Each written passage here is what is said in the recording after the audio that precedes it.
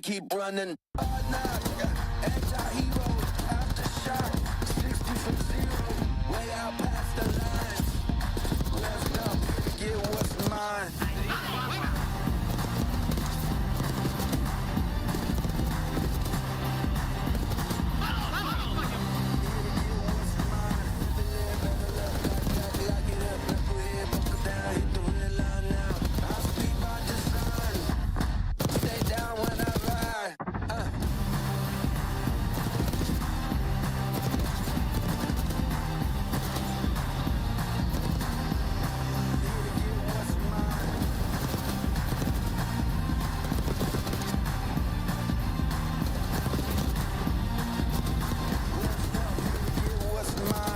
Get in. Get in.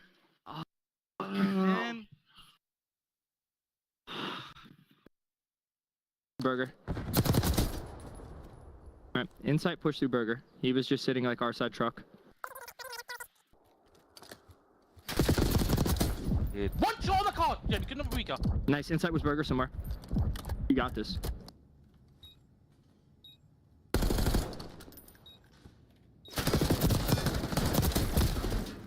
Good try, bro. Good try, oh brother. my god. Good try. Dude. Nice. Hell, bro. Jesus Christ. Did he just kill me, bro? You don't want to die. This has been perfect. They are cutting them down. Last man left alive in no time. 04 has clutched it up. Super lines them all up. Give him the ace to close it out. So close they could taste it. The first series win. They'll get a flank, but never mind. In the corner. In the corner. To the 1v1. The game goes on. 30 seconds. You see him? Ja, det är one bullet. Both of them. Ja, det är one bullet. I just shot the ball. Good try, good try, good try. I didn't know it looked like that, bro. Bro, I saw the guy on the left and I just tweaked. Even Hydra drops a burger, but it wasn't just LA Thieves cooking this weekend. Welcome back, everybody. A very fantastic special Sunday. It's the final qualifier before we get to Major 3. Allie, are you excited? I am excited. What's even funnier about that is Envoy and Dan not knowing at all what was going on. So they're like straight face while Scrap is trying not to laugh his butt off. The Lord's Loud is going to be heard throughout the world, I was told. And who is bringing the noise in game today? Listen, I think, Vegas for sure. We saw their listening yesterday. They were hyped. They were going nuts. So hopefully we get some cool listenings from there. But we know that some winners bracket spots are on the line today. We'll try to figure out those implications, but it's going to be exciting. Before we do, let's revisit the cooking that was done this week. Purge. Unreal. Was he frying? He was absolutely frying. I mean, I wonder what this guy's favorite sauce is because I don't know what he ate before this match. Purge was literally on one the entirety of this series. This is literally a montage that could go so long. Yeah, I mean, this was an electrifying series from the side of Boston. Purge was going crazy. We saw some huge Snoopy 2 and 3 pieces. Like, this is the Boston that we're expecting to see continuously now, right? Yeah. Because this is like one of their best splits so far. And we saw at the last LAN, they can beat a top team on LAN. So Boston looking good going into this next major, trying to secure a top seed today. They're at number 6 overall right now with the chance to get up to 150 points. Currently at $140, tied with Miami. Wasn't just Purge, though, cooking. Simulants. The one player on Cloud9 that went positive yesterday had a 1.31. Unreal. Man was a one-man army. This guy's disgusting at this game. I mean, when we see Cloud9 find any sliver of success, it's when Sib has to go into this literal takeover mode. This guy was popping 4 pieces. He's picking up the SMG. He is flying around the map, making plays. He was literally everything. Yeah, he was Ultra Instinct. But yeah, this is some salty fries, if you know what I mean. If I'm Sib, I am pissed off right now. Yeah. You guys need to show up to the occasion. Like, I'm cooking. I'm in the kitchen. It's too hot. Somebody help me out. He wasn't the only chef. Another subliner looking for the right track. Kismet Those 99 kids yesterday. The amazing onion ring in your fries. He was one of a kind yesterday, Allie. Yeah, he was. I mean, it was 99 kids yesterday, and same sort of situation, right? Like, get this guy some help. I mean, he's doing as much as he can on the map. It's one of the best series that we've seen from him. It's one of the closest series we've seen from LA Gorilla Mates in general. Just wish that they could have pulled out a win. You should have had a 1v4. LAG talked to C9. Kismet and Sib on the same team by champs. Something could be brewing there. We've got FaZe also in the mix this week. Fries from our #1 team. Not always. Not always. Some burger plays, Al. They were definitely thinking of hopping off the map a couple of times when it came to this series. I mean, you got some laughs out of Draza, but this one's how do athletic, you though. not lose composure seeing this on your screen if you're Simp? Yeah, dude's my bad. I'm on fire. Wait, did he think he was in Warzone? There's no parachute, bro. Hey, listen, that's need an some ode fences to on the map, Clayster, man. dude. You just gotta fall off the map sometimes, regain composure. Only you know what I'm saying? ARs known for falling off maps for some reason. Let's take a look at our standings. We have 3 teams at 4-1, and they're all done. But LA Thieves and Breach both in action with the chance to make it 5-way tie at 4-1 going into Major 3. You literally could not ask for a better last Sunday heading into a major. All 4 through 9 are playing today, and so much can change depending on who pulls out a W. If the bracket started today without our 3 qualifier matches, this is what it would look like. Thieves would play Breach. That would be a rough one. Heretics versus Royal Ravens. Ultra FaZe in the first round. And then Surge would draw Optic, which you have to think is the easiest matchup in that opening round. This is Maybe, but you awesome know bracket. Optic you can get on land too, so that also could be a banger. I kind of hope that's our bracket. Those matches are lit. Biggest game of the day, though. You're looking at 2 teams playing for money at champs. That's LA Thieves and Carolina Royal Ravens. And the Royal Ravens, for the first time, are not a top 4 team. What did they do? They made a team change.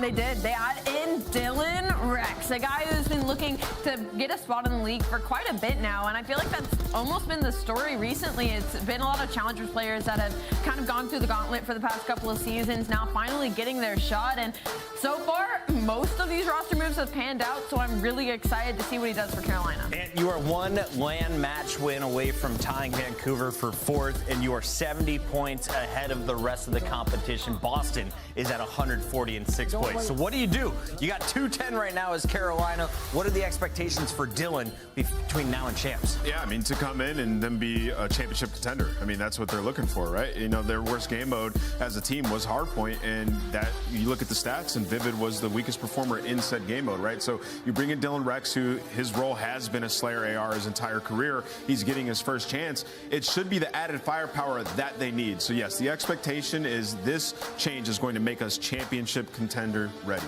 Slasher and Dylan Rex, the ARs for Carolina. On the other side, you got Scrap and Dan Ghosty for LA Thieves. How's the Thieves been looking coming off that 3-0 over the Gorilla Mates? I mean, they've looked unreal. They've been trying to expand their map pool. Their biggest thing right now is obviously going to be looking back at that Toronto Game 5 and maybe looking at a possibility of playing them in round 1, depending how today goes. And for LA Thieves, they want that rematch, right? Because they're looking for dominance heading into the rest of the season. Yeah, I think for LA Thieves, they look phenomenal. I mean, online, they've always been absolutely insane. Yeah. Toronto's been giving them troubles. I mean, you look at it, even their match online and on land, they've lost to them, so a little bit of a matchup thing there. But the Search and Destroy, some big improvements. I mean, they played every single Search map this split besides Protocol, and they have a win on all of them, right? So developing their map pool, as Ali said, and improving in Search and Destroy, which we've seen now through 2 tournaments, is the deciding factor if you're winning that grand final. Some teams have only played each other once. Thieves have played against Carolina 4 times. They are 4-0. They have done them every single time. So if you're Carolina Royal Ravens, you don't love this pool, but if you're Thieves, you might want to test a couple of maps because this is the last one you have heading into the major. Ali, no one beats TJ 5 times in a row. Are you sure about that? Yeah. Anything to back yourself Absolutely. up? Absolutely not. We haven't seen Dylan Rex. I Lord. think it's a fair call out. When does Dylan play? Well, you can lock in and check him out at 6 p.m. We got 3 matches loading up. Before that, Atlanta FaZe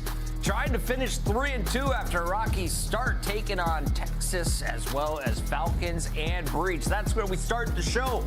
Can Vegas keep the wins rolling in? They started to find their form in Hardpoint. Now they're taking on one of the best in Boston, Breach, and the Great Purge.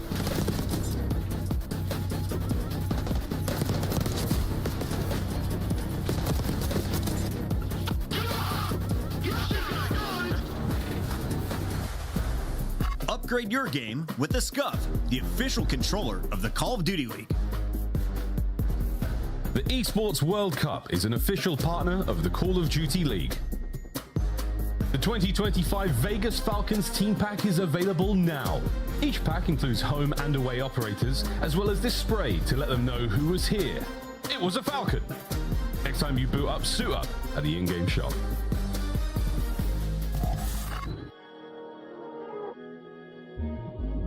Only leveling, pure beast mode, no settling.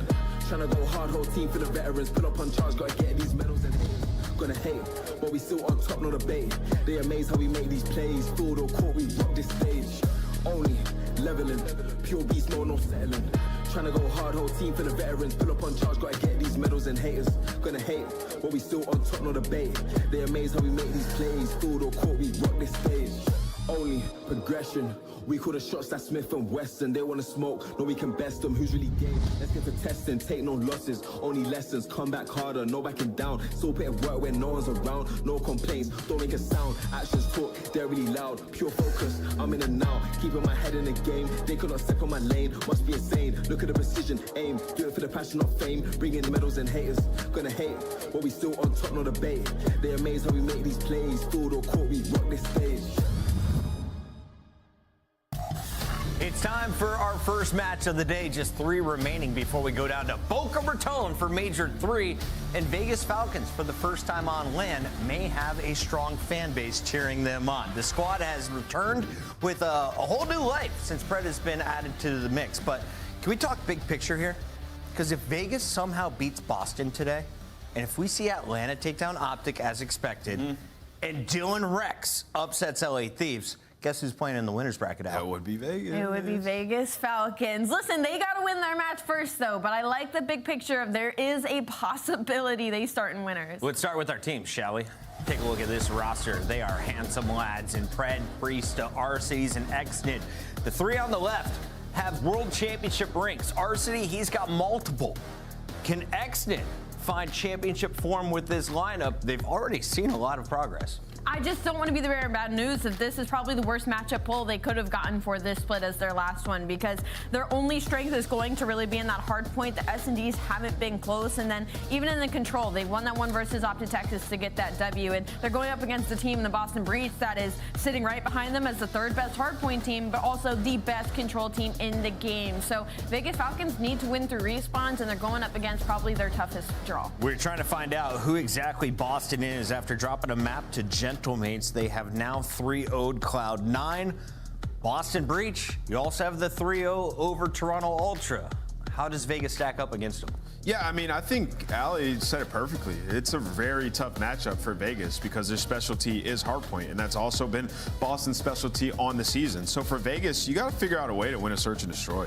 I mean, right now you've been dead last in opening duels, so like that's like slowing it down. We saw they try to send Xnid alone by himself a lot on some of these long pinches. Maybe get him play with the team and just kind of simplify the game, push together, find that blood, and then adjust from there. So yeah, their search has been hurting them way too bad. I know they were all warming up, but nobody passed the vibe check this morning. Really? Yeah. Throwing it out locked, there, bro. Vegas. Let's see some smiles. On the other side, we have Boston Breach, and this is the squad that first made their statement, their breakout at EWC. You saw Snoopy surrounded by some Challengers players. Well, the Breach are the real deal. They're currently in 6th place.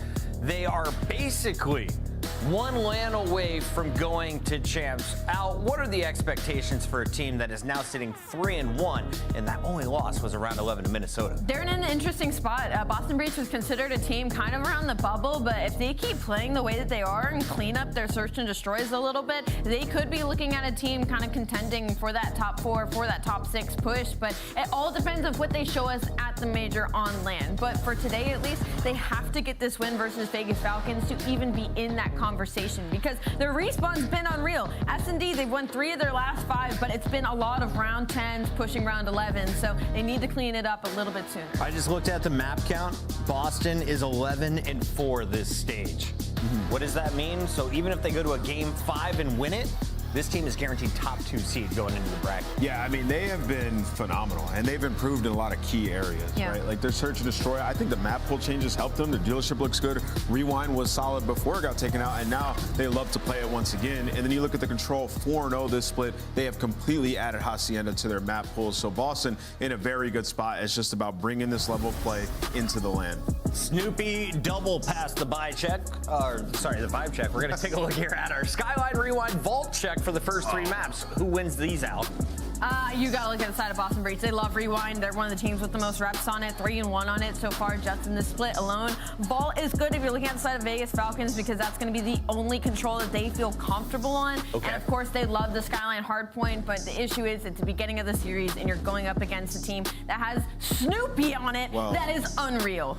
Yeah, I mean, the Skyline Hardpoint is honestly a toss-up for me because Vegas have been unreal on that map, right? So if you're Boston, you're kind of squaring. And then also the vault control, we saw Vegas felt good on it versus Texas. Yeah. So at least in the first half of this series, I think you have a good chance if you're Vegas Falcons to steal some respawns. Cammy is glowing on an Easter Sunday. I'm going Boston Breach out. Yeah, 1 and 3 are good for Vegas, but I gotta stick with Boston Breach in this one. Wait, What? I forgot. We're not supposed to make real picks, shall no. we? It's Easter Sunday, everybody. Reset button, reset button. Reset, Al. Where are you going? I like this light blue one. Does it? Inside, I'm told, we have magic no. decisions being made for us. Vegas Falcons! Nameless, what did you get? God, this one says Atlanta FaZe. I need to know. No. What did the Easter Bunny bring you? I got Vegas Falcons as well. It's all Vegas in there. Wait, is it really? Yeah, it's all Vegas in there. Is it all Vegas? Is it though? No, because you got. Is it though? And the fans will also go Boston. We're split here on the Let's desk. go The Vegas. bunny Let's go decides Vegas. our fate today, Let's gentlemen. go Vegas. What is this cheese? Oh, goodness. The desk is already out of control. It's not even a Maven Sunday, but it is an Easter Sunday. Happy Easter to all of you out there. Jay, this is one of those matchups, though, that you look at, and it is one of those that for Boston, especially how they've played so far this stage, it should be and feels like it has to be a win if they want to try to keep their playoff championship hopes alive, not just for the major, being in the major seed, but mostly being there at the end of the year. Where for Vegas, I mean, hey, you've already gotten 1 win on the season. This would be, I think, maybe an opportunity to get a second. Yeah, you're definitely trying to get your second win sooner rather than later. It's just their struggle right now in search and destroy and control is abysmal. You're 0-5, basically dead last in every category in S&D. And in the control, both of your ARs are bottom 2 control KDs that we have on the stage. So you just don't have any consistency in that game mode. But at least for hard points, you have definitely been able to show it, especially on the opening one on Skyline, where I was able to commentate their match yesterday versus Atlanta, and they beat the living hell out of them, but just dominating off the rotations, setting up off of that first wave of the hold, and just playing it to perfection, losing the final 10 seconds. If you're going to play like that, always just a step ahead, you're going to stand a pretty good chance. But Boston, on the other hand, they've been trying to add a new map to their map pool, and Skyline has been a lot played for them as well. Yeah, lots of reps for the Boston Breach here, but like you mentioned, the last 3 wins for Vegas in this map have all been blowouts, honestly. So we'll see if they can make it now 4 in a row on their chance for hopefully playoff, or not playoff, but winners bracket hopes for Major 3 as we head towards Florida. Opening already very solid. Exnid working on routes towards the left side of the map. Shut down, but Pred picks it up, and now we got a scramble for the left side as we head over to P2. Oh, that is a perfect break off. Like, Exnid just breaks off through Top Cat, walks through 3 different individuals on the side of Boston, and are individually now able to flip those spawns just because of his play. So 30 seconds to account for. You already take it at P1, 15 still to fight for Boston, trying to at least take this time and take some space away because Vegas currently have Rotos for new. Yeah. And they've got 3 eliminations in the feed as well on top of that. Cammy able to stop the bleeding for a moment while the spawners start to pop up for Boston, but they're not able to get across the map in any form. So P2 is going to open up to the Vegas Falcons. You got 1 immediate route being hit through Purge's position, though, and maybe a chance for him to surprise Boston, but a nice turn from Exnid. We see it kind of in cinematic form, and that's going to be enough for Vegas to hold on to the initial time here at 2. Yeah, this is why Vegas is so good at this map. They win the rotation, they set up for the first wave of gunfights to come on in, and they always start off in the kill feed, and they also put themselves in a position to almost dominate it, but now it's on Exnid. The only player still alive on this side of the map, but with that 1 kill, 2 teammates spawn right next to him, you should be still able to hold on. Yeah, nice shot here from Exit. Just a couple of shots into the hard point. Waits for his teammate to follow up behind that, and that will be Pred for 2. Snoopy up top, still creating an opportunity to try to maybe hit this if you're Boston in the last 20 seconds, but they're going to need to do so very carefully because you've already got Vegas making moves over towards 3. The shutdown on the hit is there, and we got a very convincing opening scoreline with Boston trying to find ground over towards the 3rd hill. Yeah, they're trying to rotate over towards the new one, and now RCD's contesting through the middle of the map with an opening kill. Giving some information to his team. They're set up around the desk, finds one at least onto Awakening, but better trades there from Boston. Still allowed him to stabilize in this moment, but Exton just flies on in, catches a double. Vegas technically win the rotation, and they're continuously running up that score. Yeah, they have won every moment of this game to this point, Jay. I mean, this has been as convincing as we've seen anyone play Skyline at this moment of the season. Fred shut down, but a hell of a start, 10-2. X did the same thing, just 10-5. So now we look over to the ARs for Vegas, see if they can catch a little bit of heat. Not there. Snoopy and the rest of Boston gang just run right through this setup, and that's going to be a full 4-man feed. Boston in control. Boston trading out effectively, still holding on to the P3. Now you want to try to get aggressive to create a different layer, but Vegas, they have cut their losses. Everyone hitting through top plat. Snoopy is not going to be aware of it, at least in time, and he's going to get overwhelmed. Now the pressure is here for the break, and you already lost the spawns. Yeah, but Cammy on 4 in a row has held on to the hard point. Still 10 seconds to fight. Boston now a chance to make their move over to the right side of the minimap, but Vegas have backed up and are going to be playing this very tactful, very carefully on the backside of P4 through patio, trying to get a reception on where Boston is hitting from, and it's largely all going to be from the front. Can't be able to open things up. Purge into the hard point, and now if you're Vegas, you defaulted to playing for this very safe rotation. You got to find a way to make it happen. Oh yeah, you got to hold on to these gunfights towards the back end. Priest only able to line up 2, but he's going to get overwhelmed. And now Boston's still in a sticky situation because the close spawns don't come on in. So you need to clutch up on the next wave of gunfights. You go 1 for 1. Last man standing is going to be Snoopy, but his teammates are nowhere near. Vegas are making this mixy. They take the back, and this might be all their time. Yeah, put a note in that moment right there halfway through this P4 about how this game may turn, because for Boston, you get the breakthrough and shut down what Vegas were trying to do for the early rotation. You get split spawns. You have a 5 or 2v2 essentially right down the 50-yard line in the middle of the map. But yeah, Xnet just pops up spawns because there's no one blocking in the back. Boston able to crack back in for the scrap time. 10 seconds to fight, and Fred is just kind of stuck here, having to force this, and he will be shut down. So Boston able to kind of get back in and mitigate some of the loss that they faced there in the halfway point of that P4, and we got a 30-point game. Yeah, it's a big response there out of Boston from the end of that P3 to a little bit of that P4 to now only be down by 30. You're starting off with this initial time here at P1, but getting too aggressive over towards bedroom and not blocking that spawn allows Priesta to spawn behind you. Now you got to have someone account for him. Thankfully, Awakening already in the right position, and your teammates are still clutching up in the one-on-ones to still hold on. Hardpoint goes neutral for now, though. Hellstorm going to be called in. Pred just drops that to bottom bedroom and then gets shut down as soon as he puts the tablet down. Purge with the last shots up top. As a 1v1 with Arsenes. And, well, yeah, I don't know that. We've seen a couple of Purge dive-throughs from top catwalk that have been impressive. That one was anything but, and Arsenes is just like, all right, thank you very much. And Boston will be now looking for another break attempt as they're getting pushed back from the P2 side of the map at the same time. Yeah, that was crazy right there out of Purge. Trying to be Superman in a one-on-one gunfight. Arsenes just sitting there like, all right, buddy, I'll take the freebie. That now leads to Vegas still holding on to the remaining time here at P1, and now RC's on 5 in a row before getting shut down. But at least if you're Boston, you are in a position to soak up this P2. You were only able to get 6 seconds last go around. You're in the rotation. You already shut down the first wave. Here comes the second wave through kitchen. And you see that nice little graphic splashing across the scene in terms of how things went last time we were here. Boston, though, already better on rotation and perfect in their hold. Spawns are good, so all 4 members of the breach pop up and get ready to receive the next hit. How do Vegas decide to set this up? Because the ARs are holding them back from top plat. Awakening's finding freebies across the map. Your SMGs are creating extra layers, and you're still hard blocking the back spawns. So Purge can just get loose. Continue to fry on their side of the map on 4 in a row. You're potentially going to have a lead change because Vegas can't even contest this. You're forced to get this one up and hit the early roto. Yeah, this is a very dangerous moment in the map right now for Vegas after the hot start from the SMGs. Not finding really a single point on P2. Now puts Boston in control on the scoreboard. Purge 6 in a row, really getting things together with Cammy supporting over the middle of the map, and Purge onto his usual stuff that he's had throughout this major.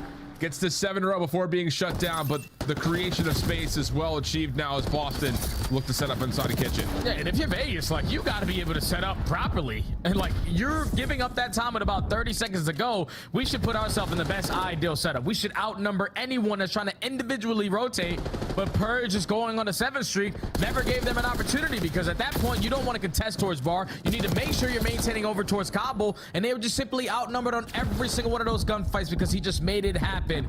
Now you're breaking in, but the spawns have already flipped because Boston are contesting you, but thankfully you handled that situation. Yeah, and keep in mind the slowdown from Vegas on the SMG front, but while things start to move through the back time of this P3 over to 4, Boston are being tested as we jump into a Boston breach. Listen it.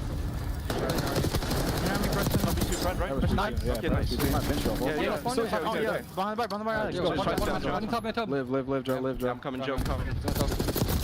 Yeah, nice. He's holding back left. Okay, out.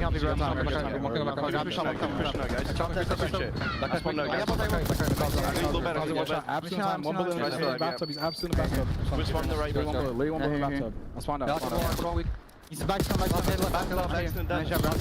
Fred, that in the back. Yeah, we can fuck I'm shooting, boys. I'm shooting. Are you pushing? Every time. Up left. One shot. Yeah, okay, you're on top flat. One spawn over you, one boys. One flat, one spawn you and fucking top flat. Yeah, I'm shooting bottom bed. I didn't hit him bottom bed. One time. Wood wall, he's dead. One shot. Okay, hop in some have a streak for you. Back right. We got it. Yeah, don't flip. Top side, hold him for you. Trap on top. It's still no, boys. Okay, I'm still Fred, I know, bro. You're stuck on the low bed. Okay, they're gonna go right. Be top mid, okay? Yeah, I'm trying to help you, Evan. I'm pushing you, push Evan. I got nade, bro. I'm getting on top. I got you on top. Yeah, if I low bed. Nice, okay,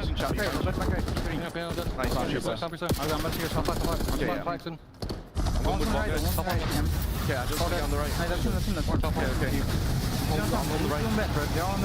Okay, okay, someone's right here. You're not running it. Low bed, Priester. That's top wall.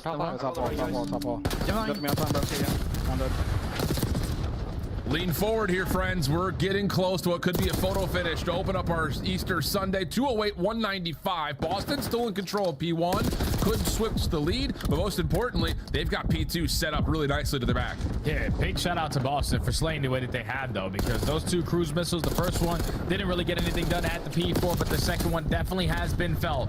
So where Vegas can no longer win it at the P1, Boston breached that 190 point mark and now are banking on a complete setup here at P2 because they are fully set up off the roto. Oh no. Route trying to come through on patio, but at the same time, Priest is down low, gonna pop up through the elevator shaft. That's gonna be enough for an immediate flip here at 2, leaving Joe by himself, and the pistol win is in.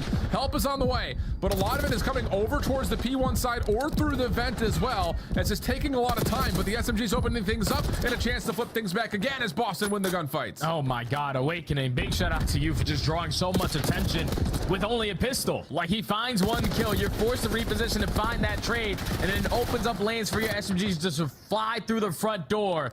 You can still close it out here. Vegas had to try to contest. You got a little bit of space over here towards Kitchen, but Cammy cuts down 2. Awakening there for the 3rd. This is their last hurrah, last push.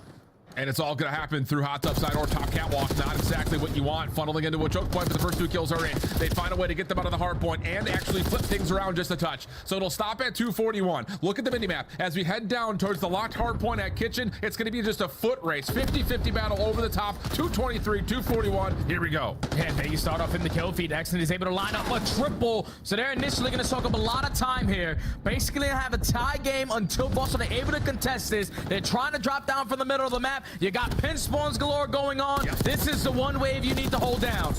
Priesta! Oh, big double for Priesta. Shuts down one side of the play. Exton on the other. It's a double for Exton. Could be the winning play. Awakening for 2. Arsley just needs to stay down and not scam. And is just able to sneak under the bar. What a comeback. What a break of P2. And Vegas will continue to be perfect on Skyline this stage. Unbelievable performance there from Vegas Falcons. The way that they were able to manage everything that was thrown at them when we got to the later half of the game. The Hellstorms getting invested, not being early off the rotation towards the Money Hill at P4. They were able to soak up a lot of time there where Boston invested everything and basically get nothing. But that chance right there kept you in this game, because Boston, the way that they were slaying, you had multiple Hellstorms. You were able to invest another one at the P1 to keep yourself a little bit of a cushion going in towards the P2, but it was just the one last push. Once they got shut down through kitchen, they had to commit through top hallway. They found the opening kills. They found the opening double, find that break, and then instantly hit the rotation over towards you to set up at the new one. And then when Exit off the rotation is popping 3, you're going to stand a pretty good chance at holding down that first wave and then preparing yourself a lot better for the second. Falcons ice up on the skyline again. 4-0 on the stage, but 1-0 in this series. There's something to look at. I think like halfway through that P2 that Boston are in control, they start to kind of rotate out and try to play over through the middle of the map as if they're trying to move the spawns to be on the P4 side of the map as we start to get to close to P3. And it's just like, you have a chance to win the game on 2. And if you don't, you can just flood, find some sort of a pinch setup in the middle of the map, and you just need maybe 1 or 2 seconds at P3. But there's a moment in there where they try to like play the game as if it's the first rotation of hills, and they're almost trying to get like the P4 side of the map, which is just, the game's not going to go that long. I don't know if there's just some sort of a miscue there or what had happened, but regardless of that macro decision, you have to give a lot of credit to Vegas for finding a way to crack on in right there towards the end of P2 before the game could come to an end. I mean, 9 seconds away from it, and then you just win rotation, you win the middle of the map. You don't allow Boston to ever really get a setup because of how you spread out on both sides of the hard point, and you see what happens. Both the last 2 players that are there for Vegas find double kills. So electricity in the air here for Sunday as Vegas will find their first map win in the series. And now we go to a rewind, search, and destroy, which to just completely rub a little bit of salt in the wounds and take us down a notch. Vegas got absolutely dominated here when they played up against FaZe. Whereas for Boston, the rewind was a map that they had, I think, trusted quite a bit at the beginning of the year. We talked about that when we first had a chance to cast them at the beginning of the stage, and they still looked good on this map. So you had to be feeling decent if you're a Breach fan going into map 2. Oh yeah, without question, man. We had the opportunity to cast them in their series versus Minnesota, where they just found so much success early on with their first bloods. I also love the way that they set up their defenses, because like everything is covered. Cammy's always playing over towards the 18-wheeler, just going back and forth, helping through the mid courtyard. But the SMGs are truly setting the tone on like how they're going to dictate their aggression through the middle side of DVDs, with their ARs just being so consistent, holding down their lanes. You see it, Cammy 1.12, Awakening 1.09. The opening dual win percentages for Awakening though is massive, because if that guy can give you an opening kill, your SMGs can get active, and you know Cammy is definitely gonna be watching that pitch. So it allows your team to be fully set up every play when he finds success like that. Yeah, Boston Search and Destroy has come a long way in this stage in particular. A lot of it happening because of the introduction of Dealership and the reintroduction of Rewind. But their Hacienda, which has been kind of a staple for them so far in the year, continues to look pretty polished as well.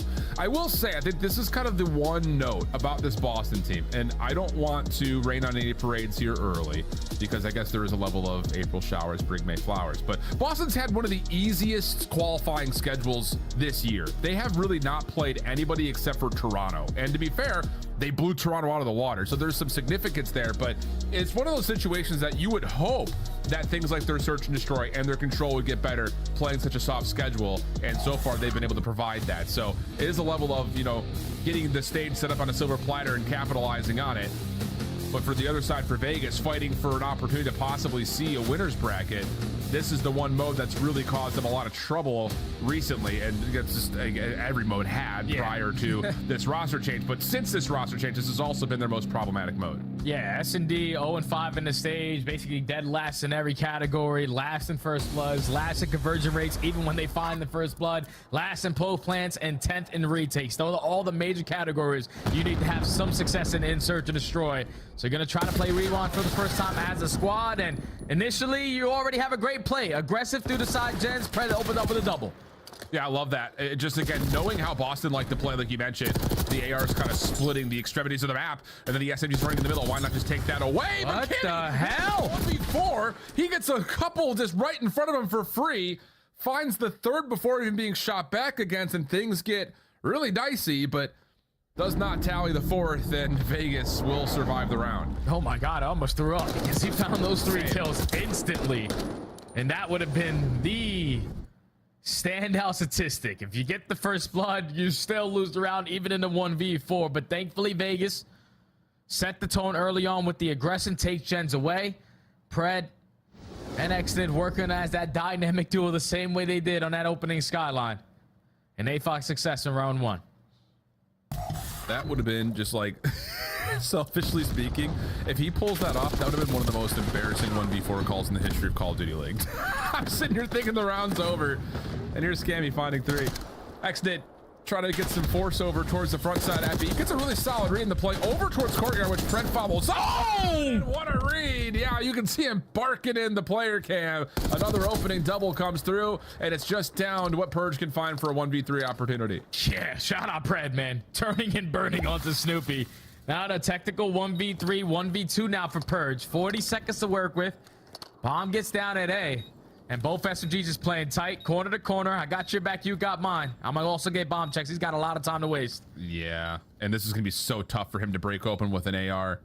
There's a shoulder, there's the jump peek, and then the follow-up. Yeah, absolutely perfectly done for Vegas, who now through 2 rounds, doesn't matter if they're on the defensive or offensive side, finding so much success playing in that tight corridor, backside Jennies, getting the reads, manipulating what exactly Boston are trying to do, which again is largely play off of this area of the map. So really good advantage right now for the Falcons. Yeah, let's look at this again.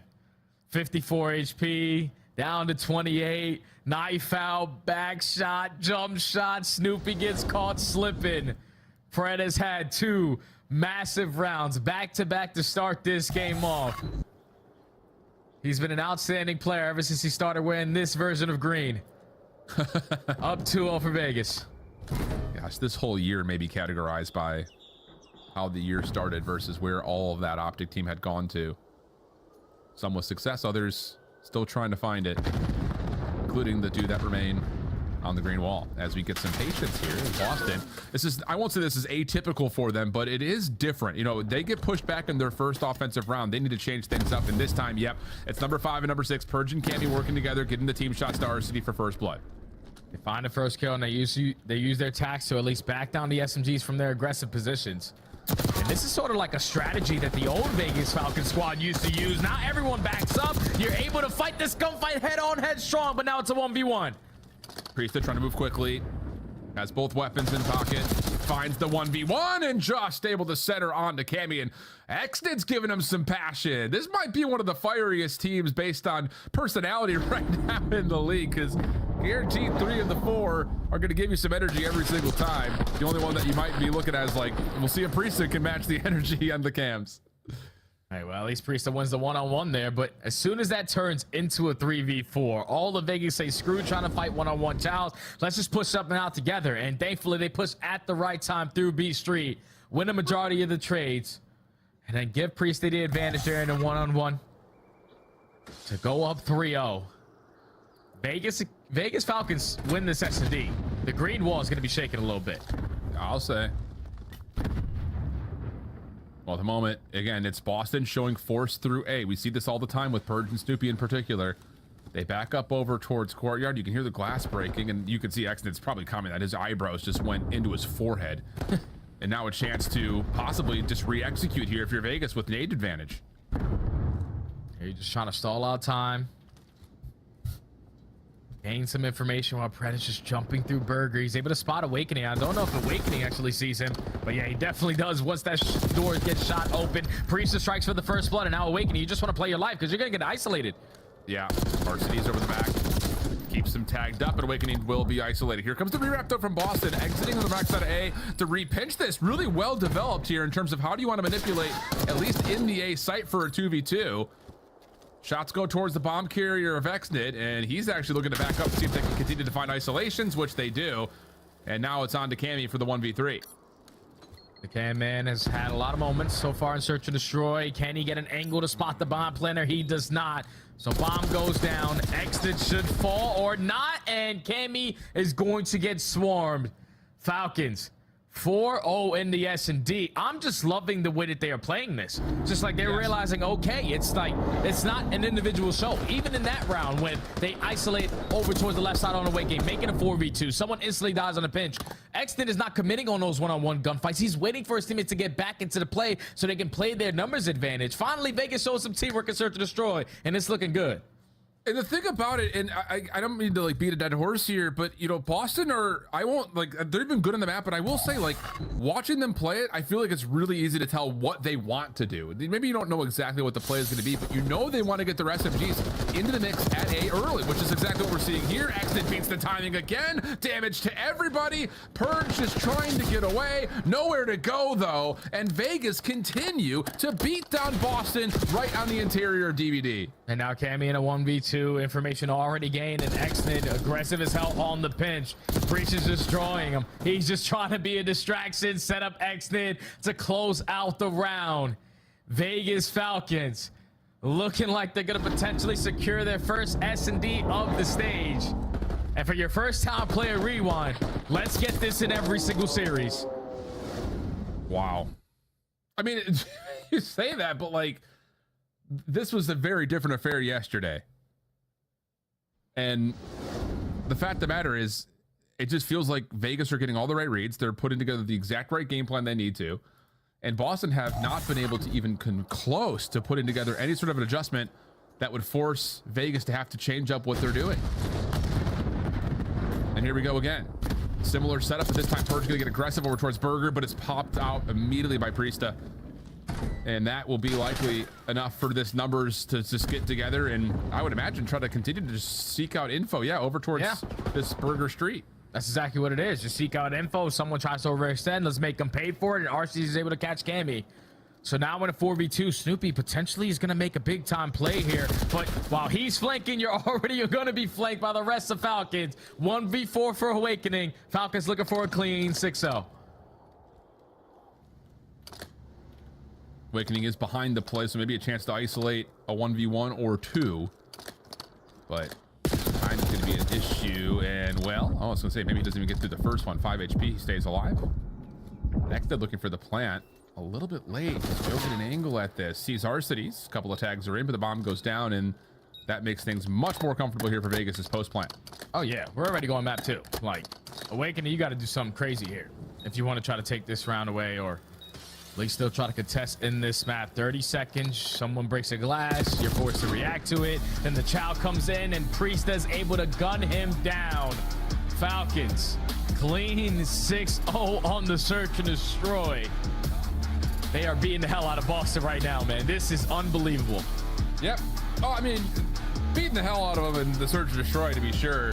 The bounce back and the little mini comeback in the hard point is just flat out. I think that's like a ceiling moment. You start to see what this team could do when their back's against the wall, and see what kind of opportunities they were able to provide with this new roster. But here, this search and destroy, again, just the immediate bounce back after getting 6-0'd in their own right on this map versus Atlanta. To come out and essentially just beat Boston at their own game is next level. Cammy gets 8, but a lot of the kills he found were in rounds that the round was already over. Like 1v4, for instance, and the 1v3. So, wow. Vegas 2-0 up just like that. Double vault to come. And I think that's the good news here for Boston. You've been flawless so far in control, and vault hardpoint continues to be one of your bread and butter. So maybe there's a chance here to possibly still see 5, but Vegas impressing, and I'm sure those Easter eggs that were hunted on the desk are maybe a bit more appreciated. Let's go, Let's go, Easter Bunny. This bunny sucks, bro. 2-0. A little Easter blessing for both of you and the Vegas Falcons. Why is this so big for the Falcons? Well, if Atlanta wins and if Carolina wins, you're starting in your first winners bracket of 2025 in the CDL So to close out this series, don't jinx it just yet, Chris, but it is looking very, very good for the Vegas Falcons. My God, you know, what's so interesting about this is Exit was on that original roster when they were winning search and destroys versus teams early on in the season. Right. And I feel like we kind of got to see a little bit of that during this map number 2. I mean, look at this man. A 6-0 is unbelievable. So this play right here, I'm looking at it, and Chris, you said something back in the green room. You're like, man, Exit draws so much attention.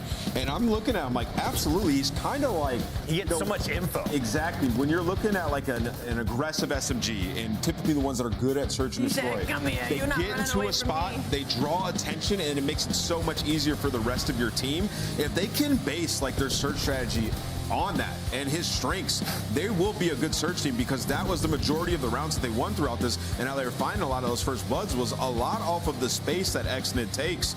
Yeah, I fear that they have found the formula in Search and Destroy. Playster and the boys putting in a ton of work in Vegas with a thunderous 6-0 against one of the best rewind search teams in the game. Yeah. Gigawake may have stared into that sun too long this morning. A little too long. I think so. Get too close, you're gonna get them eyeballs fried. Let's take a look though at map 1, because Skyline came down to just a 9-point difference. Allie, if you were gonna give an MVP to the Falcons, who was it?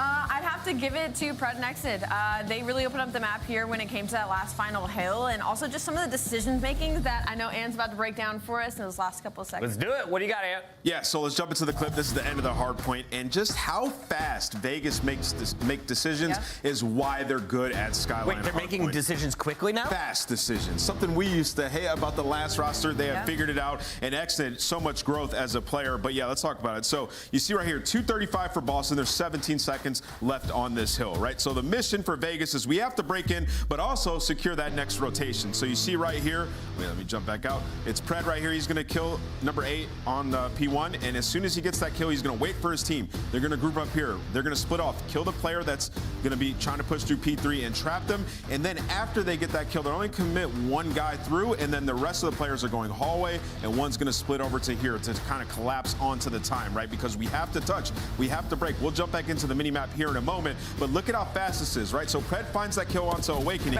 and now it's like, all right, let's go over, kill number 6 that's down low. We get that kill. Now I'm going to push over with my team if I'm XNID, and we just got the touch that we needed, and now look at the reaction, just how fast it is. You got a player that's going to push over to here. You got Priesta, he's going to be playing safe, just knowing that player's going to be coming through mid or main, right? So he has angles everywhere. He can see everything. And now they're going to react so fast, pick up bottom bedroom, and this is instantaneous, right? So when you're looking at good Skyline teams, the spawns are so close, you can get to the hill so fast, you have to react quickly, and Vegas pick up every single lane almost immediately, filling gaps. After Priesta dies, you see Pred picks up mid, looking for the piano pinch. They're aware of every potential spawn out. Priesta's ready for it as well. Like, this is a well-oiled machine that has clearly watched their VOD and know every single spawn. Skyline is their match. And Pred and XNID just played around each other so well in this situation. Pred gets that first 3 to break that P2, and then it's XNID that finds all the stragglers from the side of Boston Breach trying to get into that P3. Just great stuff out of the Vegas Falcons. That was beautiful. Outslayed for the W. Falcons playing together and playing for the dub on Skyline. Then they 6-0 you in Search and Destroy. Can they get their first 3-0 of the season? They actually can. This is like the most ideal setup for them, because they're getting Vault in that map number 3, and that is their best control map. And as well as having the momentum on their side, there's some possibility. Something's cooking. Yeah, I mean, Boston, where they've won 3 Hossies in a row, they're 3-8 on Vault on the season. So if you're Vegas, you got to close them out right here. You got to do it. All right. I don't know if my earpiece died or what. And the last time they played, Vault, it was round 5. Vegas Falcons won. They didn't win the series, but they beat them in the control. But they won. They won. But they won. But they won. Are they going to win? They might. I think so. But That's what the Easter Bunny said. Yes or no? Easter Bunny, yes? Going to. Yes. Easter Bunny, yes. Easter Bunny, yes. Study. All right. Shout out to the Easter Bunny. That guy's making bold predictions, and so far it is working out. A 9-point hard point, a 6-0 in Search and Destroy. A team who walked into the building today without a single W and basically dead last in every category in Search and Destroy. They have figured it out, but now you're still not done with the series. Control so far for this stage on the opposite side for Boston has been unbelievable. Sitting at 4-0 on the stage, ranked first compared to 11th, and last stage defense is a 100% win rate, and they're only giving up basically 1.5 ticks per round. They have been able to figure it out, but the only thing is, a majority of that is on Hossie. You're playing Vault, where the one Vault that you got on this stage has an asterisk next to it. So you're looking to figure it out if you're Boston to add something else to the map pool when you talk about control. And realistically, as long as you bring it Slaying, you're going to have a really good chance, because Vegas, on the other side, they got the 2 worst ARs in the KD category in this mode. So just shut them down. You stand a pretty good chance at forcing map forward. I can't lie, Jay. I'm still hung up on you catching that throw right there from Puckett. All right, period. If you say so, Chris. All right, let's get into this. Vault control, like you mentioned. It is one of those circumstances that, yeah, the Boston win, if you want to call it that, it really wasn't, right? So, you know, trying to actually get a feel for what they bring to the table, whereas Vegas, they have utilized this map more often than any other. 4 and 8 overall on it, and it was one of the vehicles for some of their early quote-unquote map win success when they were playing with the all-Saudi-based roster. So what can they add to the mix here after most recently having played Optic and bested them on the Vault Control? It will be opening offense for Boston, and after kind of a delayed approach looking for kills, Boston will clear the floor and get some progress done today. Yeah, I feel like this is the perfect control map for Vegas with the pace that they play. Not only in the respawns, but even in search and destroy. Like, they just love to have gunfights. So when you can have all those battles where it just makes you through the middle of the map, we walk out on top. We're going to stand a pretty good chance at dominating the map control as they find 3 in the feed. Only 1 segment is completed. Arseny's trying to take some space, get some assistance there for the trade. But 50 seconds to go, and Boston got to work out of their spawn. Yeah, and X did, whoa, just kind of finds himself right between 2 different Boston members. Snoopy was the one that kind of ran through the door with him, but Preds found him, deals with him. And Vegas are looking mighty fine right now. First tick done at A. Second being worked on as Cammy jumps over from the high ground right down into the point, but Priesta deals with both. And now it just leaves a couple of the members for Boston lingering around the A point trying to fight for their lives. Yeah, and they continuously have the numbers if you are Vegas. You got players popping doubles. Now it's Preds' turn. They're going a little bit of a streak on 5 in a row. 25 seconds to go. Boston need to work out of their spawn. Purge finds an opening double. You got one player trying to edge out over towards B, but they're just trying to work their way back through mid, and Exton is not giving it to him. Well, Cammy's double almost gets in more. Priesta just fighting, trying to stay alive. Great finesse. Gonna get the regen off completely nearly and finds himself a kill. Nice individual moment for P-Dog. Pred following up a little bit extra afterwards. You think the Falcons are feeling feisty? Okay, how about that for a little blank spot on the defense? Dude, they're frying. Like, I'm telling you, the SMGs are doing whatever the hell they want. Priest is whipping out a third one to match the pressure through the middle of the map. He's popping doubles. Every single team fight, you're the last one standing.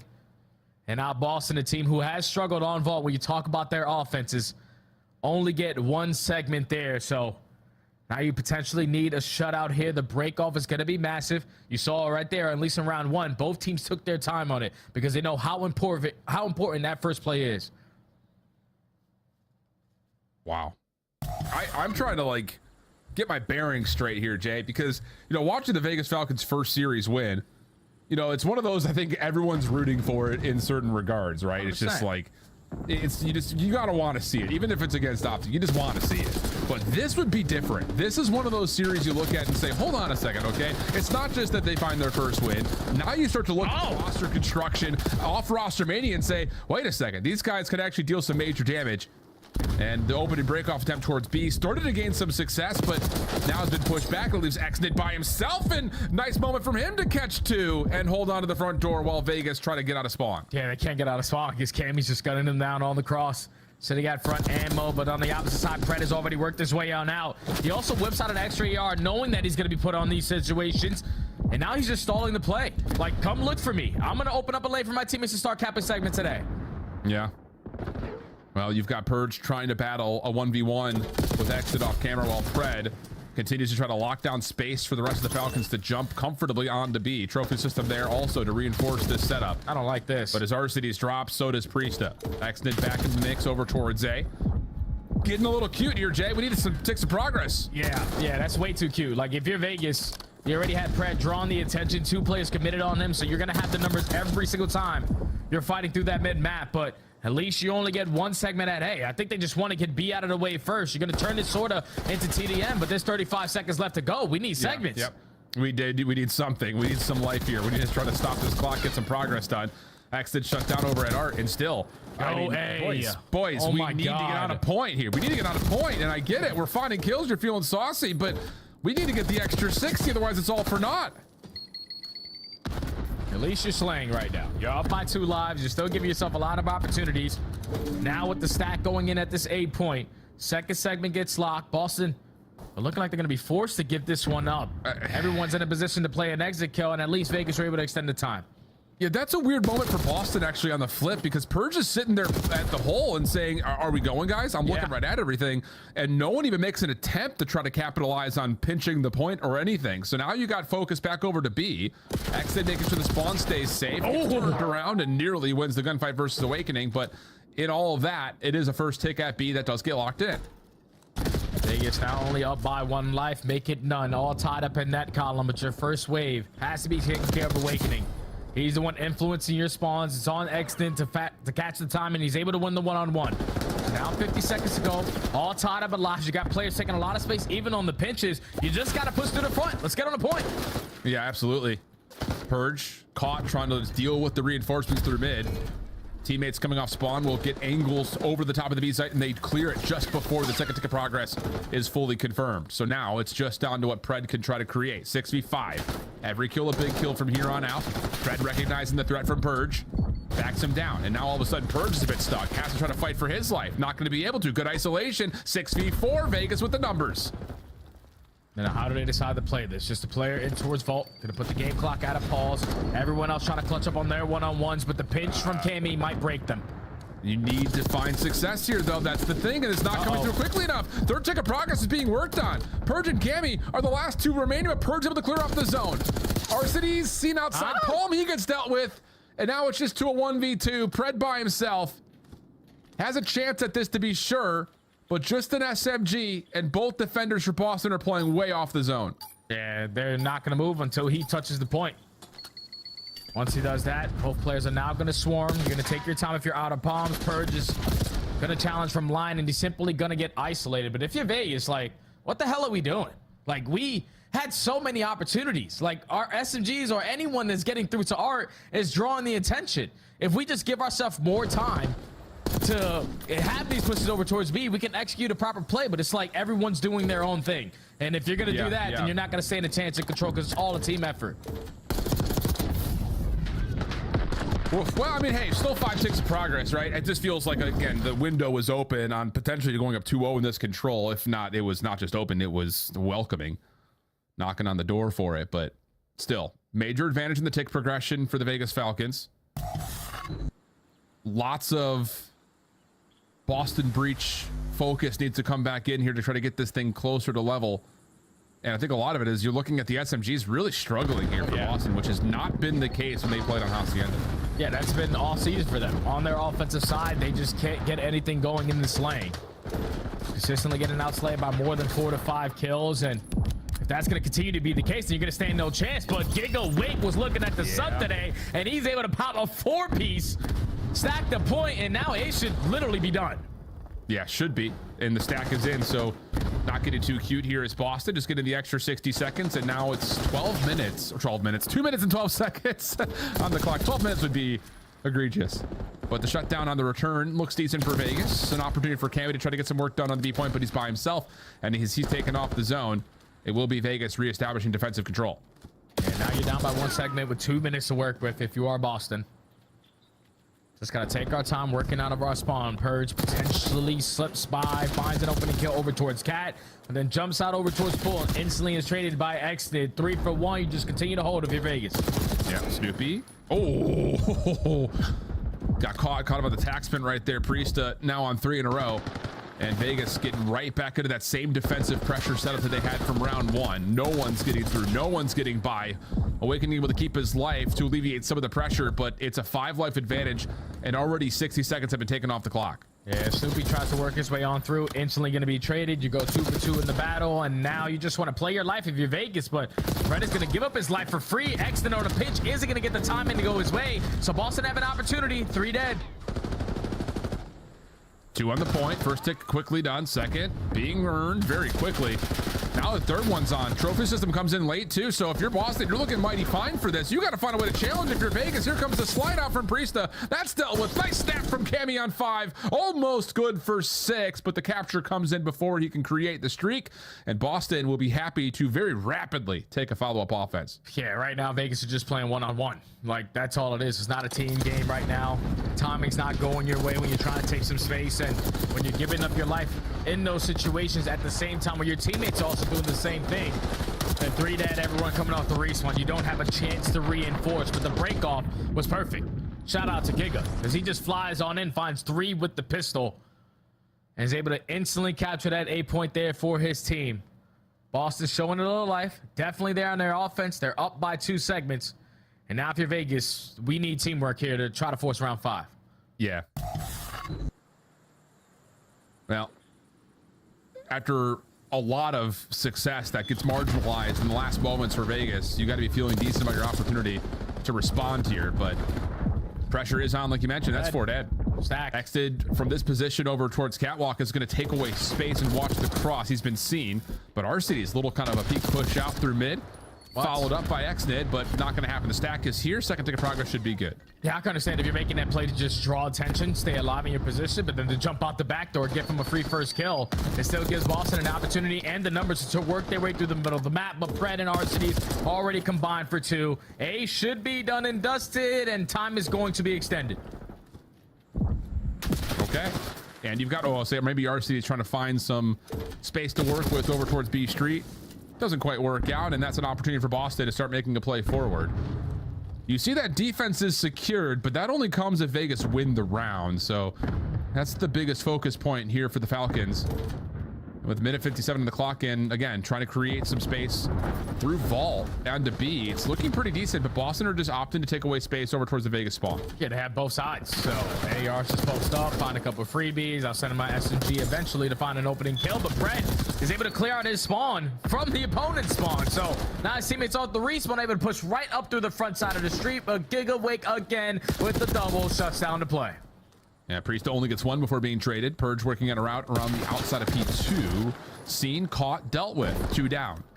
ARs making their move up towards B Street. The SMGs for the Falcons trying to create routes. Snoopy keeping his head in the swivel. Not 100% sure where this is going to come from, but as they find XNID, now Boston, again, can afford to just keep their eyes forward. Every time they find that first kill, they know that they have the advantage. Now we just got to keep on trading, being the last team standing. Snoopy flies on in. Cammy, he gets one from all the way top art, but now he's going to fall.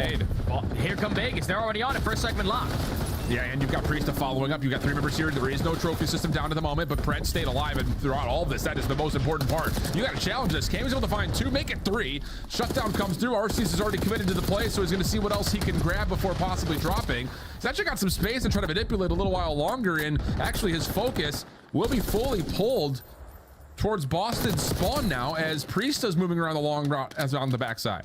Yeah, Priesta just wants to be a nuisance. If he can stay alive, even better. He already draws the attention from Cammy, so their setup over at the street side is going to be a little bit weaker. But Priesta's just banking on his teammates to find some kills to work his way to him.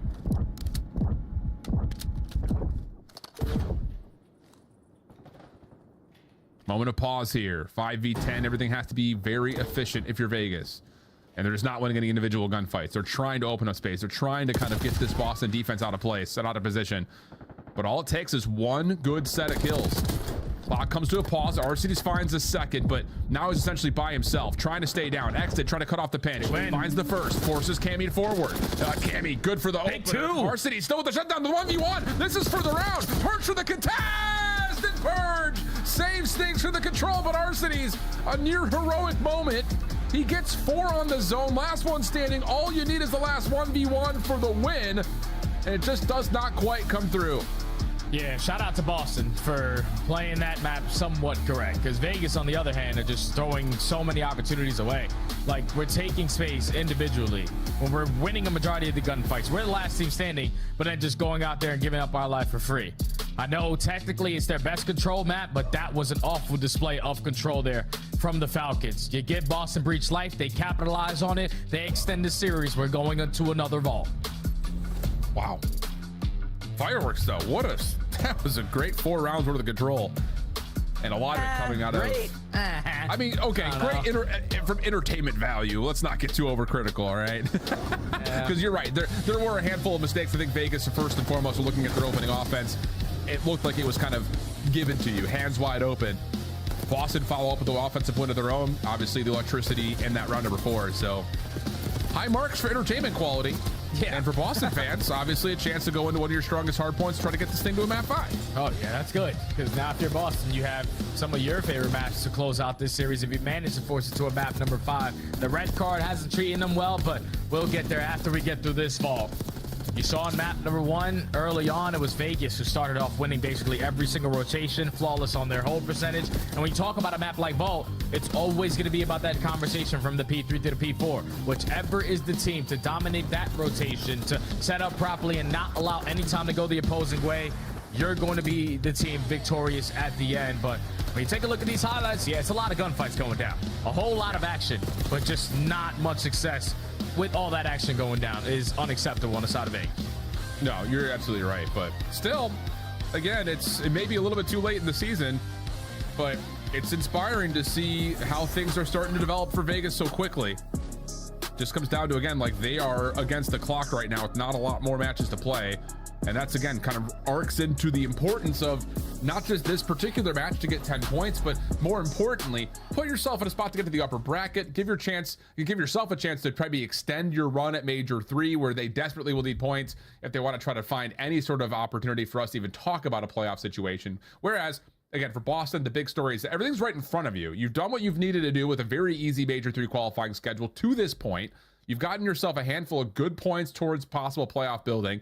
You have an opportunity, and you've already locked, of course, for the upper bracket, but you can maybe do what you essentially had done in Dallas, get a couple extra points at the major, and really give yourself a cushion as you try to finish off the year before playoffs. Oh yeah, this 10 points is massive for the side of Boston, because right now you're sitting tied with Miami at 140. So if you can get 10 extra, you're going up by 10 going into the major. You know, both squads are going to start in winners bracket, so as long as we outperform Miami and everybody else behind us, we're going to stand a pretty good chance at staying in this contention for champs. But when you take a look at the map boom between these two slayers, Pred was the guy whipping out the SMG, starting off the game with an AR, going on multi-kill after multi-kill. He started to slow down in the middle of the half, but he was able to keep that thing going to close out that game. And then Cameron McGilligan, like, he's just been Mr. Consistent for Boston. Every time you're looking at a guy to always put up the stats, he's the guy, because he's been around Call of Duty for so damn long. He's seen every different situation, and when you need to see that guy value in his life and playing his life and holding out a power spot, yeah, Cammy's the guy to do it. You kind of saw it there at a glimpse in terms of what we're talking about for the Major 3 qualifiers. Boston already locked, could be putting themselves in a position for a multi-team tiebreaker to figure out who gets the top seeds. Whereas for Vegas, this win would put a lot of pressure onto Atlanta and their following matchup to see who gets in to the top 8 spots for Boca Raton. Here we go, Vault Hardpoint coming into us. And again, the biggest thing about this is it kind of, as a story that you can pick your poison here. Either the first being Boston, they love this map, they've been really solid in this map, but for Vegas, the hardpoint success rate has been super high. It just has not come by ways of a lot of reps on Vault. This is the one time they played it versus Optic. Yeah, the W versus Optic, we know how Optic like to play it. Don't really get any time off P3. Now you have to rotate towards P4, and then that led to Vegas just holding on some of these money hills basically perfect. But on a map like Vault, your SMGs need to be felt early on, but your ARs need to be the closers on the outskirts hard points. But into the action we go, Mix Fest in P1. Opening first blood on the map, though, goes the way of Vegas. They have had some really solid breakoff looks on just about every mode, honestly. Search and Destroy, Hardpoint, and the Control. That will be followed up here with another good breakoff onto P1 at Vault. And it's perfect. It's absolutely perfect. Not a single kill for Boston at this point. You still got P2 to your back. Pred trying to create a layer. Does get shut down, and maybe an opportunity here for Boston to break in. Yeah, Boston with Awakening finding a double. Now you have the numbers to work your way back to the middle of the map. But P-Dog, again, another massive play. Now the finesse good enough for Pred to get back into the situation. Off to a fantastic start is Priesta. And Falcons have yet to flip those spawns. And you can already see a couple players from Boston spawning on the backside because they're getting too aggressive over through Lion. Something about when Priesta pulls out an SMG, it just hits a little different. Or that Vanguard gear. Priesta with the MP40 is a little different. Snoopy able to get into the hard point at P2, but desperately needs help.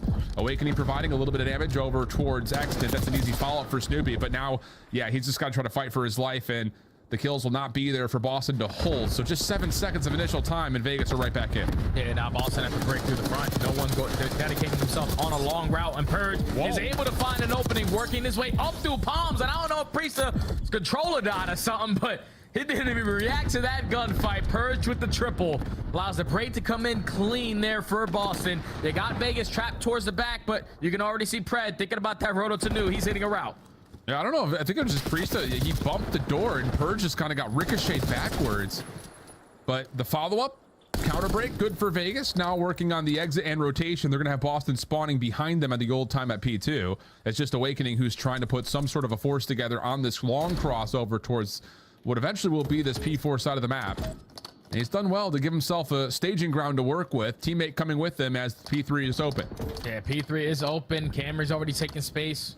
at the other side of the street, and now you're trying to fight for your arc control, but Exton the entire time has played it super patient, and I absolutely love this play, but don't let the timing come back to bite you. Thankfully, the reaction time is even better. He secures arc for his squad. Boston all the way across the map. Now you just don't want to let him soak up time here.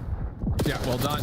Damage from Exit, followed up by Pred, who can't quite find the 3rd kill in a row, but just a bullet left. Has Priesta in position to find the trade.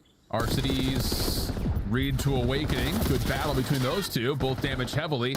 Boston, with 18 seconds remaining on the 3rd hill, now start to make their move across the map, and that win from Purge allows the floodgates to open up here for the breach. Yeah, and every kill is so important right now on both ends. Thankfully, Priesta and Exton are able to stabilize, make it a 2v2. Now you contesting the player on the backside of the hard point, but Purge is just going to play his life.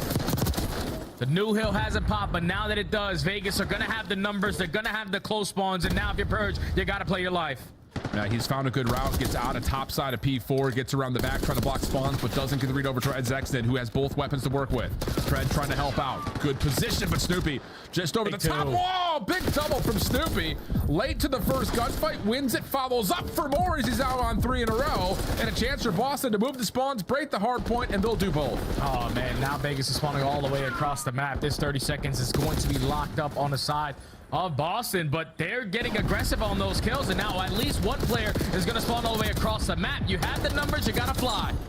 Oh, nice my God. Snoopy! One shot away from putting another Reddit-worthy masterclass, but it's still followed up nonetheless, and Boston will have their first significant lead here in map number 4. 20 points and a little bit larger than that as we head back to the middle of the map, where honestly Boston have kind of capitulated Vegas's ability to put together any sort of a zone or a setup around this hill. Yeah, Vegas love themselves some P1s. They've been able to stabilize, not really lose track of the spawns or lose track of players. Whenever these gunfights start to go down around the middle of the map, but all the kills light up in favor of the breach. Now you start to get aggressive, potentially spawn them all the way across the map, or just set up, soak up time, and play for the next wave. Now Vegas going to spawn all over the map right now. Matters made worse by Snoopy. Winning over to the right side of the map, setting themselves up for hopefully will be a P2 side if you're a Boston fan. Vegas, fastidious about how they want to try to break their way back through. Do you play for spawns? Do you play for the hill? And it looks like they want to play for spawns. You got a long route from Arcides, a hit here from Exit over the top of Catwalk, and that should start to move, if not influence these spawns slightly as we look over towards the P2 side of the map. Yeah, but it's just keep on trading if you're Boston. You're going to allow your teams to spawn over towards ammo. The only one farthest pushed up is going to be Arcides, and now you overwhelm him. You win the rotation over towards New, and now you just got to iron up through the front door. Snoopy contested already from the front.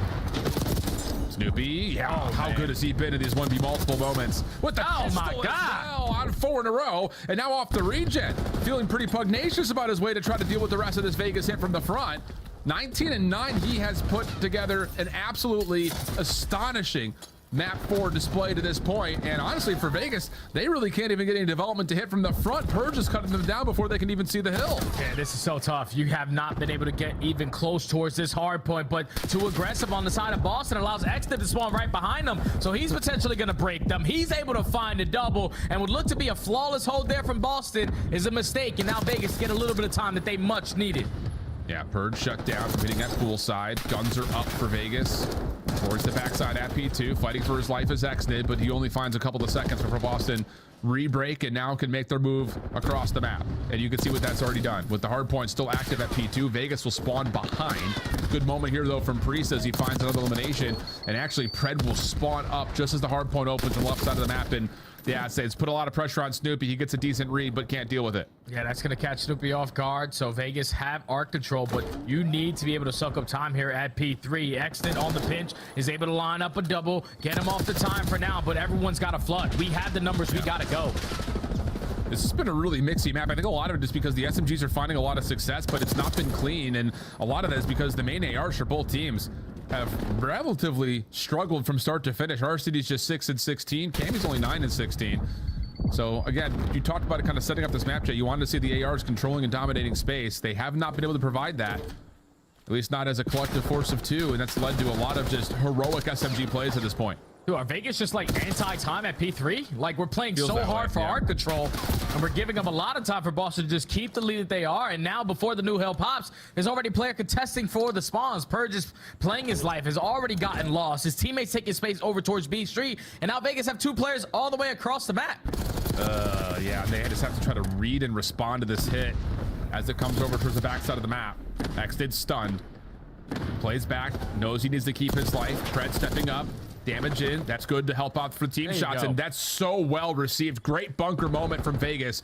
Not having the setup that they want, they still find the kills, and now they've got 35 seconds trying to get this game tight. Yeah, and that's a clean for Dead, but already the opening kill, the opening 2 kills goes in favor of Boston. We're peeking from the hard point, and now the last man here has to make something happen. Thankfully, X did find the kills at the right time for his teammates to still spawn in towards the back.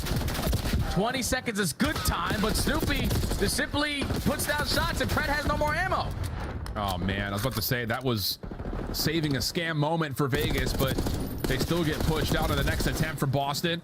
Awakening good damage, can't quite finish off the kills in front of him, leaving Snoopy by himself. He's got good predictions and a little bit of help on these crossing angles, plus the long-range shots on the Pred, and that leads from scrap to initial for Boston, back up to above 60 points. Now, if you're Vegas, you need to get some pressure. You need to be able to outnumber these guys in the middle of the map, win your trades, and be the last team standing.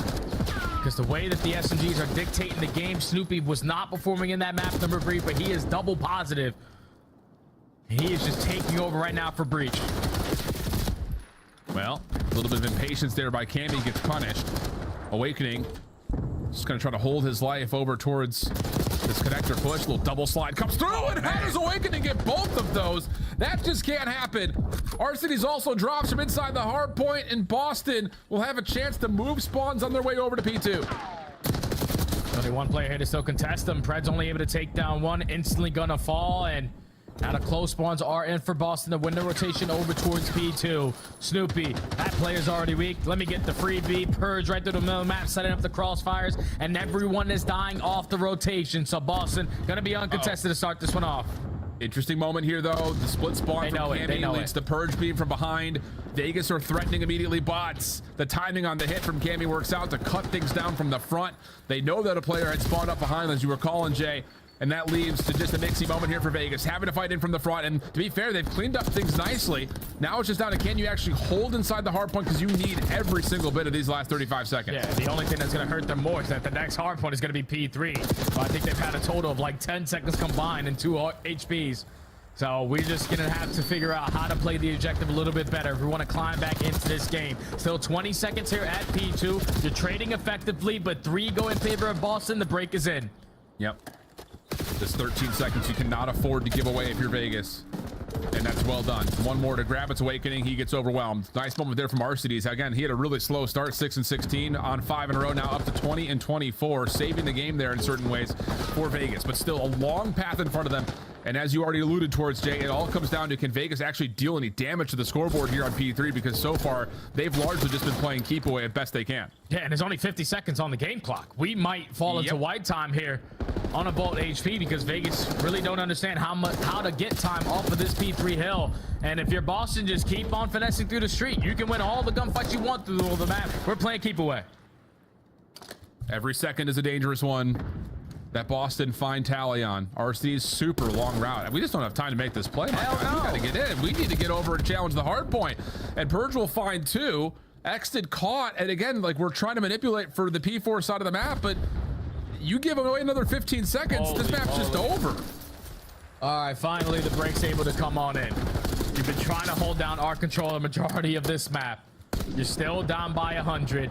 You only get about 5 seconds there at the P3, but now you're banking on the rotation over towards Art again, but this time you're fully set up. Pending, of course, that they can get a read over towards poolside, because they're going to be a little bit late. It's just Xdid who's throwing shoulders to watch it. Hits coming from 2 sides at once. Good opener from Arcides to shut down a play over towards Art. Xdid also finds 1 in the backside of Dumpster, so the hit has to be moving right through front statue. And it's starting to make its play. Cammy for 2. Priest just has to predict the right doorway. One of his teammates does spawn up around him, but can they get a read on when the timing of this hit comes through? Arcides is outside the hard point. Pred's trying to fight from the backside of the stairs, but we got to get him off. We got to get him in. 244 to 156. The kills are there. It's just down to, can Vegas clean things up from the side door? Xdid for 1. We have to challenge the hill, my God. Come on. We need whoa! I mean, state of the game awareness, not high for Vegas in those last couple of hills. Dude, I don't know what the hell they're doing these last two maps, man. Like, this is not the same Vegas we saw in the opening HP. Skyline is a lot better because you're basically forced to be in the hard point every single time you're off the rotation or even in a gunfight. But it's just two sloppy maps from Vegas. Right there, you're banking too hard on arc control. You're not getting any time off P3. And then when you're fighting the gunfights initially for the P4, someone is either scamming, you're losing the first guy, you're allowing them to take space for you, and then they're finding breaks. That's just two sloppy respawns there from Vegas. And now we're all of a sudden in the game 5 when they were just one map away from potentially having a chance at winner's bracket. That was not the same type of objective focus from Vegas that we saw in the Skyline, whereas for Boston, again, domination from the SMG category. 41 and 24 for Snoopy, 32 and 28 from Purge. And again, after a really slow start from Cammy, he ends up getting into the picture there in that last set of hills. But look at the spread on this game flow gap. Bro, look at that. They go from 44 points to 47 on the first P3. They go from 71 points to 72 on the second P3. They go from 129 to 132 on the third P3. That is less than 10 points. What are we doing if you're Vegas? We're never going to win a hard point if that's how we're going to play.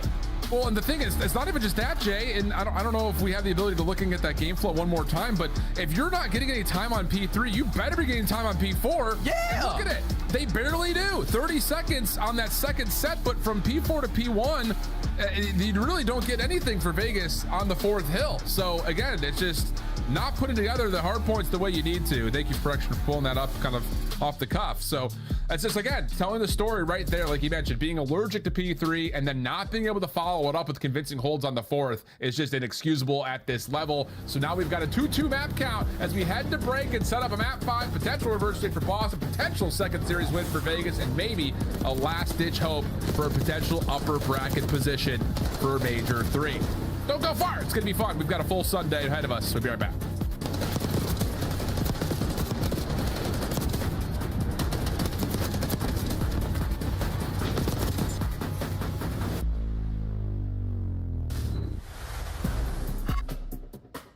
The Esports World Cup is an official partner of the Call of Duty League. Upgrade your game with the Scuff, the official controller of the Call of Duty League. The Arcade Wiz Tracer Pack is available now. Hit the map in retro glory with the Star Player Operator, pixel-inspired emblems, and more.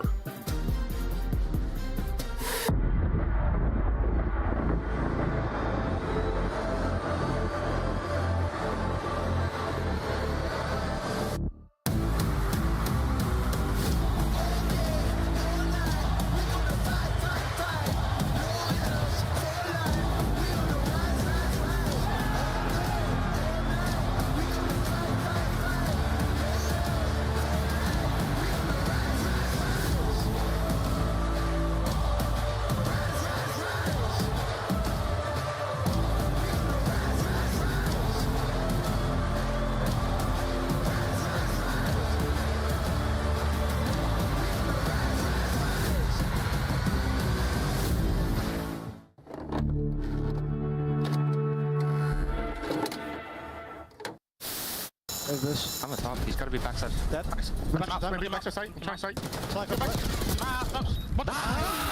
Nice. Come on. Get up. Hey, we got that. What are we challenging, bro? Go. Let's go. Holy shit. Boys, go clutch up there. Boys. Oh. My fault.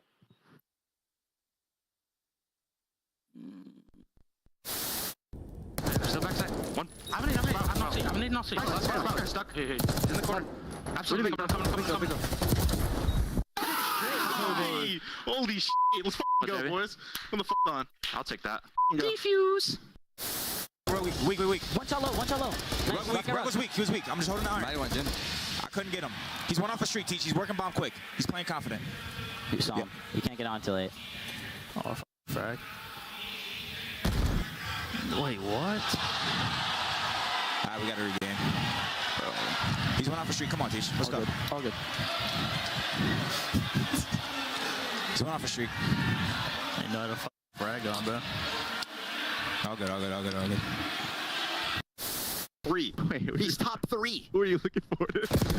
Oh my God. Antoine. No, you're good. Just run him on the way out. Bro, I'm like, yo, he's going front edge. He has to. No, he's going top 3. This is the funniest. Hey, we won. That's all that matters. Yeah, we won. Good. But like, Red is over here. The 2025 Boston Breach Team Pack is available right now. Each pack includes home and away operators, as well as this spray to help you blend the competition. Next time you boot up, suit up at the in-game shop.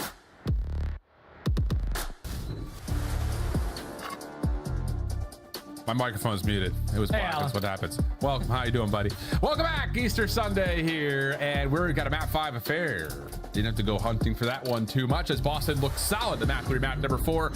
But here's a look at what's at stake, and this is just for this immediate major. Again, Boston's looking to put themselves in the mix of what will be a multi-team tiebreaker situation for who gets the top seed in between at least 4 teams, maybe even 5. Whereas for Vegas, you get yourself to a 2 and 3 position. You have an opportunity to sneak your way into the upper bracket, kind of based on what happens with the Atlanta series and of course what happens with the Carolina series afterwards. So a lot on the line in terms of Vegas being able to show an immediate boost into what they can bring to the table for the rest of the calendar CDL year, whereas for Boston, trying to set themselves up for another hopefully great opening day when it comes to what they can do at the major. So here we go. Red card search destroy. Jay, give me your thoughts. This is the most important series right now for Vegas, because for every other team that's playing after this, Vegas lose, everybody else that's playing is already in the winner's bracket. You need these guys to pull a W for us to have a more exciting day of Call of Duty ahead of us. But going into a red card, Vegas have 1 rep. They only been to 1 map 5 and one game 5, and they lost it in the 6-5 versus Miami. But the 1 rep that they have on this with this squad, they lost 6-5 to Optic with finding so much success in the first bloods, which makes no sense. Like, if you're gonna get first blood, we have the man advantage. Let's close out these rounds. Yeah, there's definitely been a level of like just running around the map a little bit freely has allowed 3v4 situations to be capitalized on a little bit too much for some of these squads. Well, it's a good read. Vegas going to take a little bit of a cautious opening here. Just throwing a couple of kind of more orthodoxical nades just over the middle to see if they can catch any information. None there. Boston holding back for the time being as Cammy's playing top third, awaking underneath, and Purge and Snoopy working together over towards the B side of the map. Yeah, no one wants to get caught slipping on round 1. You're just playing for some information. RCD's able to at least spot 2 guys, and no one even close towards that A bomb. But on the pinch, Snoopy's gonna get active. He puts down shots, not able to get the kill, and now Vegas are focusing him. Yeah, isolation's looking pretty decent. Snoopy stays alive, but Awakening will drop over towards the play at A. Wow, Snoopy puts himself in a perfect spot though to still deal with XNID. And now there may be a battle on rotation here. Look at this deep scale play. Vegas trying to get through the A site. Have a couple of Boston members in the way. And how about that from Pred? The perfect little dead slide allows him 2 free angles. And now Snoopy would have to capitalize on 1v3 ace. Yeah, Snoopy 1v3. Bomb's going to get planted at A. Thankfully, he has both weapons for the occasion. But you got to try to isolate on one of these gunfights. And you also have a stun to work with. Spotted him. Surely sees one in the corner, but hunting for more. Decent look over towards goal, but shots don't land. And it'll only be Snoopy who finds a single kill. And I love that play from Vegas. You know your flank is open. Why not just play and scale through? Force Boston have to sit and respond to it. It works out beautifully. Yeah, it works because RCD is able to take down that first blood onto Awakening. I thought once XNID gave him that isolation one-on-one, Boston were going to stand a better chance of just holding strong on their defense. But Pred able to catch the timing. He knows that Cammy is close by, and Purge is just trying to keep his teammate alive. But Pred with the AR, he's actually really good with that weapon in hand. I love to see when he makes that adjustment to his gameplay, and he's the deciding factor to round 1 there. And that's another moment where, like, if he slides even a little bit longer, Boston have the perfect little crossfire setup, but he just kind of hits the dirt. Gets 2 great angles out of with the Amos. So now you're going to get Boston on the offense. Pred gets a little bit caught. I think he may have been hit by a nade and just caught a no man's land. So he tries to push forward to beat the timing. Doesn't work. And as RCD's drops, it's going to be a 4v2 for Boston, trying to just finish this round as cleanly as possible. Yeah, already have information on to Priesta. Now we just have to locate where Exit is. If he can time this peak on the backside of Soccer perfectly when the bomb carrier eventually gets into the play, you're going to stand a chance here, but he throws a shoulder. Purge never gave up the pre-in. 1v4 now for Priesta. Yeah, and he's just kind of stuck here at middle. Not much you can do, you would think, but maybe he gets a long-range angle onto 1. That sure happens. Bomb's being planted, so Priesta will have to face the clock now. Tries to bait the sound cue of the glass, but no one was nearby to hear it. So Boston should still feel pretty confident in this post-plant setup. Oh yeah, they have everything. They have the crosses being watched, but Priest at least guns down Snoopy for now. So 1v2, Awakening's trying to locate him. He has no idea where he is, and Priest has got 25 seconds to still make something happen. This is the difficult part, though. Getting down the stairs and on top of the bomb site. This is where those angles that the Breach members are holding should come through, and they will. Awakening quick to follow up and shut that down, and Purge looks over the top of his monitor to say, ooh, what just happened there? But everyone's good. Yeah. Awakening, he literally DM'd Wheeler this morning saying, I stared into the sun. So probably was a little bit blind in that scenario. Couldn't really spot him on the first glimpse, and thankfully the repositioning and going unaccounted for allows him to secure that round there for his team. But you strike for the first blood, you instantly find the second, you put yourself in a 4v2, and then instantly work that objective once you also locate Exnid. Just a clean round right there from Boston on the approach towards A. Offense for offense, back over to Vegas, who came out kind of respecting the opening setups. Exnid moving a little bit quicker here through mid. Trophy system down for Awakening to keep him safe at the backside of Sidewalk, but this is a lot of space for Exnid to take away. And yeah, he's going to get a pretty solid adjustment and read of where Awakening is positioned. The question's going to be here with that intel, are Vegas going to commit to trying to deal with that and just play into the information that they have? Or do you say, if they're playing goal, maybe we rewrap this back to B and force the defense a tough rotation? Yeah, that's what Priest is trying to do now. At least take some space over towards that B site. Trying to make an island play, slowly edging its way on up, but Snoopy in a perfect angle once he crosses that corner. This is so tough for Vegas to make a decision right now. You can kind of see Boston are electing to play more of a read and react type situation behind the site. He's going unaccounted for, Allen. Yeah, I was gonna say, Snoopy, the thing is, Boston should know this. Like, the longer this round takes, the more you're gonna be feeling confident that the play's towards B, but Snoopy tries to play off the trigger discipline, gets caught by the second offensive attacker, and now it's just down to Awakening and Purge for a 2v4 retake. Yeah, and they're both trying to work through ticket. RCDs doesn't give him an angle on the bomb plant, so now you have to try to locate every single player. You already give up information with Purge actually shooting his teammates, so just got to trade if you are Vegas. Yeah, there's just no way you get into this setup. That's so tough because, again, I think the read there for Boston is kind of this bunker back, stay safe. Snoopy would be the guy that pivots and plays off of either a timing play in towards that mid connector, or more specifically, is that an opportunity to stop a post plant from exiting the site, because you know the longer you don't hear anything at A, the more likely there's a play towards B. You see the defense starting to rotate in this moment, and Snoopy's thinking, I've got timing, I've got an opportunity, but just never looks right. And RCDs finds a freebie that essentially puts this round out of question. Yeah, Cammy's also thinking, I should be able to rotate in towards this B side for free, because Snoopy's at least in a position to watch both crosses, but doesn't watch the outskirts, and Priest is able to catch him off guard, and that's what forces Snoopy to try to react to get that trade, and then get shot in the back. So Vegas able to capitalize on a misplay there from Boston. Take the advantage up by one.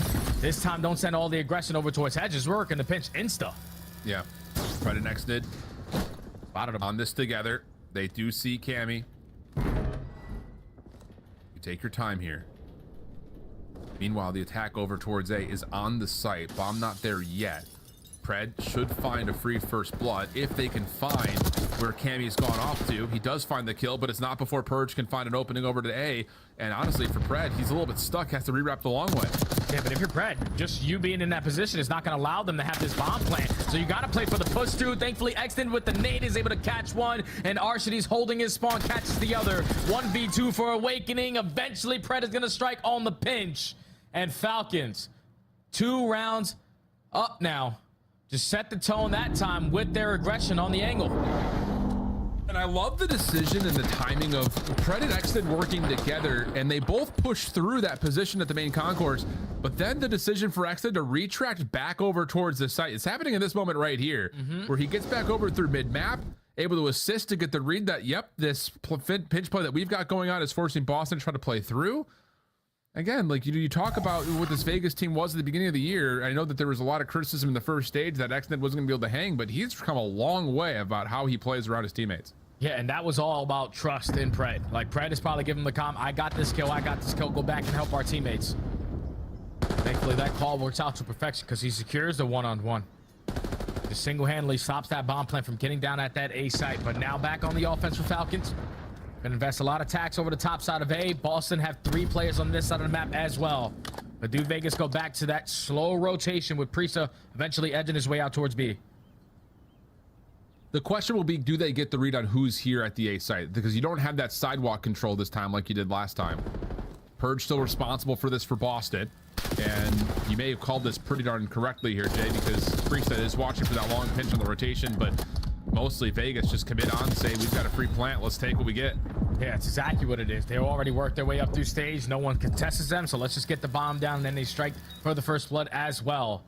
30 seconds to go. You're going to have Priestad in position being your safety net. Now he's going to work the repinch. Yeah, then getting 1 is fine.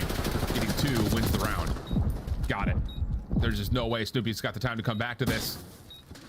Has to try to make a move. 1v2. No, not going to happen. Really smart play from Exit off the post plant, just holding his ground, knowing that we haven't seen anybody. So I don't know if it's going to be an SMG hit close by or what, but let's just kill the time, kill the noise, let Priestad hit the flank, and him finding the first plus a follow-up was more than enough, let alone the fact that he gets 3 total in the round. Yeah, that's unacceptable, though, from Boston, because you have Agreed. 3 players on that side of the map. Like, how does it go under your nose that they've already worked this objective, and then by the time you're trying to take some more positionings away, you get picked off for the first blood? That could not be that easy. If you are Vegas, just edge your way on up through stage, uncontested, get the bomb down, and then also find that first kill. 3 rounds in a row now for Falcons. Boston have not been looking good in search and destroy today.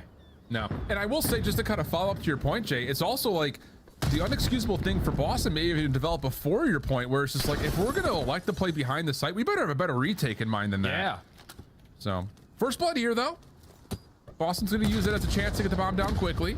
Needs the support to make sure Snoopy can stay safe. Exit looking for the exit.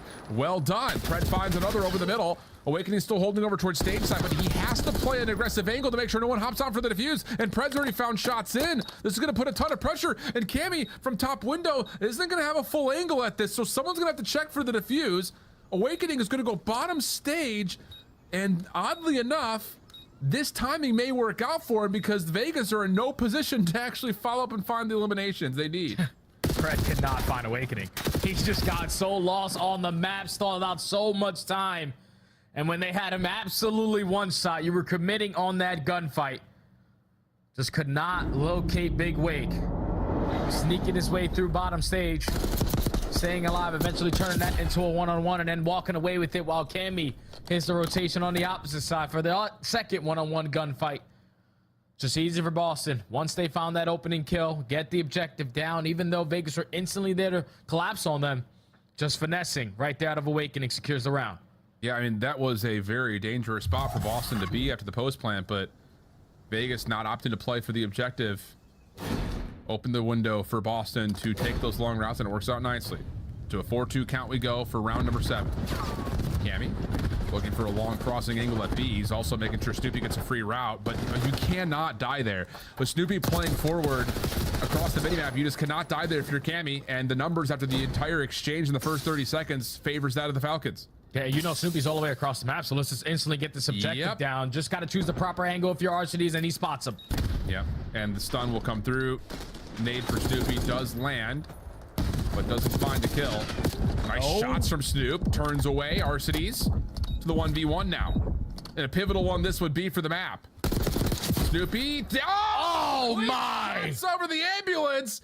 And that's an SMG player smoking a world champ on the other side off a heady. Whoa, mercy. And that's not even RCD's fault. Like, it's literally not his fault. If you're Pred sitting there at stage, RCD's instantly gets the information. All you're trying to do is stall out time.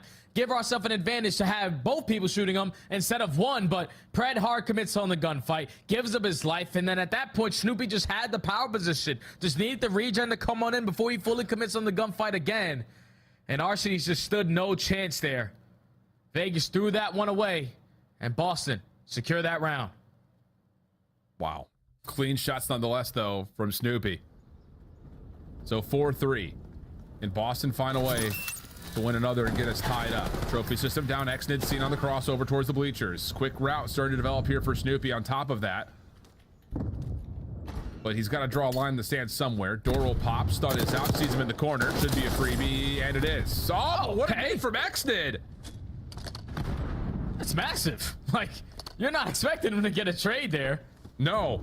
The fact that he makes it a 3v3, now Pred can get active on the pitch, and the glass breaking right behind him. He strikes. Now you just want to get out, but Awakening there for the trade, 2v2. And Cammy's also pushed up over towards B to try to create, again, an avenue to try to get into the B point. The question will be, how does Awakening rotate through this? Arcides does not see that cross through mid. Cammy up top, big 1v1 win. And now it's just down to Priesta. He is incognito at the moment. No one has any idea where he's at. Haven't seen him yet this round. So maybe a moment of caution here for Boston. And in that moment, Priesta, well, gets a read on the timing of the rotation. Just can't quite find the shots to land. And that's going to be Boston now tying us up at 4. Oh, man, just slowly finding picks on the map. They start off with the first blood, make up for the team kill coming in. And eventually, when they make it into a 2v2, just isolate that one player. Priesta stands no chance off the timing. Just simply going to get outnumbered, and Boston able to tie the game. Wow. How quickly things can change. How did team kill self-made? Yeah. All right, need to see something here from Vegas.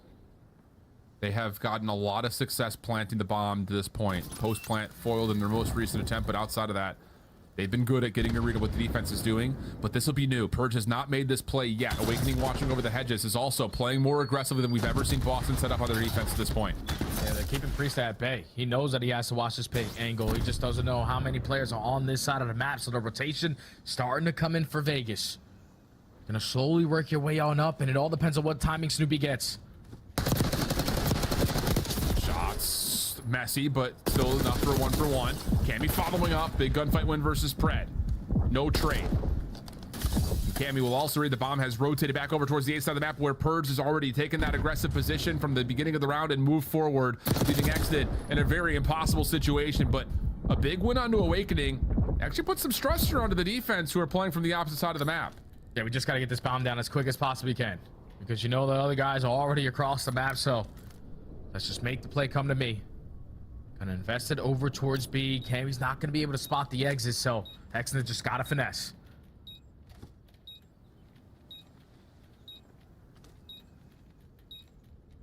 Gonna work this together are the two defenders for Boston. Xnid might just come flat out, just down to timing. Here's the retake of the site. They've cleaned it all up. Timing on the defuse. Xnid playing for the diffuser, finds the first, slips away. Trying to reset. Purge on the other side, just throwing shoulders. Xnid trying to again play off the. Oh! Win from Xnid! Had to have been at a most 30 HP. Purge hit him dead to rights. And Xnid just kills the timing. A little cheeky slide out, perfect centering. And Xnid is now on 11-6, and the Falcons are on match point. Oh man, poppin' takeover. Xnid with the 1v3 to put the Falcons at game point. 16 HP in a dream. Just the extendo slide catches Mr. Purge off guard. And that is a massive round. Also an ace out of Xnid. The rookie making plays, potentially for the game. And now we're just gonna send it. Double hit immediately in towards Ticket. Trophy system there. Xnid still gonna force this play forward. Catches Cammy on the exit. Follow from Pred though denied. Purge, yeah, makes up for the 1v1 loss there. Numbers now good for Boston as they will take a pause with 60 seconds on the clock. Priest, they're gonna run right into you. So if you can find one, then back out with your life, make it a 2v2. It's gonna be more manageable, but let's just make sure we're spotting the cross. You get info onto Awakening, you spot Purge. You know the play's at A. We gotta double team them. Nades over the top. There's no trophy system here. Oh, but they don't land. They're too short. It's now post plant. Snoopy very healthy over the top of the site. Arcides down to 13 health. Priesta still watching over his left. There's the regen. Here comes the second attempt. Lots of damage again being puddled in. Priesta trying to save a life, and he's been good at that. So now it's just down to the 2v2. Purge over the back. Purge for 1. Purge for 2. And it's going to be Boston sending us to a round 11. Oh my God. It doesn't get any bigger than this. Xnid tried to heat check himself on this round. He strikes for the first blood, but his teammates fall around him. And then Boston were taking space in towards Ticket to give themselves the man advantage, but then Purge times that flank beautifully once the objective goes down to catch the double and force round 11. Who is going to be the team in defense? Who is going to be the team on offense? I feel like Vegas's defenses have been a struggle. And they're going to be the team on defense, so we got to figure it out. Yes, you do. Boston, on the other hand, trying to get some creation over towards this front play at B. You saw the round 11 stats. Not good from either team, but this feels different. Snoopy making his play forward. He's got help. It's got a lot of help, but wait, Vegas are actually in a really good spot to try to contest this. Exton from inside, but Arcitys drops early. Now Exton kind of has to just play whack-a-mole here and just pop up and surprise this Boston offense, which has not committed for a plant yet. Does he find timing to line him up here? No, Snoopy slides through, finds the kill. Fred trying to hold on to the doorway as much as he possibly can. Gets the trade. Does he slip away? No, and the follow-up kill is there.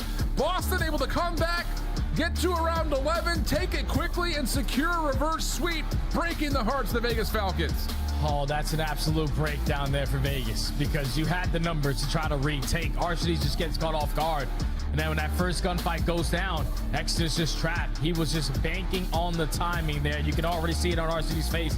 He knows how important this match was. That now puts Vegas Falcons at 1-4. Our losers bracket is basically locked up on that end going into Major 3. But damn, that's gotta feel so tough, man, because you played the first 2 maps perfect. You scammed on the last 2 maps, but then that final S&D, once Exton gave you that 1v3 to put you at game point, you think you were gonna get success here for your very second win so far on the season, but it just does not happen. Boston still away. And it puts them immediately for Boston into the running for a possible top seed with a multi-team tiebreaker situation going to come through. But again, the biggest story here for Boston is that it's another 10 points, which we're at that point of the season where playoffs are right around the corner. Only a couple of qualifier matches, but most importantly, Boston giving themselves a cushion with the top seed. Vegas will have to fight out of the lower bracket when we get to Florida for Major 3 as we conclude our first series of 3 this evening here on Easter Sunday. Back to the desk. How about that Easter Bunny, Jay? Oh, that Easter Bunny's hitting, Chris. I see you, baby. I see you. Looking out for me. The reverse sweep, never a doubt. Well done, Boston Breach. You guys actually picked Boston, so you were right too, Allie. But then you started cheering, and you really thought you had won that game 5. We did think we were going to win that game 5. I mean, once Exnet did the 1v3, it was like his teammates need to do something. Somebody needs to step up. Unfortunately, they did not. And what did you see throughout this one? Because Vegas looks like a contender. This was one of the better series of the weekend. Yeah, this was an awesome series. I mean, you're talking about like a couple of these maps. I mean, just so winnable if you're the Vegas Falcons. I mean, also some big plays were made inside of Boston. We'll start with this game 5 as we're watching the highlights here. The defense for Vegas just couldn't figure it out. You saw like some rounds they play super aggressive.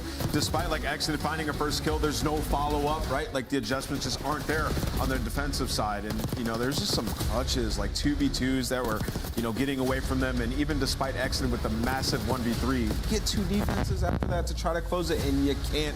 It's extremely tough. Yeah, in the first half of this, the pace was definitely being controlled by a side of Vegas Falcons, and I feel like Boston Breach were playing a little too passive, and then once they started playing aggro around round 6, it's like Vegas Falcons decided to answer that regression with even more aggression, and just wasn't paying out. Like, I go all the way back to the round where Pred just flies up mid-stairs. He has nobody looking over him. He just literally gets picked off for free. And then, like, you go to round 7, my God, Snoopy gets a free 1v2, absolutely beaming Arcitys and Pred. Like, you need more out of your teammates. It is tough on that map, right? Because, like, I see what they're trying to do. They're trying to get aggressive like they were on the rewind, find the kills, and then the ARs have to make plays off of the sub-aggression. It's a little bit more difficult on Red Card because it's a lot larger of a map. The sight lines are deeper, right? So some that they'll have to figure out for the defensive rounds. Rosalie, can you guess who earned your scuff play of the game?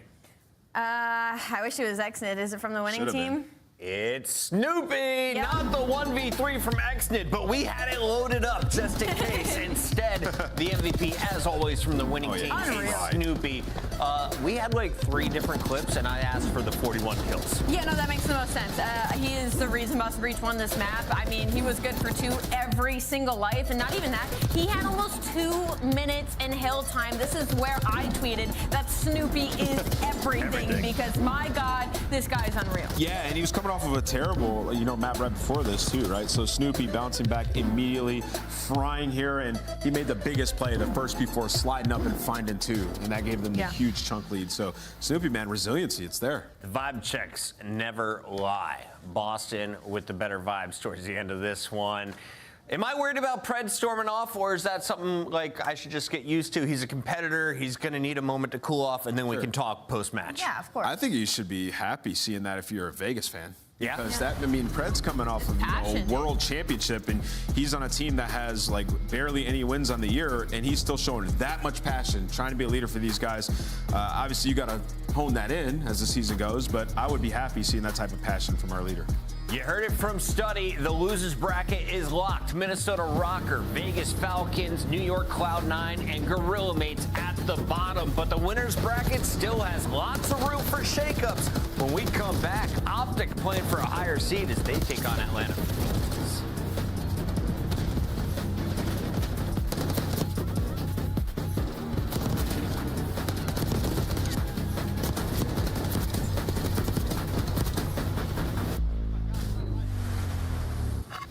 Upgrade your game with the Scuff, the official controller of the Call of Duty League.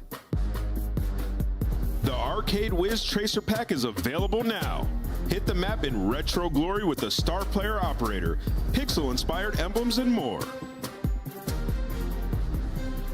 The Esports World Cup is an official partner of the Call of Duty League. It's more than a game. It's for all who dare to compete. It's more than a team. It's our team. It's more than a feeling. It's unwavering passion. It's more than just talent. It's the grind that got me here. It's more than a moment. It's our legacy. One city, one stage, one champion. The battle starts now.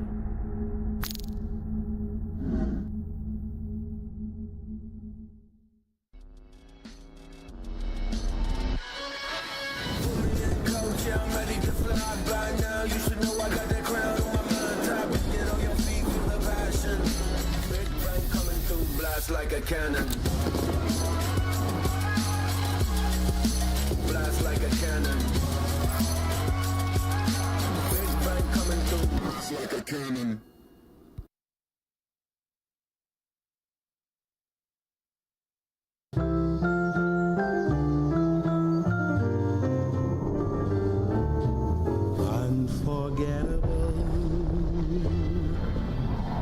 That's what you are.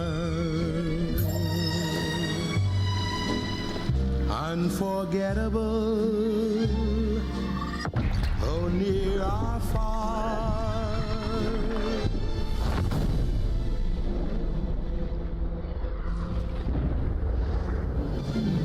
That's why, darling, it's incredible that someone so unforgettable thinks that I am unforgettable too.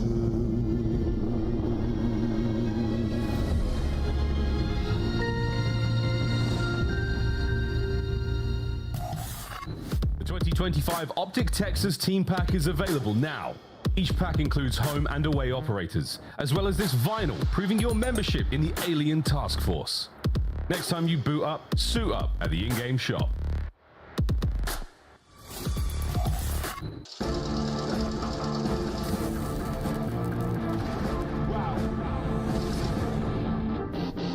Who really stopping me?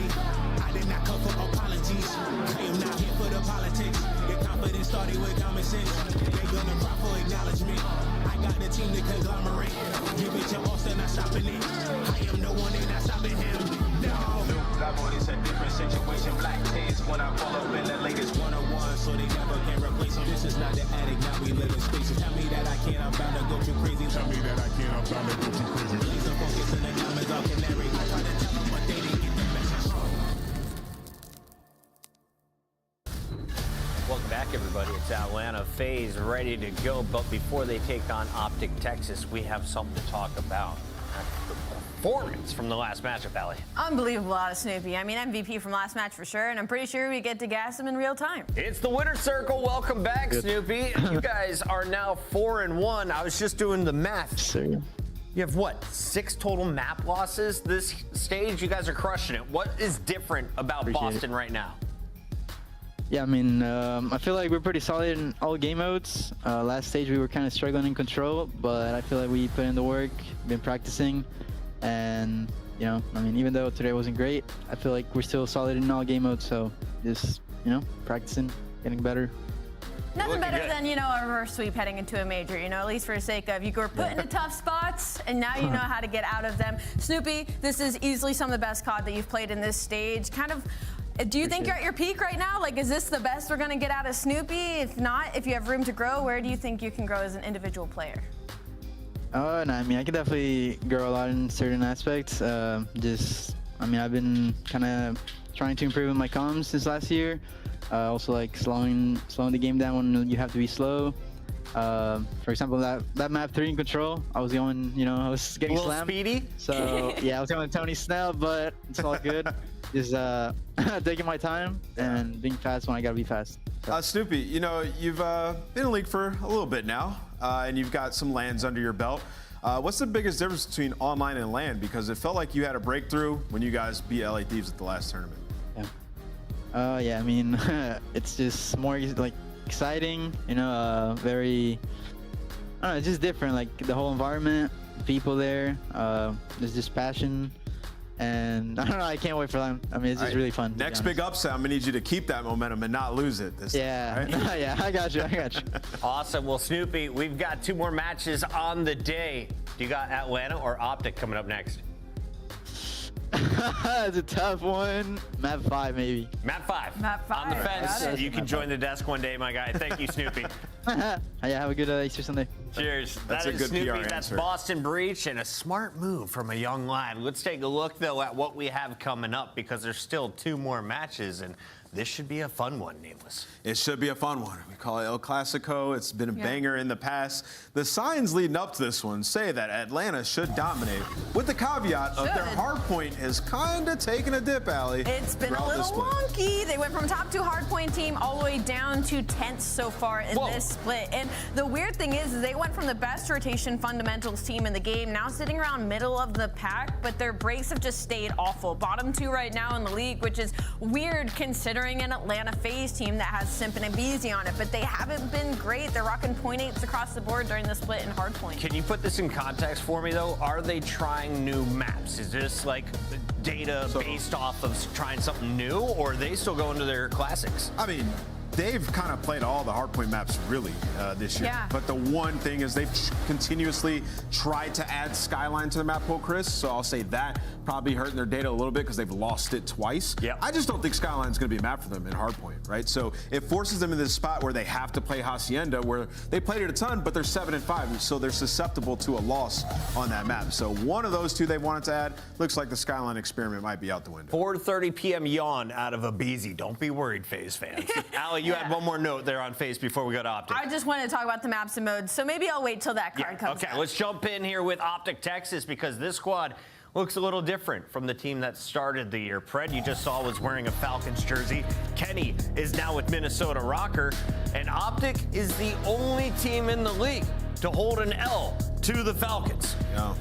What's going on with the squad right now, and what are our expectations for the current lineup? Yeah, I mean, well, when you look at the lineup, your expectations are for them to be contending at a tournament. But what's going wrong is, you know, similar to FaZe with the hardpoint issue throughout this split, like, they're just making big mistakes. I mean, you look it up, they're on a 4 hardpoint losing streak, and in particular, Shotzi has been way too hot and cold. I mean, you could point out a couple different players on this team that need to improve in key areas, but I just think Shotzi holds so much weight on this roster pressure. When he is playing well, they are a different beast. And as of late, he has been wildly inconsistent and probably his worst split so Is it far. kind of like Snoopy just said, though, in his game 3, he was going too fast? Is this just a tempo issue that he can throttle back? Yeah, I mean, for sure. But it's also like decision making. Yeah, it's the decision making. Some of them are a little bit questionable. We go back to that one Skyline where Optic was in the driver's seat and he flies off top stairs and just dies for free, right? And then gives them the advantage numbers wise. So I think we're all just kind of waiting for Shotzzy to find his flow. Yeah, because there are certain players that have added pressure. They need to play well for the team to win. You look at C9, it's like Sib.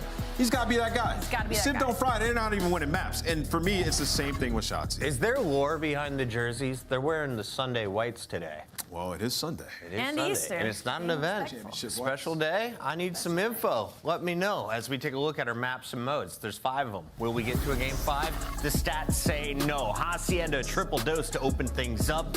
We get to vault if there is a second hardpoint nameless. Yeah, I mean, the Hasi hardpoint, like I said, you see FaZe have to ban Skyline now, so Yeah. it's a situation where they must play that. So they've been susceptible to lose there. And then Hasi Control, a map Optic have actually liked recently. So if you're an Optic fan, if the guns are hot, you feel pretty good about the first 2 respawns. Allie, do we get to a red card?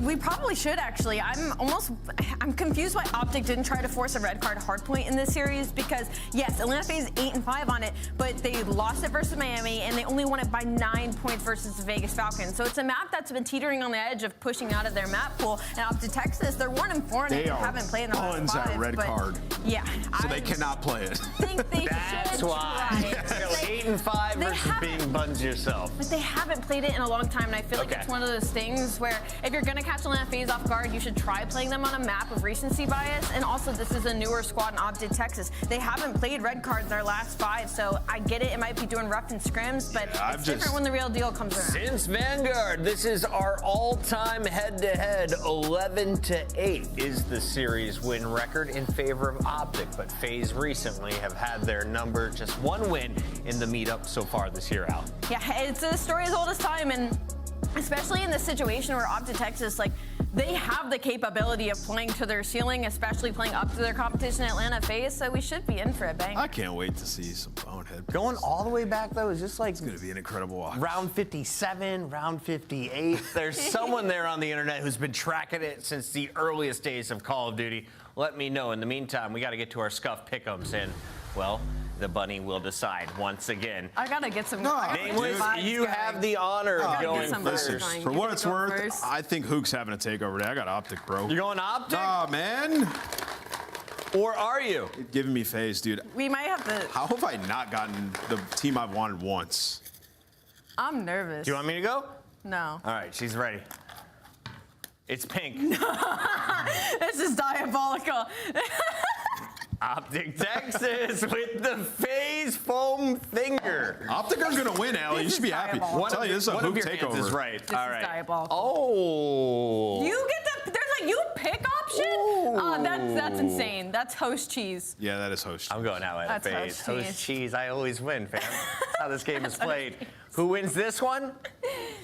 Probably Optic Texas, because we got Ton on the mic, and they have a lot of success when this man is in the building. Look at the mustache, ladies and gentlemen. He's so handsome. Wow. I don't know. Do they have success? I feel like I'm a bit of a curse sometimes. I don't know. I feel like Miles is going to rub off on It was Bryce, not you. as well. It was Bryce. It was never your fault, Ton. Back to you, Miles. Never. Thank you very much, squad. And yeah, maybe a bit of host cheese there. I've noticed Chris sort of gets what he wants when it comes to this Easter egg game. I feel like he's definitely pulling the cards. He has all the eggs he wants, and it seems to just go his way. I love that for him. But Chris, mate, good to have you here. Jeremy Studd needs a break. He's been working extremely hard this day alone. But mate, we've got ourselves a treat. We've got ourselves a winners bracket showdown coming into the major. How you feeling about this one, Geese? I'm excited to get into it. It seems like they just bring me in for the big games, Miles. I don't know if I feel like offended or if I actually feel well happy about that. But no, it's an interesting one to say the least, isn't it? It's one of those that we were sort of saying to ourselves, if the Falcons won their game, there's a lot more behind it. You know, Texas have to come into it in the sense of, well, you have to win, you have to put yourself in a good spot. Whereas now it's kind of just for that seeding spot, and it should make it interesting in a different kind of way. So yeah, I'm interested to see how it's going to go down. Yeah, we'll break all that down at the end of the day when and we do get to see how the bracket will look going into the lovely major in Boca Raton next week. As we get the crust out of our eyes and we get the yawns out of our lungs. I've seen a Beezy crack a big one. What are those boys doing last night? Playing a bit of Warzone, a little bit of a dance maybe. Smiles on the stage for our players, but serious business when the match starts. Because still, as you said, Ton, this is for seeding only. This is winners bracket locked. Vegas had the one chance to do possibly the funniest thing for a long time and absolutely upset the entire league when it comes to who's walking over the winners bracket. But for now, locked in, folks. You can sweat a little easier going into this series. But I think for Optic, again, it's not been the best look. Of course, Hook and Sky is the new boys here in the squad, Ton. They've been doing what they can to try to bring this team back up top. The problem you've got, mate, is on the other side of the stage. It is FaZe. And we'll talk about Abizi, we'll talk about Shotzzy. Two players who are incomparable in their own right, but, mate, just unbelievable to watch when they're on fire. Oh, crazy. Yeah. And it's going to come down to a lot of what these guys are going to do in this series. I'm really interested to see if Shotzzy can, well, bring it up to the table for these boys here today. I think, you know, though, it's, as mentioned, you know, for the side of FaZe, it has been a little shakier as of recent, so it is a good opportunity for Optic to get one over on them, which we haven't seen too much of course, over the last couple of seasons, and of course, over the whole of the Black Ops 6 season, we haven't seen them get a win. They've only played each other the once, though, so not really a whole load to go into on that side of things. But yeah, for these guys, we know what the talent level is for both of these squads. It is ridiculous on some different kind of level for FaZe. Of course, at this moment in time, things have dropped off a little bit, so it should make it interesting. But yeah, for both these teams, it's curious because you have an opposition with plenty of talent for both sides. Where do you kind of put this series? What are you testing? Are things going to be tested? Are you taking it serious? Because it is the E Classico. You do want to win this one. Looks like teams are getting ready to go though, Miles. I'm excited.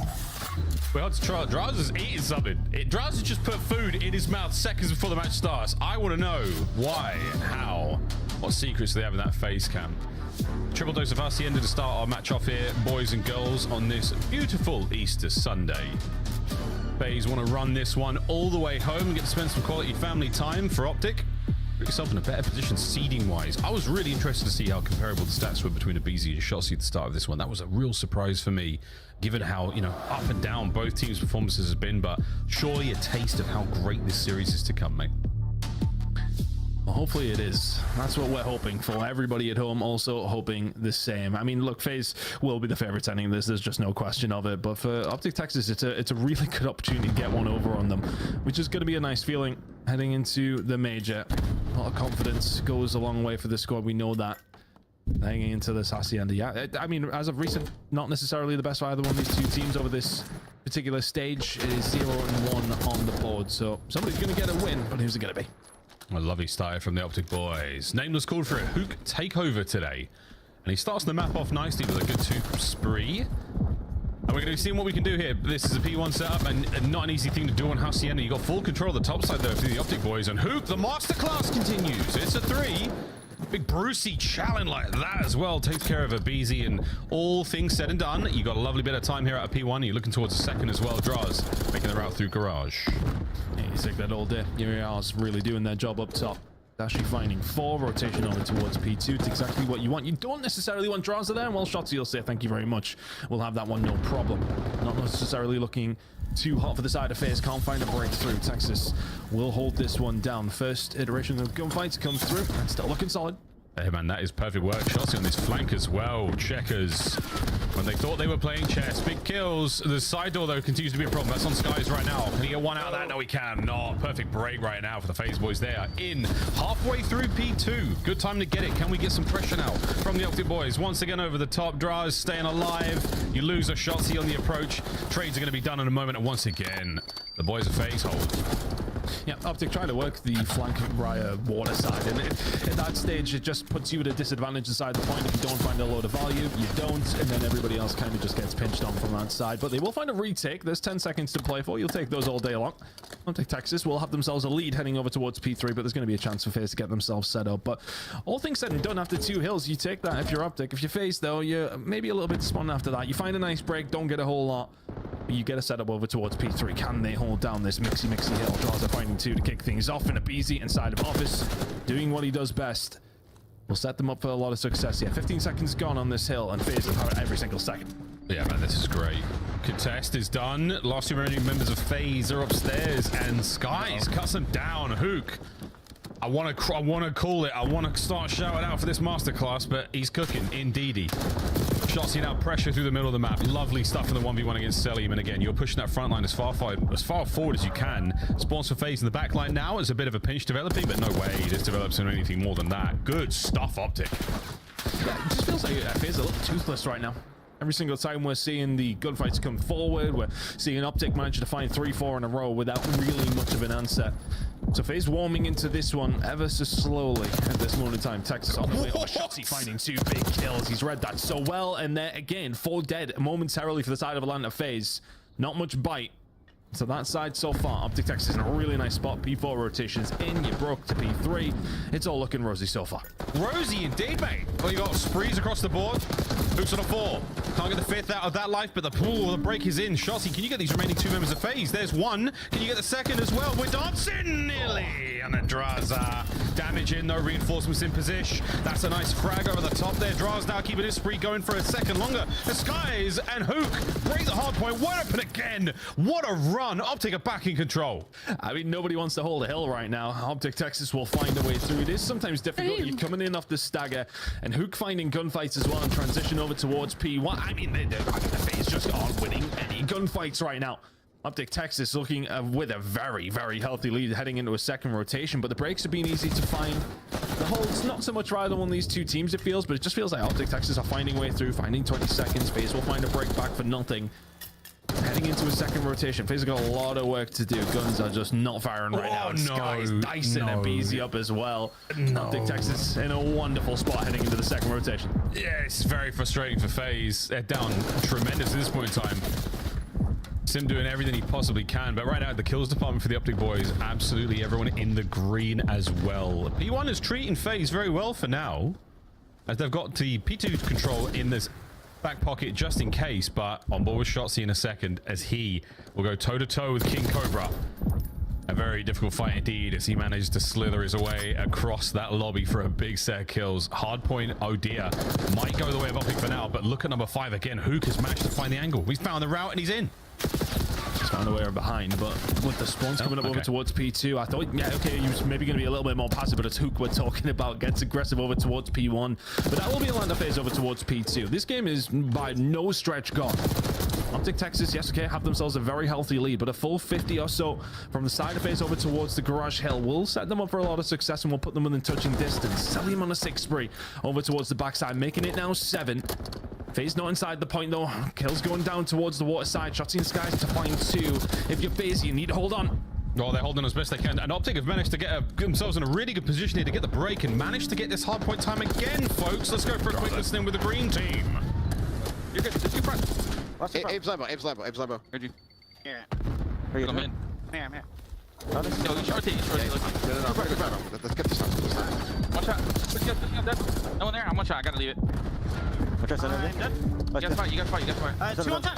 Last two. We're missing one more dude. Let's go. You dropped this really weak. Hold on. I'm dark. I'm darker now. Oh, it's one dude. One's gonna be new. I have woke up by the way. Rock dead. I have woke up by the way. They're going through lobby. I have woke. Gonna be open. Go new. Somebody get in. Rock open. Sit back. Open. When he's in it. Secret and MC. They're gonna be dark. Dark for shutting out fast. Try to pick a plot. I have woke up. What's on me? There's 2 front. There's 2 front. What's out of fence? I've been here. Watch out front. 2 front. One's behind us. Sure. Oh, wait, close. Let's go. Alright, I think. Watch my pocket. Oh, I need you. In the back of me. 2 in the back of me. Yo, I'm keep shooting. I have R-Step, absolute. There's 2 more. I'm shooting the MC and a PC top R, okay? I'm pitching the plot. What's in the back of me? And take the back. Back. Making a play. One is up close. And what's your mission? Jump on time. Corner. Inner time tip. Yeah, he's enter time sip. One shot inner time. Time on me, absolute simp. You go wall bang him. You guys go. I'll go shoot. I read a fence. It's gonna be dark, look. He's on me. He's inner. On the box. Nice, good shit. Take your time on this one to break. This is okay? Go.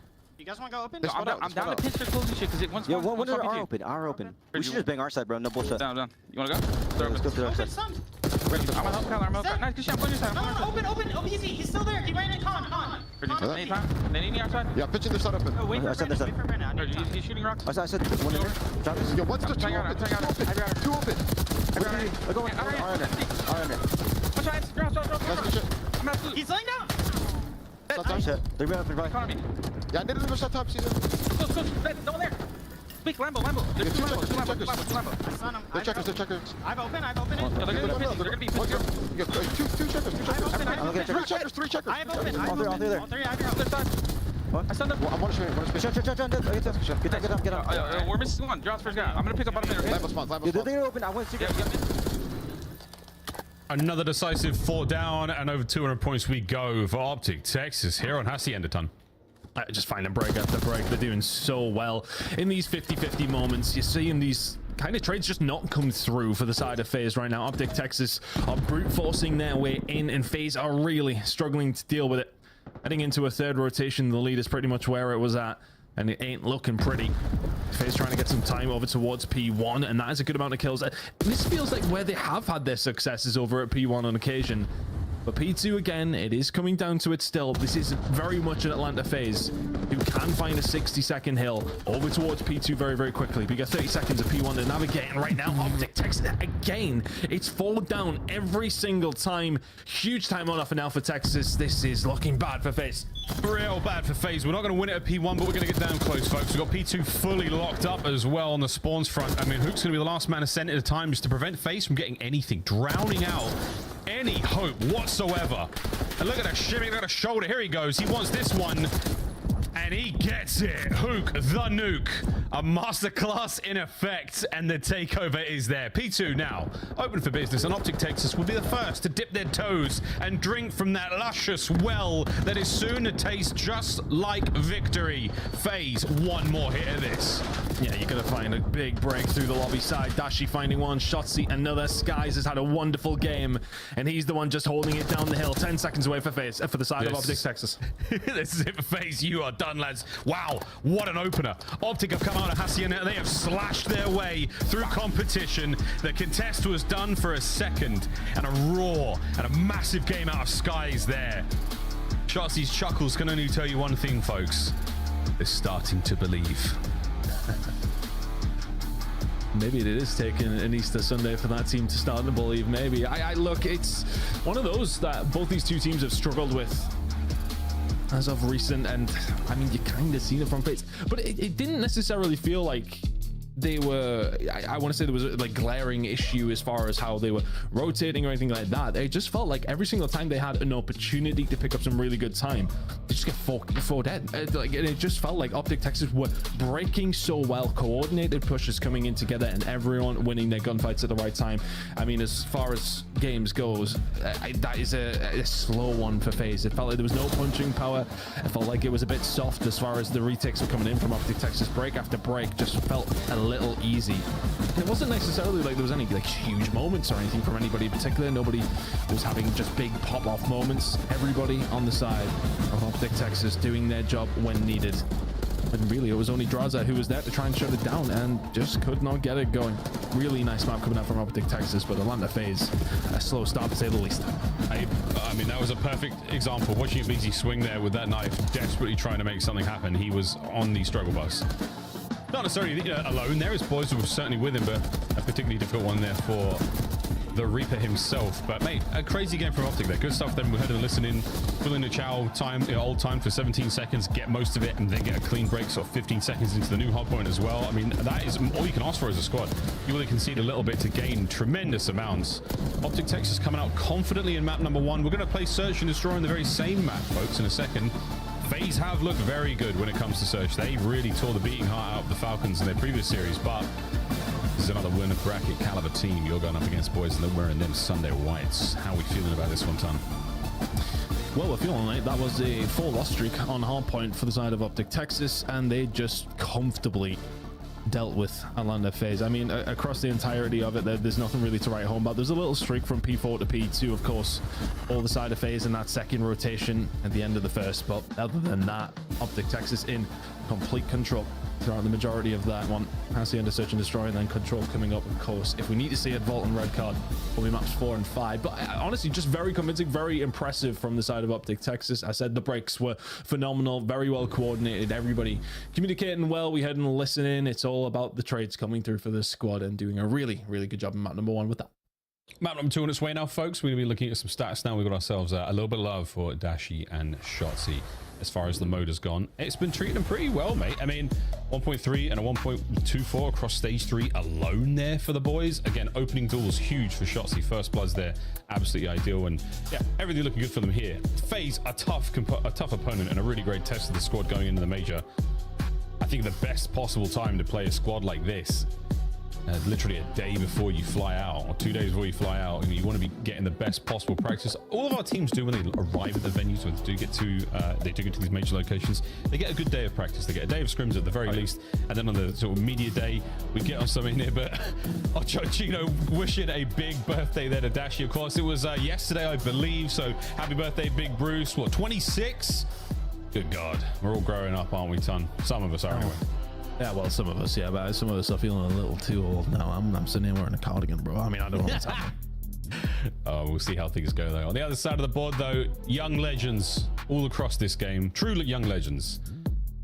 As we get ready to go into Search and Destroy, FaZe strictly business, see if they can get the bounce back after taking a tough loss there in another map 1 that they have suffered at the hands of these fast-paced green teams. They've got a thing. The green squads, they've given the business, but Search and Destroy and Hasino have seen how this has gone, of course. And if there's one team you trust to bounce back in an exciting way, it's FaZe. Let's see if they can do it. I mean, Draza has been that guy across stage 3. Well, not just over stage 3, of course. I mean, this player himself is incredible on the Search and Destroy side of things. Let's see what Draza's able to do here on Hacienda.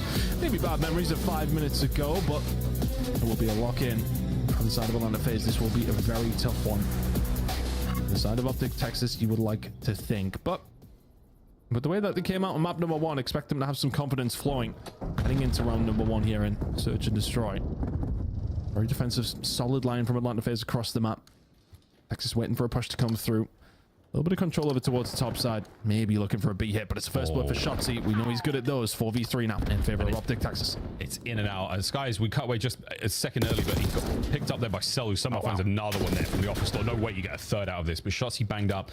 There might be an errant Semtex for him there, but at this point in time, Dashi, our bomb carrier this round, is making his way. I mean, he's trying to find his way back inside, but Draz might have this perfect read on him here. Yeah, a brutal round here from Optic.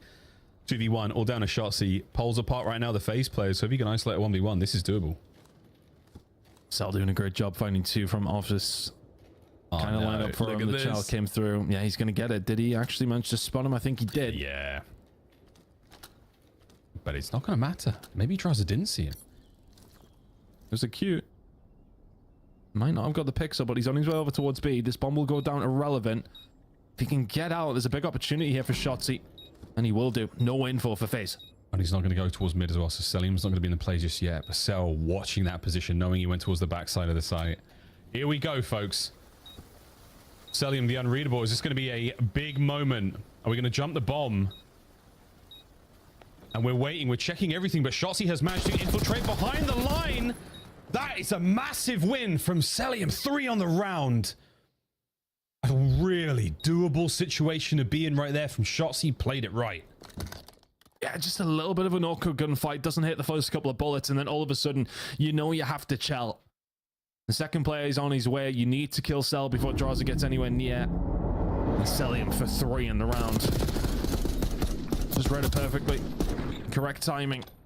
Shotzzy in that scenario, it's always a little bit tough, but put himself in a position where he could have potentially won the round. Isn't able to convert, but I think that'd be a frustrating one for Optic Texas. 2 pretty easy kills for Cell to pick up over towards the top side, and that is pretty much the round from there. Shotzzy give it a go, but Atlanta FaZe will close out round number 1. Selim is going to be a big problem if he keeps playing like that.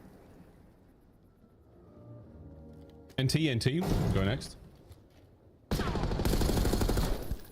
So I was having a nice match so far. On 3. Shotzzy perfect timing. The stun's going to connect and not necessarily push anyone back, but we're going to commit to this one. Sip from behind. Oh no, it's a FaZe trap. My God, Optic, they tasted great there. 2 down, 2 to go. Dashi will live to fight another day. This guy's might be in a little bit of trouble here, though. Push over towards B. Looks like it's coming, or is it?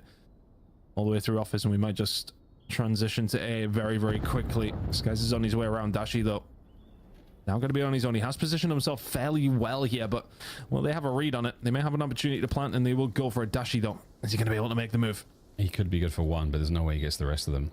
Sky's out of the play for now. Dashy's going to try to play this sensibly. I think he may have just seen a player on his peripheral, but doesn't necessarily spot him out. Pinch is on. That's going to be picked up, and now he's been identified as well. So all pieces now in place for Atlanta FaZe. They're going to try to commit out one side, and they have. No kill. Sky's managed to slip the net. Shots in from Draza and Dashy now. This is now impossible. Nice try, though, mate. It's tough because he kind of gets the info of nobody pushing back through mid towards the arches, and then, okay, everyone's heading towards you guys. Can you hold it down from there? He tries to stay alive, and FaZe just read it perfectly. They all push out one side, playing together. And Dashy's positioning at that stage, for all it's good, it doesn't matter. Not much you can really do from that stage. FaZe play that one perfectly. 2-0 up. Everybody cruising. A lot more like it compared to map number 1. Look, this was always the way it was going to go.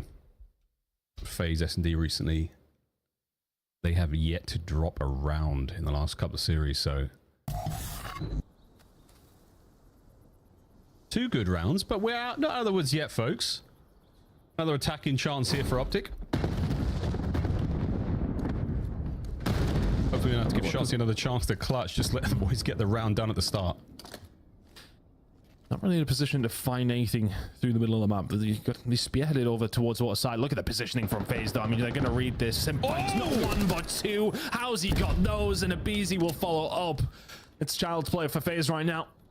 It's 3 for Sim, 3 for Cell, 4 for Draz. Search and Destroy is so freaking evil when it comes to playing FaZe. No chance of a clutch whatsoever. FaZe again. Vicious on the attack. And they just read the push coming through. I mean, when you can commit over towards B, the retake over towards A is like, it's one of those things. You go 4v4, yeah, you can go from there, but Simp is holding this down. He's thinking to himself, right, 1 would be good, and it's just 2 all on his own. Now he finds a 3rd, but it's easy to pick up the pieces. Incredible work from the young god once again. Simp finding 2 and solidifying the round from FaZe. This is cruise control right now. Yeah, it's 3-0 with the folks at home who are paying attention. It's 1st to 6 here in Search and Destroy. Luke and Skies don't really get anything going here. A lot of intel there from Celium, and it's a 4-man hit.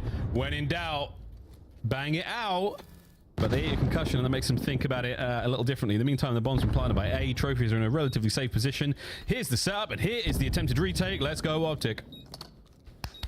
Dash up top, trying to find something, but FaZe offering nothing. Oh, gets aggressive. Oh, and Shotzi will be there to pick up the pieces, and this is now very doable. Draza and Cell need to stay alive. Shotzi good for 3. Last one knows where he is as well. Celium will gun him down, but Hook will find it. Really nice retake from Optic Texas off the back of Shotzi finding 3. He was gagging for the ace, man. He sent it from bottom U. A ridiculous shot from Cell there as well, but a really, really great way to turn this around. You have finally done it, folks. You've broken the seal. It's Shotzi's POV right off the rip. I mean, impossible to miss there on Abe. He was already banged up. And Draz gets caught out on the hop. Still schmoving, though. Again, Celium is a tough kill, even at the worst of times. You needed that one, Optic, and you got it. Bleeding stopped. All right, let's get running.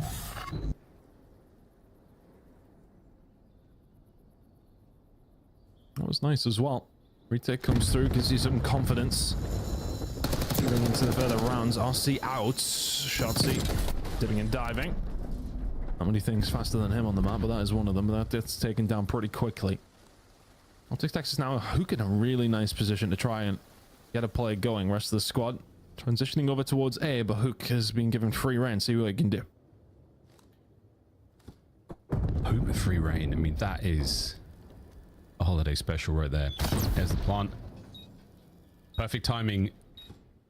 The trophy system wasn't a dead giveaway. The bomb plant certainly was. And here we go. Hook in a position to possibly pick up a couple on the pinch, but the battle's already getting going by fences. Shotzi starting things off. And FaZe congregated over towards that top secret side. They are desperately trying to make something happen here. Hook out of the play for a second. Here comes Abe. Patient, dangerous, off-leash Hook. And here goes Shotzi again. Not enough though from Sim. Beautiful start to this fight. And Sim, huge damage in Adachi. 15 seconds to go. You are surrounded, FaZe. There is surely no way. Trying to fight their way out of this situation. Impossible. It comes down to a 1v1. But the round is done. Optic back to back. Nicely done as Hook will pick up the final kill as well. And I think just having him in that position just gives you so much confidence in the rest of the Optic players. You know what you kind of need to hold. You know he's kind of got the whole entire mid-map. He can hit a flank if he needs to, which is what he does towards the end, as we see the final kill come through. Really nice job from Optic Texas there, just full brute force onto the site. Hook in a nice position to pick up any pieces that need to be found, and Atlanta FaZe struggling to go for the retake there, and this game of Search and Destroy has turned on its head very, very quickly. It was cruise control for FaZe. All of a sudden, back-to-back rounds of Optic Texas, questions being asked. It felt like a moment of indecision there. What are we going to do? We're going to go through top dark, or we're going to go through bottom, we're going to try to find something through plat, and by the time they hit the go button, Optic are in all corners, and right now, once again, the double open hit. 2 got down and 2 stay up. And this is going to get mixy very quickly. You're not going to read the pinch on this one, surely. Optic are in from behind, and here they come. Howdy, boys! Lovely work. Not getting any team fire in there. The second red dot, though, well aware. Hook stays alive, gets away with his life over the skies. Can he take care of the bomb partner? No need. Dashy's there with the coverage. Big Bruce now lights up the fence, and that is going to be it, folks. All down to Celium, and we'll be tied up. And that double flank that comes through just puts so much pressure on FaZe to have to push forward over towards it. They've got to try and find something because they know the flank's going to be difficult to deal with. It's 3 rounds in a row for Optic Texas now. FaZe bleeding rounds left, right, and center. And it's just, again, it's the double hit through open. Just don't read it. No info, no stuns, nothing.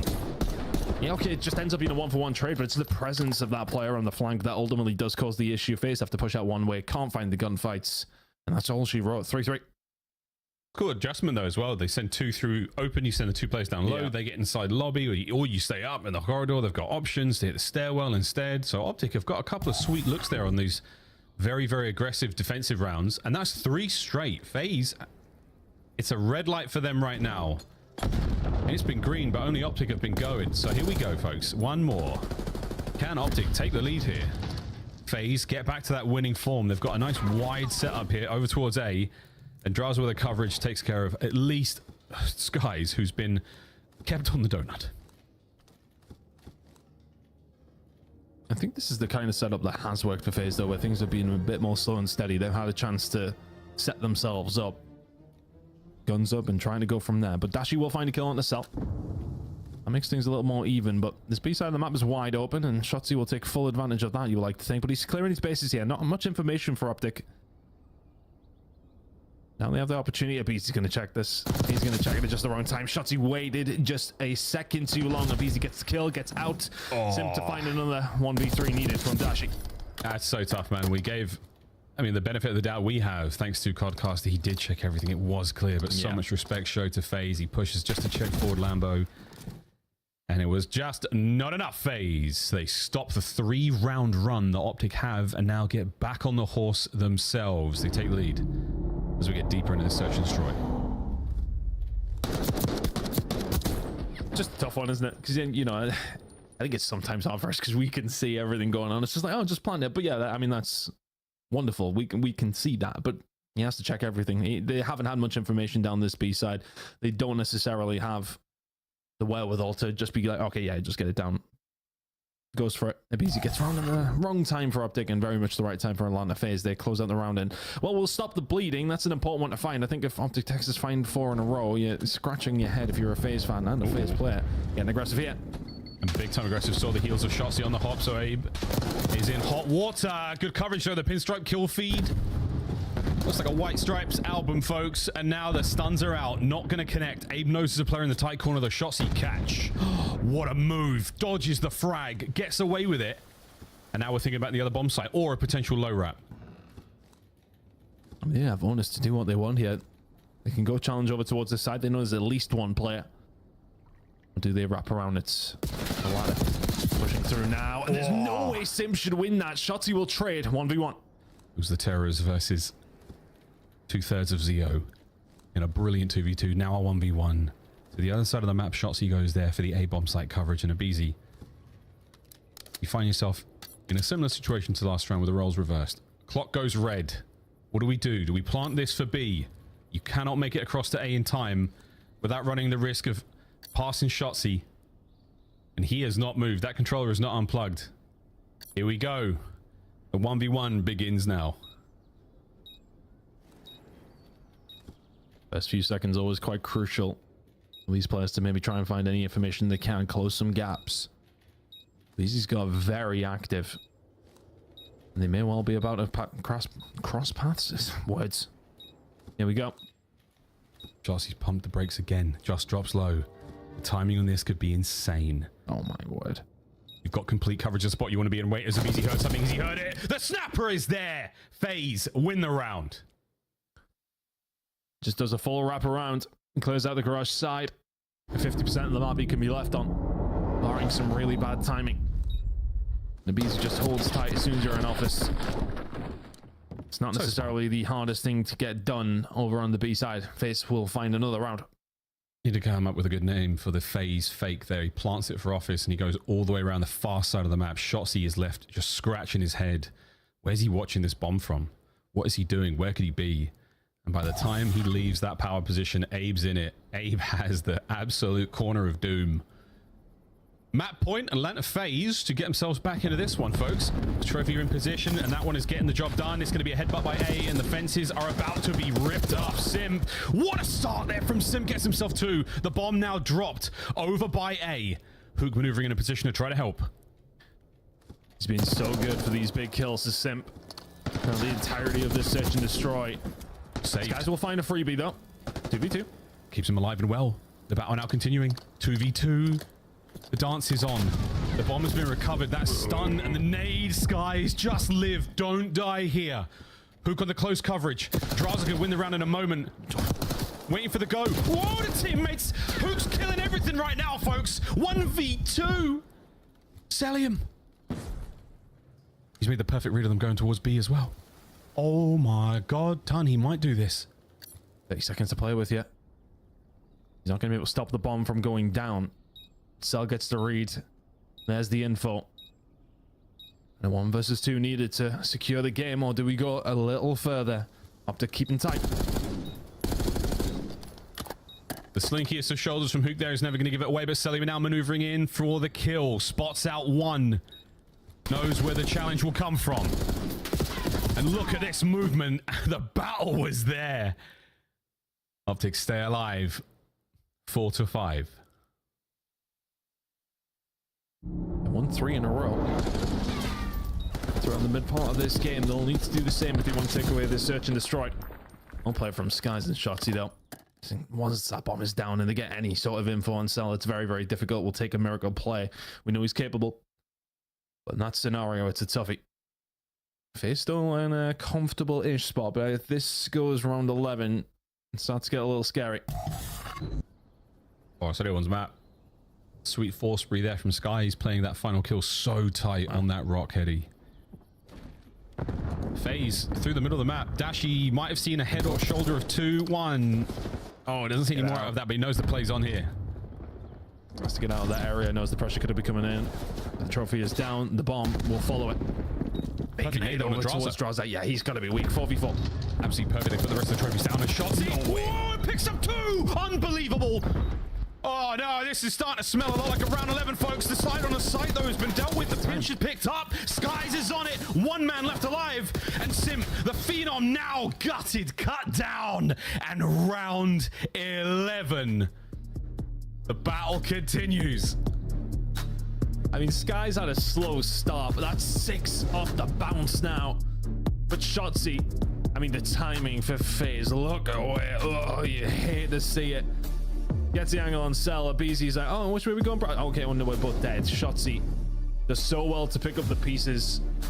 But the timing gods, the COD timing gods, be damned. Optic Texas forced this round 11. Big plays from Skies as well. Things got a little bit frantic towards the site. Things might get frantic in this round 11. Here we go, man. Skies on a 6. I'd be curious to see what the streak situation looks like right now. Nades up, cooked good, damage dealt. And Optic, I've got the ice in the round 11, so we'll see if they can bring it here. A-bomb site wide open for now. A little bit of coverage there from Draza. little bit of suppressing fire, but not enough to bring his teammates forward and get into the play. Skies plants it for outers. You should be safe from a lot of those dirty wallbang spots. No movement yet. Starting to converge over now. There we go. I mean, this is the danger. Everyone's going to be inside. Everyone's safe under cover. He can't quite creep it in towards Ting where Selim was, but here we go. Under the coverage of the smoke, though, BC finds first blood. Oh, Selim is in there as well. More toys at play. RCXD as they send it towards that player. Skies. Oh, he can't bring them through the hot gates, and now Hook all alone. A perfect setup from FaZe as they gun him down, and the shenanigans come to an end. FaZe get the job done and tie the series 1-1. Oh, and I wonder if the missile in from Skies is maybe just a touch early. Players start to converge, trying to get the information. But if they start to make a push a little later than that, can Skies keep them at bay a little longer and just make it have to be a little more frantic from FaZe in the end? They just pick them apart. One apiece now.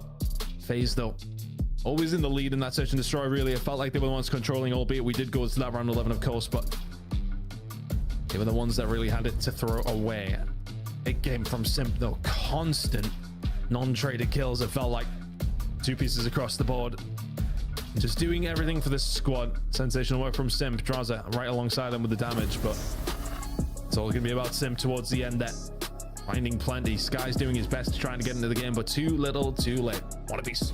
Woohoo! Half time, we going into control, all squared up. This has been a very, very good game of COD so far. How are we feeling about this one, Desk? Are we going to 5? I did not see a 1-1 with a round 11 in the cards today. Thanks, Ton. Appreciate you being here. The chaos ensues, Ali, as we see a 100-point difference. Atlanta FaZe still struggling in hardpoint, but that search was looking really clean until it wasn't, and then it looked like Optic was going to win, and then they didn't. It was great from the side of Atlanta FaZe in the first half of that, but then you look at from the side of Optic Texas, like in that round 11, they had everything in their cards going. Like it was basically a 3v4 for a hot minute in the snap because Skies unfortunately couldn't get a whole lot going, and you run into plays like this where Simpson in a corner, we're not trading anybody out, but then you get to this middle half of the game and Optic Texas start playing a little wonky. You start seeing shots, he's slipping past some of the Atlanta FaZe defenses and finding some of these free kills, and suddenly you push it to a round 11. You have a Hellstar to work with. You have an RCXD to work with. You get the bomb down. If Optic Texas are good at anything this split, it is in their post plant. So you're the best team right now when it comes to their post plant win percentages, and they sell in every single category. Was it a good sale, Ant? Dude, that was the troll. That's why I'm laughing. That was the trolliest round 11 I've seen all year. I mean, you know, up until that point, Optic had some excellent retakes. And he's really shotsy, getting behind enemy lines, finding 2 kills. Does it right here. You saw it earlier where he finds the 2 top hall, ends up almost getting the ace, and then, you know, Skies comes in for the cleanups. He goes on a streak to end up getting a Hellstorm. And you put yourself in a situation where we are 5-5. We have bombed down. We have a Hellstorm. We have an RC car. Shotsy runs through mid, gets blooded. We call the streak probably a little bit too early. Regardless of that, we know they can't be on the bomb, right? Because we just streaked. Right. So let's just stay alive and back up. And then we're just all dropping like flies. Hook's in the clutch spot. Skies is back well, but we're in like a 2v4, so there's nothing we can do. Surprising moves from some veterans here. A little bit of panic setting in the final round will give Atlanta FaZe a foot back in this fight. That was a crazy search from 3-0 to 3-3 to 5-3 to a 6-5 finish. Woo! We still got control coming up. Before that, though, let's take a look at our first respawn because Atlanta FaZe has been riding the shortest of struggle buses. And Hardpoint's not been their game mode. Yeah, you know, I talked about it before the match. Like, they've been susceptible to losing Hacienda Hardpoint, and here's reasons why.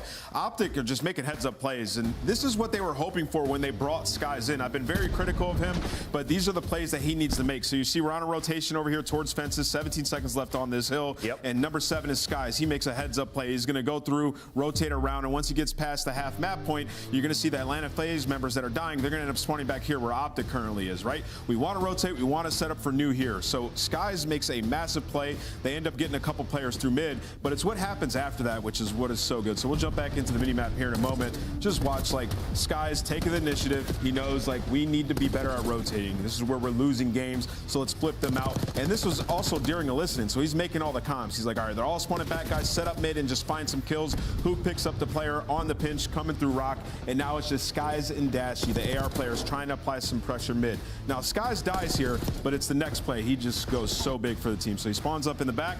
He's going to come up here, find 2 kills, right? And then afterwards, he's going to loop back up top, find the last player on the pinch that he communicates, and then he calls out, all right, they're all going to be in the back now, guys. Everybody turn. You're going to see all the arrows on Optic turn and focus the players in the back. Just a heads-up rotation, being the in-game leader for these guys, getting them to focus on the right angles and the right spawns.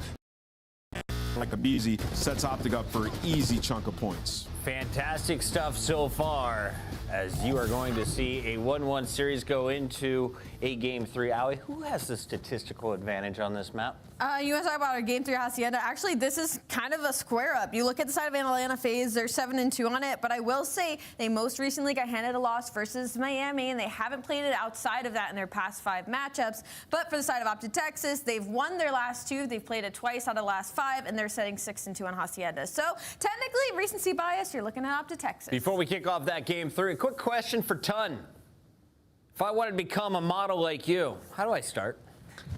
Oh God, I'm not sure when I'm modeling, to be honest with you. If we're talking about bad tashes, about 8 months of growth is what I would go. 8 months? That's a lot of commitment. Well done, fam. All right, back to you guys.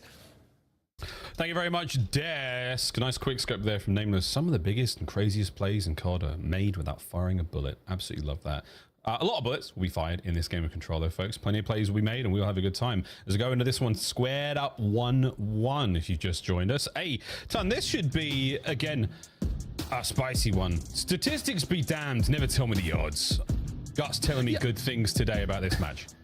Yeah, I think, you know, I'm kind of agreeing with Ali on this one. It is a full match, a full, basically, standoff against each other. It's a case of seeing who's going to go into it. Their best control map for both these two teams.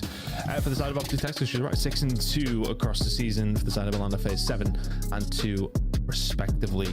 I mean, look, as far as recency goes, though, it has more looked likely for the side of Optic Texas. But I mean, it's the FaZe on Control, right? It's still a difficult thing to find, and this is far from over relevant of how we think this one is going to go. But if it's anything like the last two, it's been an absolute bang out.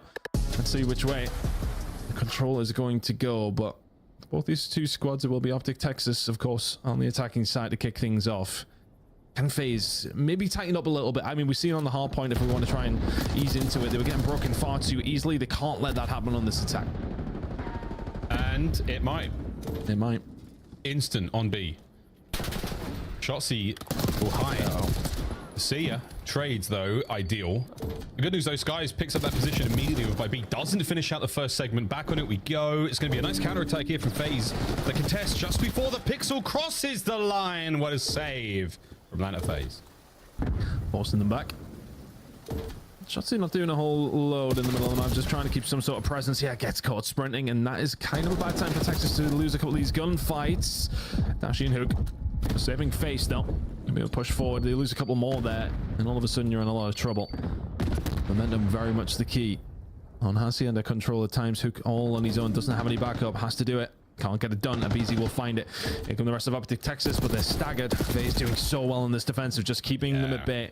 Constantly got the pressure on. Optic Texas doing, well, I mean, not a lot together, and that has been the big problem so far. Look at this dance. Dashy and Draza out by well. Who comes in and is like, just stop it. Either kiss or get out of my way. I'm going to the zone. Dives on in. Hook means it today, folks. He's not messing around. Lightning fast objective play. And he might be able to catch this player out in lobby as well, who's just walked past him. What a moment. I mean, look how still the map is dancing. split. Who's flanking who at the moment? I haven't got a clue. I've got no idea. I'm being flanked. No, I'm being flanked. We're all being flanked. Clock has been stopped. Big 3 out of Bruce. B should be done. 3-man stack. Just like that. For all Atlanta FaZe have had ultimate control of the map. It felt like, at least, it's given away. Dashy with 3 and B secured. Optic Texas now on their way, but for Atlanta FaZe, you've had time now to set yourselves up in the middle of the map and over towards this A site.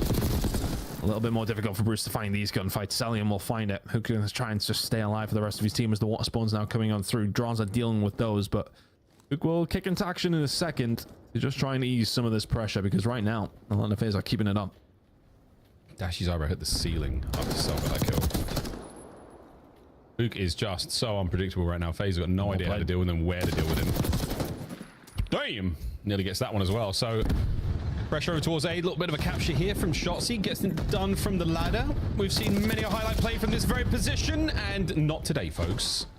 FaZe through the top side. Nate's going to be in position for this. Here we go again.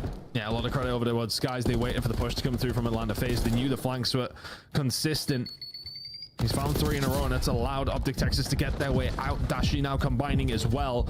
Big opportunity for an air capture here. It's a 9 versus 6, but it's on the cards for Optic Texas.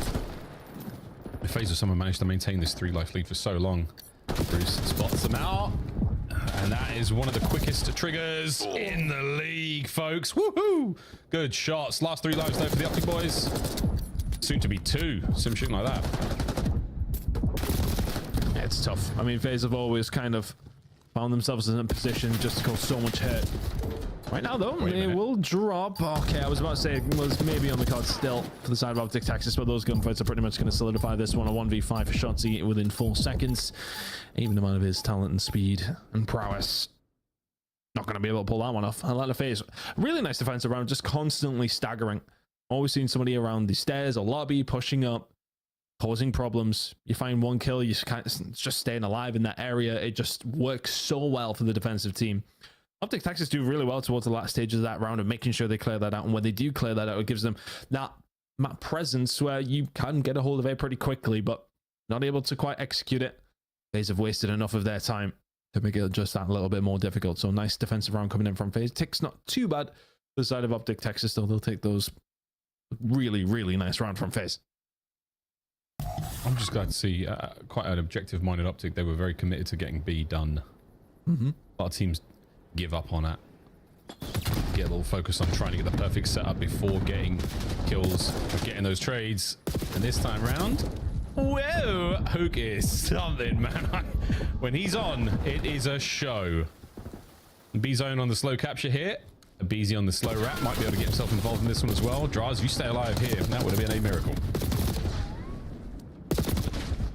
BZ could have done with some backup, though. Still, it's just struggling to get that map presence. Waterside spawn now coming through from FaZe, and they will walk through that door quite happily. I should find one back, but still, map presence, yeah, well read from Draz it.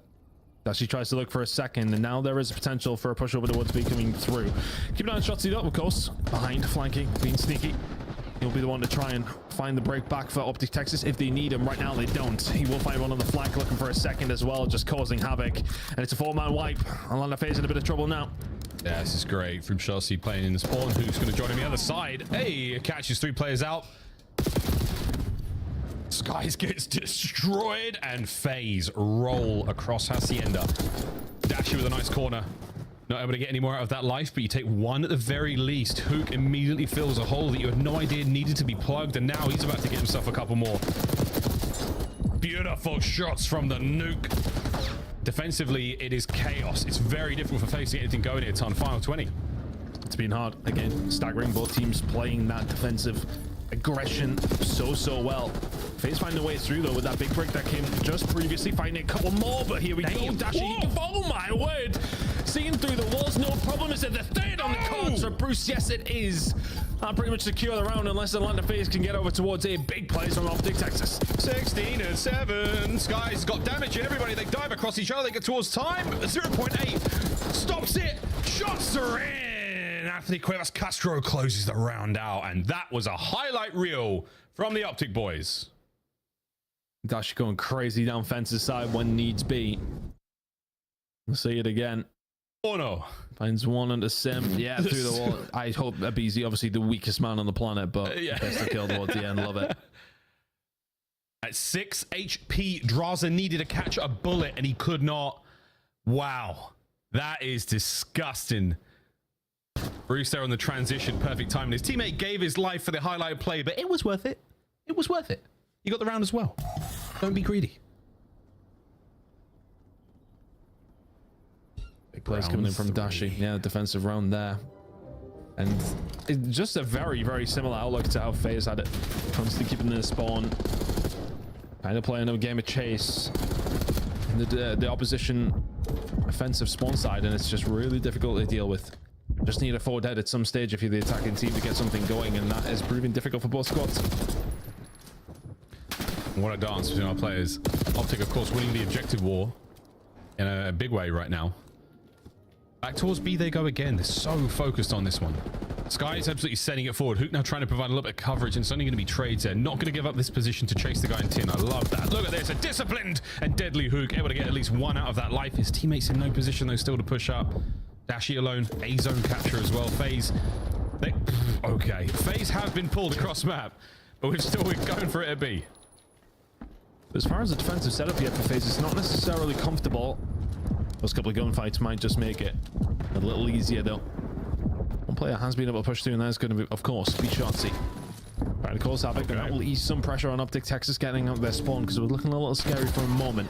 Still progress being made over towards this B side, but it has to just be through the front door. And unfortunately for them, Drazo and Core are here to shut them out. Still somebody behind, though. Hook doing a good job of staying alive. The rest of the team just not going to be able to get out that easily, though. Hook will find a kill. So they'll have to maybe look for him, or does he just have to come back and help out? Drazo sets up cell for the pieces here. If anyone makes their way through well, they're in trouble. But Optic know full well, yeah, you got a player inside. We can't let that one happen, so we have to make our way out. Cell, though, plays it patiently. Sim fills the whole of lobby immediately. Sees the shoulders of Shotzi now on the run through. Picks up one on the pinch. Abizi from the front now. 2 HP, staying alive. What a moment. Good coverage now as Draz makes his way forward. Final few seconds here. Optic going to be able to get on this time. Selim there for it. Another win, and that should be the round. Very, very comfortable for Atlanta FaZe again. Optic just not able to get past that halfway mark, really. It felt like FaZe didn't necessarily have those flanking players in so much, but just beating them the 50-50 through the middle of the map. Plenty of offensive control coming through. Office was never really infiltrated. Optic Texas always felt like they had somebody alive to be able to potentially make a play. But you're putting all your eggs in that basket. Not necessarily working out for them there. There's definitely an Easter joke there, Miles, but as somebody not as witty as yourself, wasn't able to line it up. It's a sad day. That's all right. I try to steer clear of some content because you never know who you're going to upset. Force brief for Selim. He has been Trebon this game so far. Still anyone's map though. Optic, your defense last time around was so good. You set yourself up statistically to get yourself towards that round 5 defense. Good God almighty. Simp gets himself 2. A deep nade and a Beezy to set him up for the next one. Shots are there. Tags in over to Simp. Lord almighty, gets himself a 5. That is disgraceful. And they're still capturing the segment. A ridiculous play from FaZe and ridiculous plays from Simp. And those are the kind of game-winning moments that we can potentially see out here. Because Optic Texas, they're flailing, they're panicking a little bit. They really want to stop it from happening. But with Simp here, it's impossible. Draza picks up the pieces. B will be gone. And look at this line that FaZe already have. Optic Texas is going to fight even get out of the spawn. He thought it was a problem that Simp was on one end of it. Abizi on the other flank now causing issues. It is wing-to-wing gameplay right now from Atlanta FaZe, and they are about to take flight. A-zone. All that remains right now for Optic. He gets some respite. Hook and Dashi have done well. They'll get them out, but it's too much damage maybe already being done. Life side of things, that is going to be an issue, but you can get that back pretty quickly. Simp, though, with the way that he was shooting at the start of this round, that might be a little bit more difficult.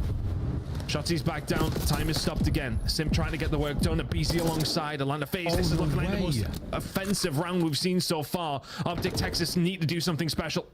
Oh, Dashi gets at least one out there.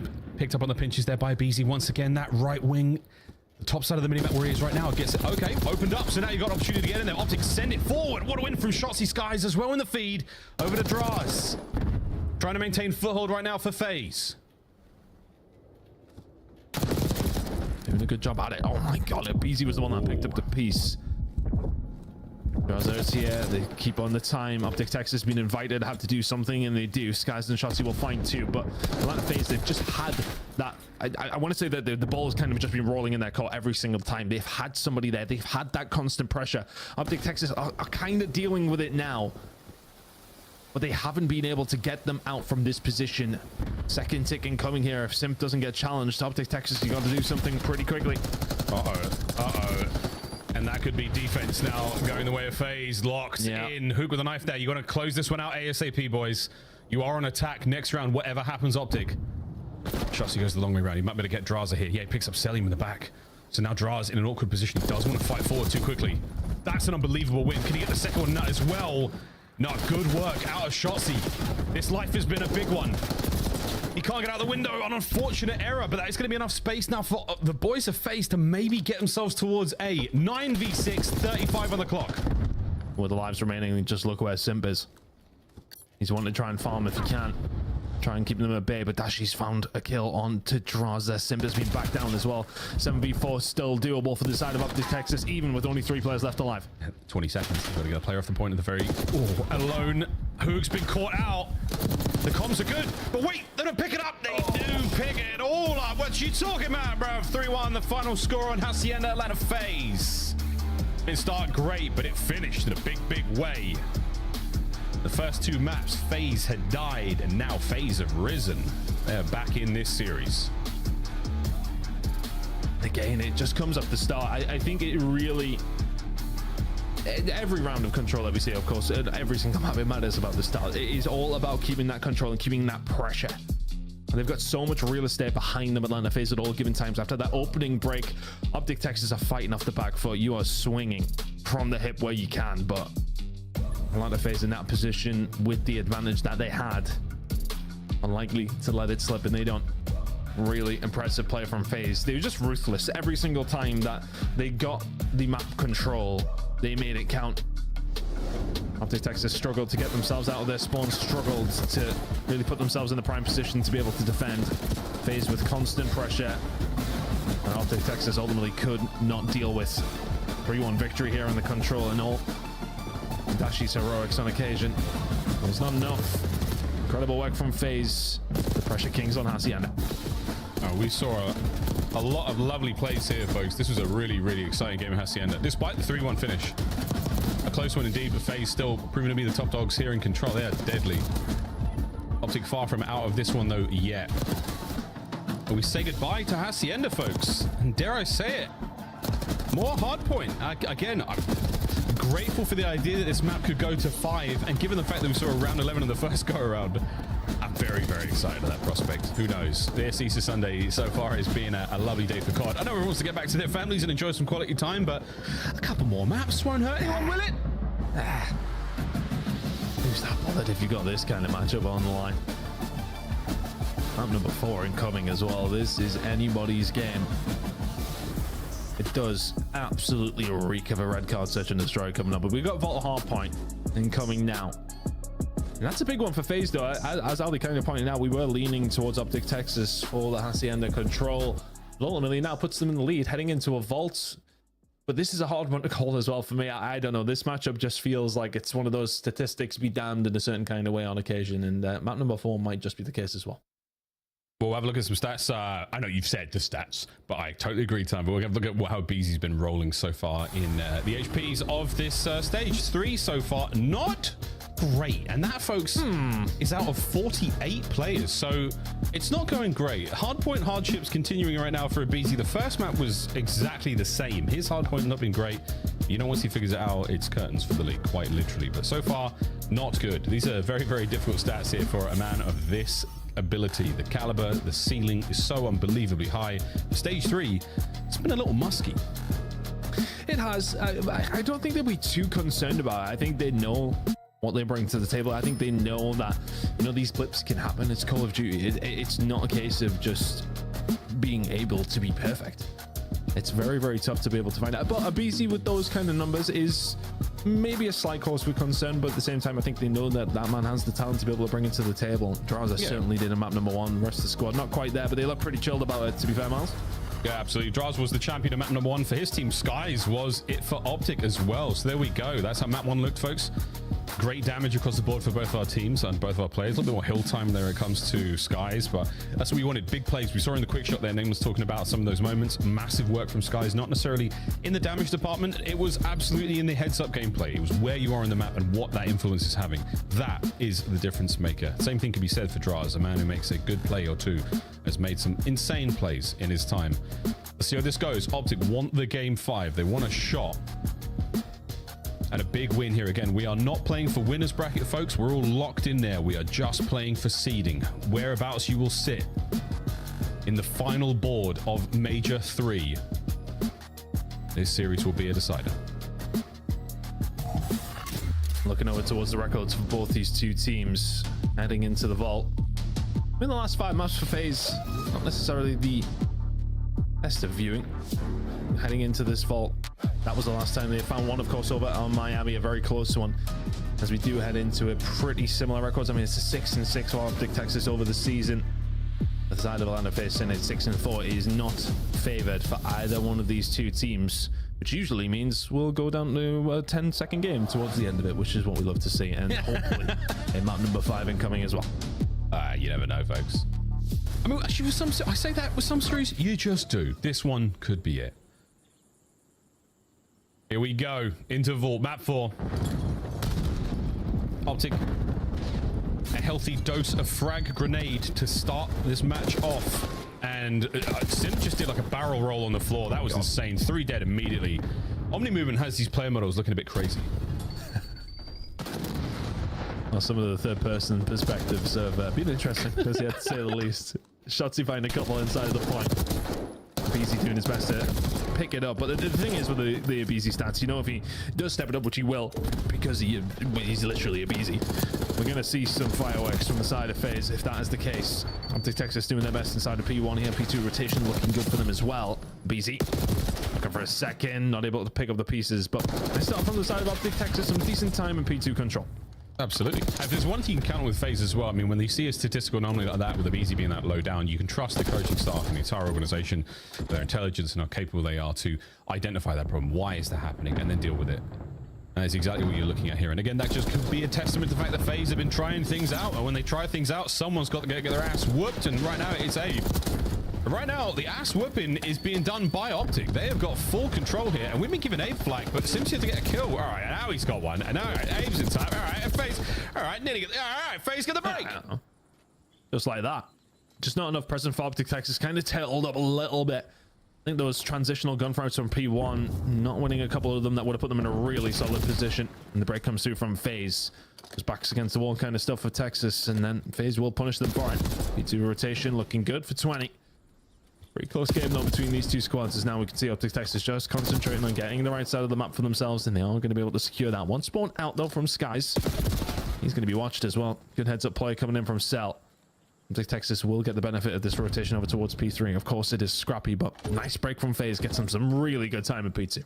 Yeah, it buys you a chunk to keep that lead healthy, but we'll see how they can get the break on in. Only 2 members of the Optic lineup really close to the time right now, and Draz has just picked a man out of spawn, it looked like. Oh, Cell's flipped it. Yeah, pushes around, and then all of a sudden Atlanta FaZe will be able to flip the spawns. You see Cell find his way around, slips his way through the setup. The spawns will come through. Atlanta FaZe will give up some time here. Optic Texas doing a good job. You've kind of forego P4 potentially. Still plenty to play for, over 30 seconds to go, but good time in P3. Well, Optic are making a case for spawns here. They're trying to push their way forward. There's a bit of a flip opportunity. Yeah, once again. It's pancake, folks. We are flipping. Optic now at the favorable position going into the money kill. P4 here on Vault. Sim now trying to get the flip of his own. Waits for a player to cross over. And this is huge. He might be able to get in here now. Spotted out by the player there on spawn. Another 4 dead. A worthy attempt from FaZe, but not enough. Lead change. Optic with a big advantage. Oh, they have got to run a marathon before they're even anywhere near P4. Dropping 4 players like that towards the latter stages of 3 is a disaster for FaZe, but beautiful for the side of Optic Texas. They can set up midway through. They know they've got the spawns. They've got that on lock. Gunfight to go in FaZe's way. Pressure will start coming pretty soon. Actually can find one. FaZe closing this gap, but not closing enough kills. All gone the way. There's no way that Skies should win that one. Simp was weak, but Skies will deal with him. First push that comes through from FaZe dealt with. Oh man, First push done. Now you got to cross the deadly courtyard. Beautiful shots from both Cell and Dashi in that fight. But now over to the thresholds we go. Shotzi up next. And look at this dance.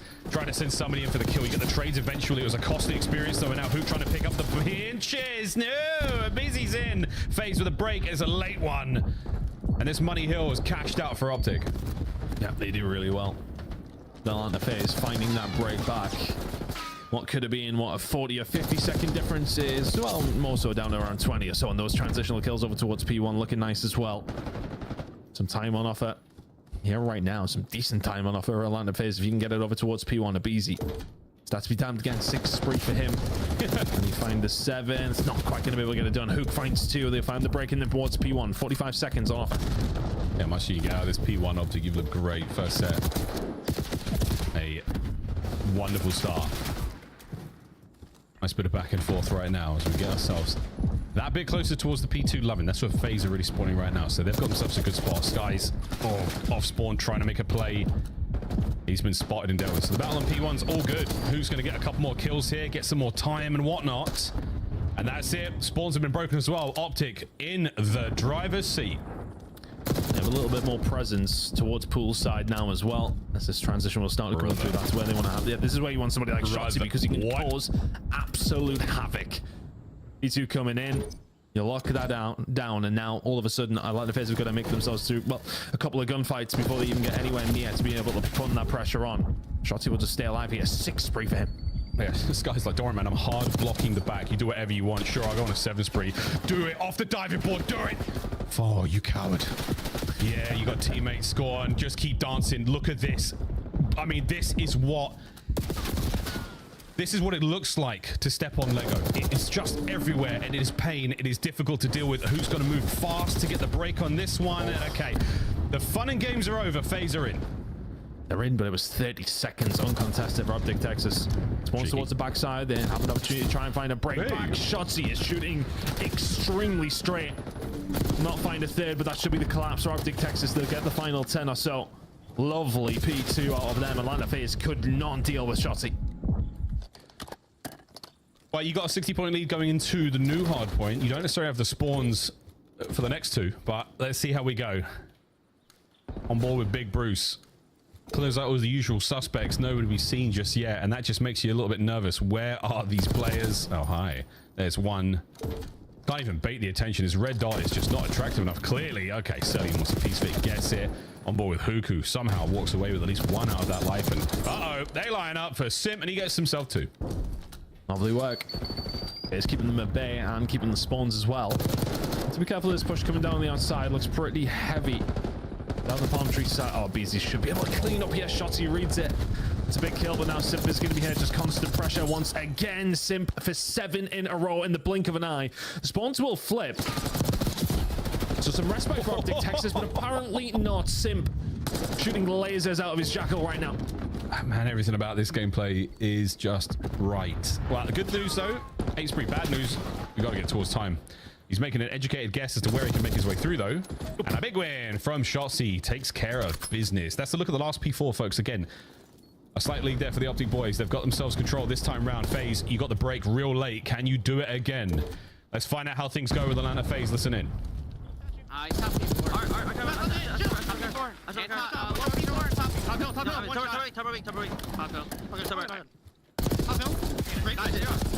trying to get on top, brother. Alright, we got... Come down, yeah, I'm top. Yeah, top dash, weak. I should touch. I should one hill. I go. I see what's up. Yeah, I'm pitching the back. Hey, I'm telling that. Alright, one more. Here's top of dashing. Hey, stop. What's front? Still. Line. Stay this one. I hear back door. The back door. I'm trying to stay out. We're probably flipping. We're playing. Cat. Alright, I'm trying to right. Stand up cat, I'm on. Hey, spawn out. I stand up cat? Yeah, just spawn out. Could be their cat heading, I'm needing. Yeah, Kyle's spawning on ult. I ain't tell. I have money.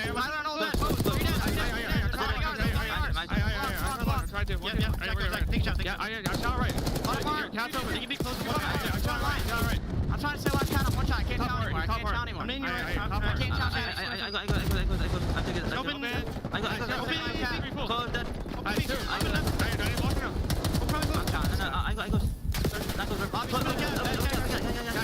One shot. Lobby and one shot. Shot for me. And close. Yo, one more cabby. And close. I'm in close. I'm dead. I have the rest cut. Missing Caesar, okay? Top right, 2 right. I'm trying to get lobby. Lobby, close. Brandon, I hit him once and naded him.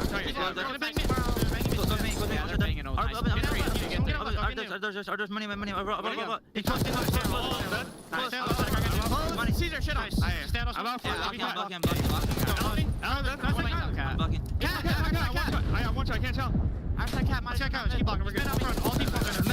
Nice, top cat. Make sure we get close. He jumped in the full fast. In front of me. One shot, turn. One shot, one man. Caesar or Brandon, weak cat. On my right side, I'm saying that. Yeah, hold it. Lead change, FaZe are cooking. Optic now on the fast attack towards the hard point. Can they flip this one and take control? FaZe win a couple of big ones. The Phenom on time. Nades are there, Tan, and it is a bloodbath. It has been chaotic, to say the least. I mean, everybody on FaZe firing on all cylinders right now. Optic Tex is able to put this pressure on Shotzi with a 1v1 against a BZ for 10 seconds. Potentially gets it done. The pressure coming through here from FaZe, though, to try and stop that from happening. But a P3 rotation coming over now towards Atlanta FaZe. Optic Texas send themselves up here for a P4. We have a final couple of hills coming up, Miles, and this one could go either way. So much went on towards the last stages of that second rotation. Optic Texas finding big kills, though, over towards P3. 5 in a row right now for Shotzi. Hoog battling from time, done. Open hardpoint's going to get a body in at the very least. So Shotzi from time getting big kills. Can he get it? Hold on. One more. Does get it. No streaks. That's not a problem for now. You'd have liked it, but not a necessity when it comes to the dub here. Optic with a perfect setup. Great hold across the map. They have to contend for a couple more lives now from FaZe, and they're going to a game 5. Yeah, really hard break here for FaZe. You need to find a breakthrough. You need to stop Optic Texas from getting some good time. They can't win it now over towards P3. It'll be unlikely anyway. Atlanta FaZe will find some respite. They will get out of their spawn. It's a big win from Draza and some nice time for FaZe. We'll put them within spitting distance by the time we get over towards P4, but that's going to be the hard break. A reset for both these two teams. Hold it down. This might be the game. Optic double back, playing for the dub here. Dashy frontline shots are there. Great damage. Trades complete. One man from FaZe in the back. The spawns are in the back now as well. Oh dear. FaZe managed to make it happen when they needed it the most. The breaks have not been statistically good enough here on time, and they've given themselves cushion. Here comes the pushing from Optic. Frontline starting to find kills. Celium, the war at the back is still going. What a nade from Abe. Now towards the front. He's done it all. Over the top. Draws the 6 spree, and the time is still theirs. And they can still win it here over towards P4. Optic Texas, you need to panic just a little bit now. They are taking their time, though. Still 20 seconds away here from the side of FaZe. A little bit more presence from the side of Optic Texas, but you got to win the gunfights, and they do. They find a way in. Celium holding it. Spawns close. Can he get inside? Wait for the rest of the reinforcements as well. No, I don't think so. FaZe now trying to fight in. Optic, shut the doors, the windows. Don't let anything out. 5 now to go on this time. They're playing towards the new hill as well. Going for the win. Once again, heads up play from Optic. They soak away everything they can. Mid-map dominance right now. It is all white shirts over the cell. Couple of kills in. Trades complete. And FaZe on time. They got so much time. Optic Texas have got to find a way through. This is free time for FaZe. One last break attempt. You've got to get it done. What a battle. Here comes Skies. Through the hop. No contest yet. Lead changes on its way. Damage from Abe. Can anyone get there on time? It's FaZe holding it together once again. FaZe now looking for the dub. Anyone from Optic? Gotta go. Gotta fly. No! What a comeback. And what a chain of hard points from FaZe. The COD gods smile upon them here on this Easter Sunday. And another outstanding FaZe Optic series. We're going to take a quick look at how those last hills went down. What an unbelievable map. Incredible map out of these two teams. don't get called up often, Miles, but I like that it was one of these like this.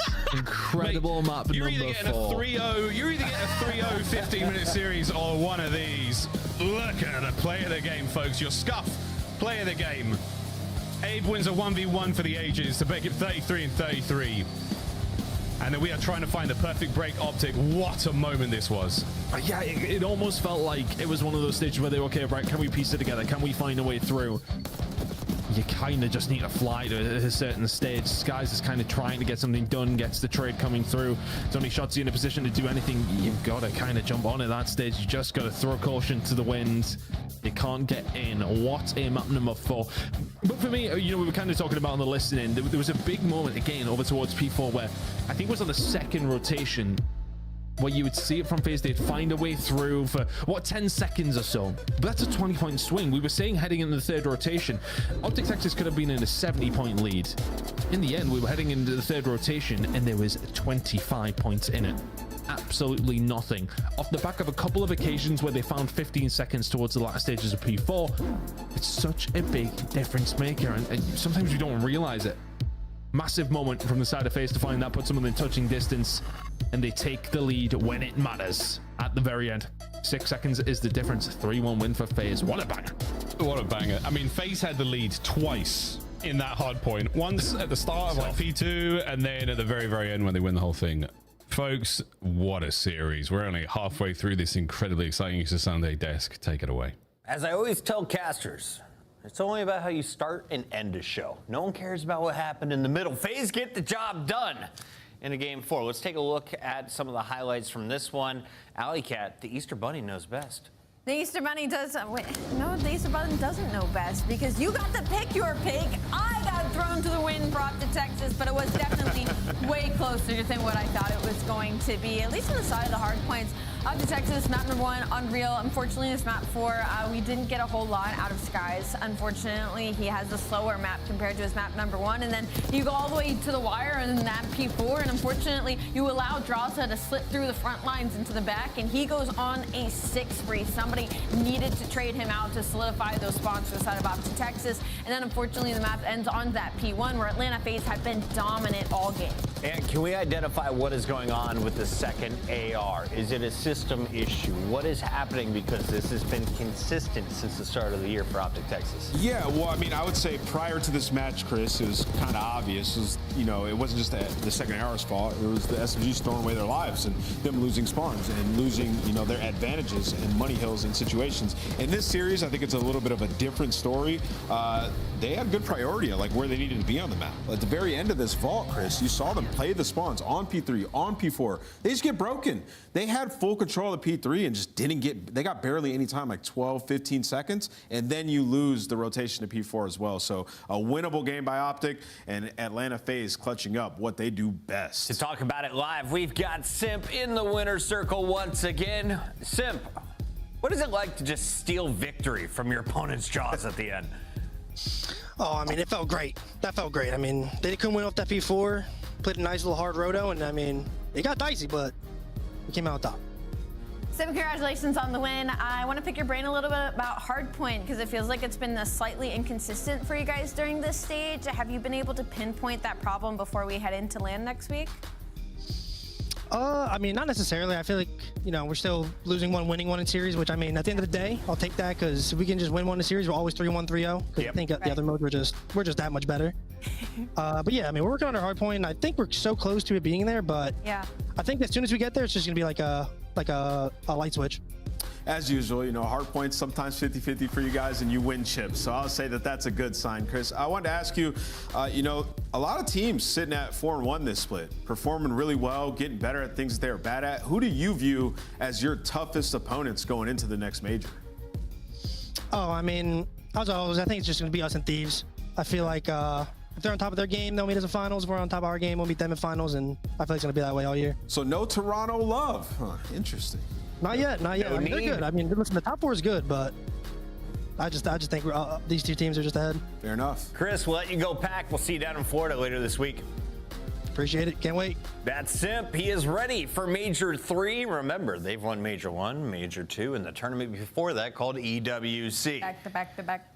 Millionaires doing big things. and they do it with big plays like this. It's your Scuff. Play the game one more time. Take a look at the end. Alley. Hearts were broken. I mean, Jaws is already on the 6. We're starting when he's already on the 6 free. But yeah, this was an unreal break from the side of Atlanta FaZe. And then it's just kind of the priorities after this, because even though Optic Texas does manage to break in, you can see the 2 players off the spawn. They're already going for that hallway control. I mean, 13 seconds left. Optic cannot win here. So Atlanta FaZe is just prioritizing this mid control for whenever they do decide to try to make their way towards this mid palace. Man, I'm just looking at, the scoreboard here. Sip is so good. He's got 2 minutes in the hill on this one. He was frying apps right before.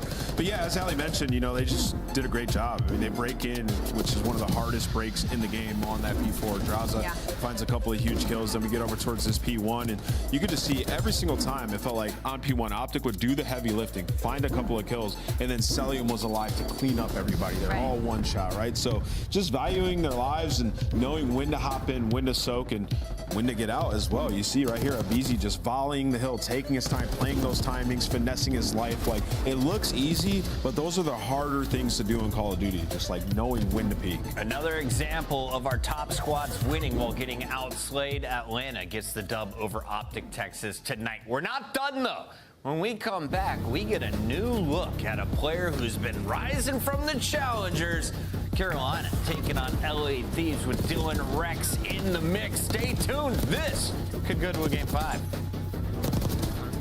Nice.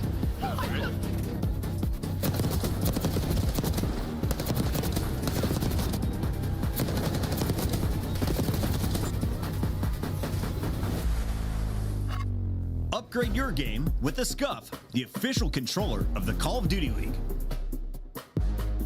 The Esports World Cup is an official partner of the Call of Duty League.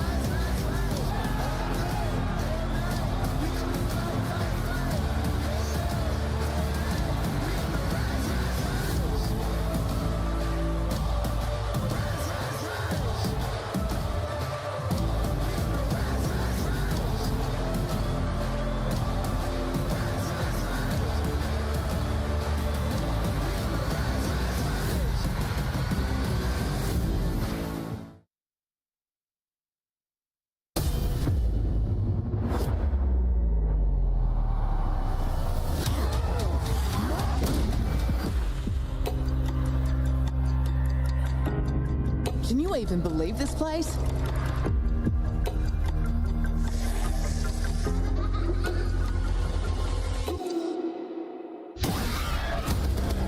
Sit your slimy ass down.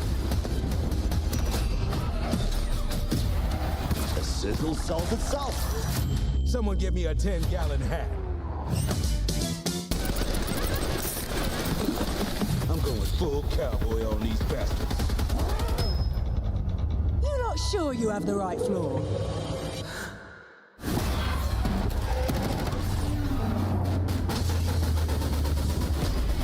It is so nice to meet you face to face, mate.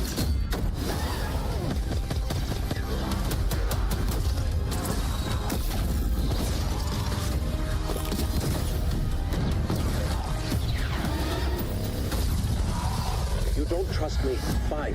But you cannot trust her. The 2025 Carolina Royal Ravens team pack is available now. Each pack includes home and away operators, as well as this calling card for the barbecue after the smoke show. Next time you boot up, suit up at the in-game shop.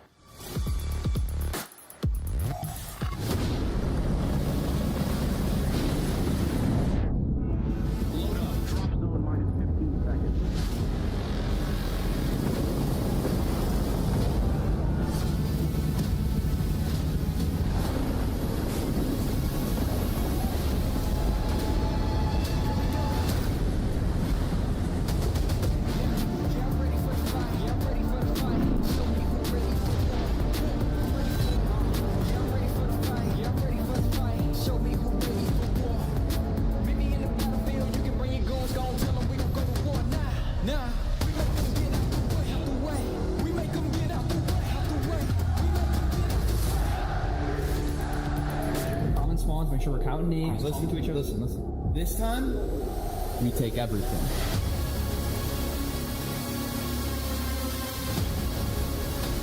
It's LA Thieves taking on Carolina Royal Ravens, and the Ravens, well, they're looking to step up their game. Top 4 wasn't good enough, and after falling to 5th place, they made the move. Dylan Rex in the lineup today. They needed to. They were struggling too much against the top teams, not able to kind of jump that hurdle. And the biggest thing now is going to be if their control gets better with Dylan Rex into the squad, because it has been abysmal. Or on the flip side, you look at LA Thieves, they've been the best control team in the game. Number 1 in that category, 4-0 on just the split alone, 28-6 on the season. And for LA Thieves, the biggest thing is like their hard point has started to take like a slight dip. And by slight, I mean number 1 on the season, number 5 during this split. And that's because they've been testing their map pool, trying to add Skyline. So for LA Thieves, they're in a great position heading into Major. And if we just saw Simp and Abizi, the number 1 SMG duo in the game, where do you put Envoy and Hydra? Yeah, top 2 can be number 1 on the given day. I mean, these guys are absolutely insane. And Hydra is having a ridiculous split, and particularly in the Search and Destroy. You know, that's one of the game modes we know him to be dominant in years past, and how prepared he was every single tournament. And that's starting to play out here. You could see in Search and Destroy throughout this split, this team has only lost 1 of those. They've been ridiculous. Yeah, I mean, Hydra has a 1.46 in that game mode. I mean, just diabolical. But I mean, and for Carolina, this is their worst draw, right? 4-0 record against Steve so far in the season, and it hasn't been close. They had 1 game 4 at the start of this season, and it's been 3-0 bops since then. So question. I just saw a tweet, fantastic graphic, of Draza, 9-1 against Optic in his career recently. The Reaper. What about this situation for LA Thieves? Who is the Reaper over Slashers Carolina? Or who is it on Carolina who needs to step up today? Yeah, it's just a team diff, I'll be honest. But when you look at it, like, you're going to need Gwyn, obviously, to have a big performance. And then exactly what you brought Dylan Rex in for. Listen, Dylan Rex has been around for a while. I mean, his first known tournament he played was in AW. He's been in the Challengers Gauntlet since Black Ops 4, though. Like, grinding through Challengers. And he's been, you know, putting his work in, winning elites. Like, it is his opportunity and time to shine. One of the best opportunities you're going to get as a Challengers player coming in is to be teaming with a group of guys who have had success this season, who are already pretty much a shoo-in for champs, and they're the number 1 Search and Destroy team on the season, sitting at like 50-50 in hardpoint and control, right? So a marginal increase in performance in the slaying department puts you in contention to make it extremely deep into multiple tournaments to round out the year. Dylan Rex needs to seize this opportunity and come in guns blazing. Look, Carolina needs 2 win conditions. Well, 3 technically, if you depend on Dylan Rex's performance. But as far as in-game, Carolina needs to stick to their fundamentals in hardpoint. LA Thieves, top 3 breaking team. Carolina's number 1 rotation during this split, so they need to stick to their fundies, try to steal a hardpoint. And same thing with Search and Destroy. They need to not allow the plant from the side of LA Thieves. LA Thieves, number 1 post plant in the team in the game right now. On the side of Carolina Royal Ravens, they are not great at retakes on defense. That's where their struggles have been. And so eyes on this guy and eyes on the fundamentals for Carolina. Dylan Rex gets up close and personal with that monitor, and when he does, he can beat you down. A 1-3-1 inside of Challengers Elite Stage 3. Those are Civ-like numbers. Yes, I mean, he has been unreal, and he's had a ton of buzz, right? And it feels like this is the right time to bring him up. Oftentimes, there are Challengers players who haven't spent too much time down there. They have a couple good stages. They get brought up into a bad situation and plummet. Everything on paper looks great here. It's a good situation. He spent a ton of time down there. He should be ready to compete on this. Can he flex to the SMG? Yeah, I mean, you can. Dylan Rex is a slayer. He can do any gun, but usually it's going to be an AR. He's going to be putting down numbers. We got our maps. We've got our modes. It's going to be 5 games coming your way, potentially, if Carolina gets it their way. LA Thieves, though, looking to take care of business in the first 4. We got Hacienda Rewind, Vault, and Red Card. Allie, walk me through the numbers. This is a square up across the board. If you're Carolina Royal Ravens, you're actually loving this layout. This Hacienda, you're 50-50, but should you push it to that Red Card hardpoint, you're 6-2. You get 2 incredible S&Ds. You get your best in Red Card and Rewind. You've gotten a couple looks on it, 1-1 across the board. LA Thieves, of course, though, deepest map pool in the league. They'll literally take you on anything. Yeah, hard points. I mean, gonna be a scrap. I mean, Carolina like both of them, right? So in a good situation, I think this should be a banger, Chris. Let's get started. I'm ready. Let's get into our scuff pick'ems. The Easter Bunny makes one more round.